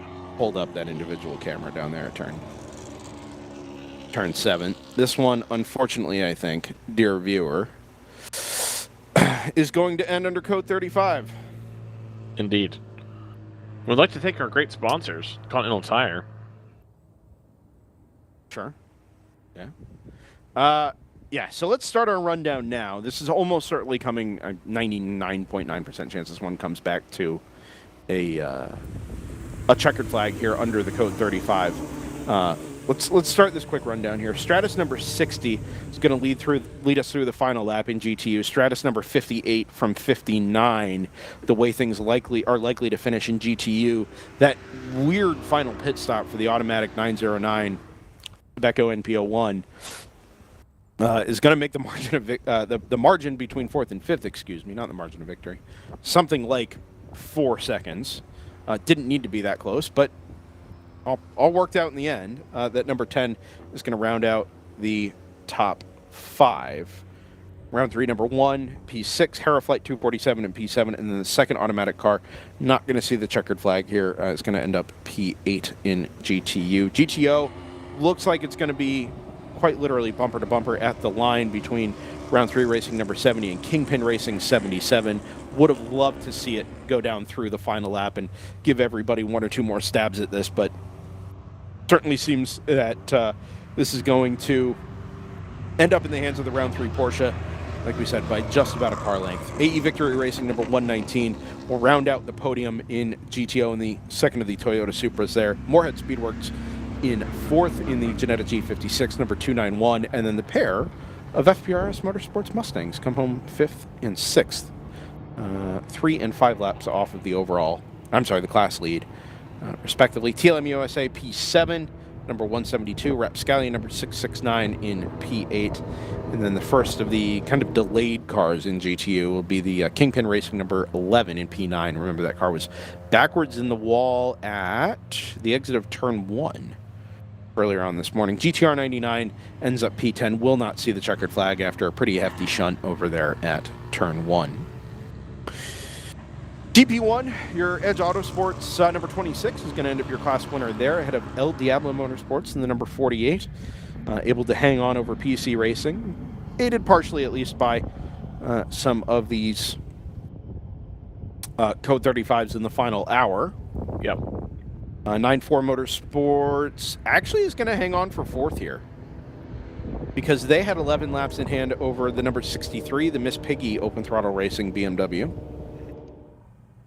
who itself had 2 laps in hand over HK Motorsports, which ended up with trouble down there at turn number 7. TC Klein Racing number 112 ends up 7th, Bruce Innovations 555 8th, Blitzkrieg 424 9th, and Cabrix Racing number 145 in 10th. Again, this GP1 field today, it promised so much, and it ended up in just, I mean, quite literal carnage. Literal, cars in walls, cars in cars, making contact down there at turn 1, lap 1, and it really never got any better from there. Yes, they stopped hitting each other. Really, that turn 1, lap 1 was the only weird part, but everything else for most of the GP1 field was just an absolute slugfest.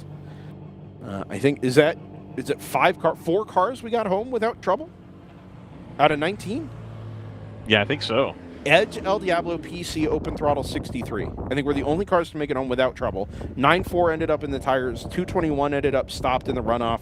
TC Klein was delayed at the initial incident. Bruce Innovations ended up slightly off the road. Blitzkrieg was in the initial accident. Everybody else had trouble. No Rags, I guess, didn't hit anything, but it wasn't a smooth day. Really, really wild stuff in GP1. And not really anybody's fault, just chaos. GP2, Laguna Tech is going to end up your class winner there ahead of AOA Racing number 851, who got the spot from the 222 of Rebel Racing right at the end. Checkered flag waves at start finish over the number 60. Stratus Racing, who comes home your overall and GTU class winner. Round out the GP2 field here. AOA Racing number 55, Palomar Racing number 83, and Open Throttle 65 end up off the podium. But I believe I'm right in saying that other than the 65 with its late incident there at the final corner, everybody in GP2 is going to make it home. More cars in a field a third of the size make it home in GP2 than did in GP1 without significant delay. It's crazy. That is crazy.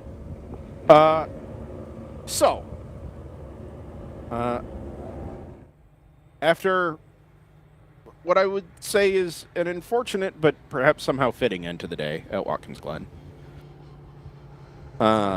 we wrap things up here on the early side and begin to head towards the podium ceremonies and camera recovery and things of that nature, and perhaps United States Formula One Grand Prix qualifying here at 5 o'clock. Wow. So, yeah, gentlemen, take it away. That we're not showing, to be clear. Correct. Yep. There's only one.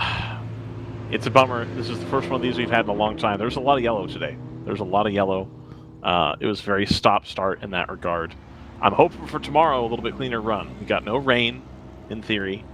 I think people will have understood their mistakes from this morning going into turn 1 and be adamant to not do that. And other than that, the pace in GTO kind of remained in the same level all day. You had the same kind of top 5 or 6 cars that were all running pretty competitively. Now your driver changes happen there, and that's kind of spreads the field out a little bit, but it all started to compress back together a little bit as we got to the end of the race. So I think in GTO, especially an exciting race, GP1 tomorrow, I'm excited to see the cars remain running and see if there's a little bit more intrigue that we can squeeze out of that class. And then GTU, as always, seems like it was pretty close as well. So look forward to tomorrow morning.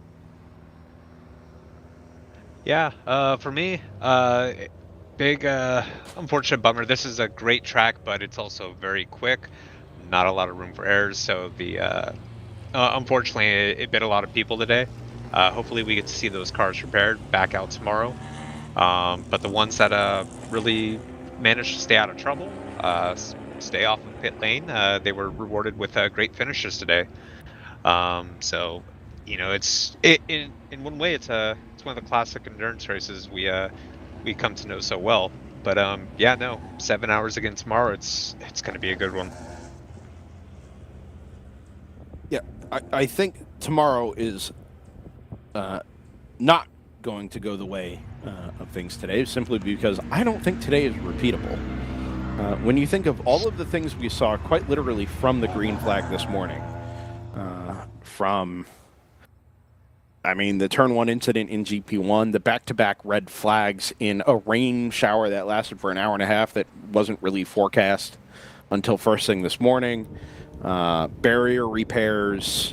The incident for the 99 down at turn number 1 only happened because somebody put some fluid down just completely randomly. Like, all this stuff that we don't normally see and obviously didn't see back at Utah 3 weeks ago is just a crazy matching of circumstances that led to, I think, a really difficult day for a lot of people.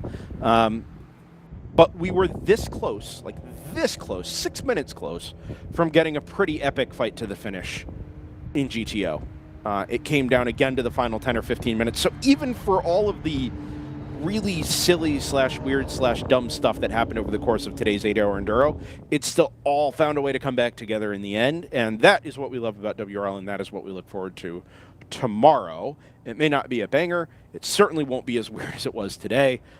But the opportunity is there for us to see something really cool again tomorrow, as we have just about every other time we've run a WRL race.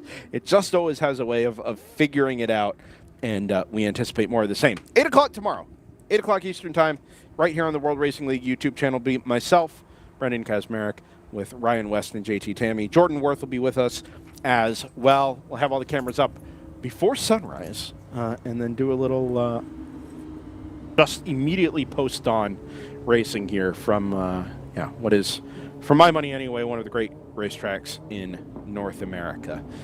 So do join us then, and enjoy some Sunday racing action with us here at the World Racing League. So for Ryan West, for JT Tammy, for Layla Kazmarek, up here in the booth with me, for Jordan Worth on production, I am Brendan Kazmarek. See you bright and early tomorrow, 8 a.m. Eastern Time, for the 7-hour finale from Watkins Glen International. Till then, take care.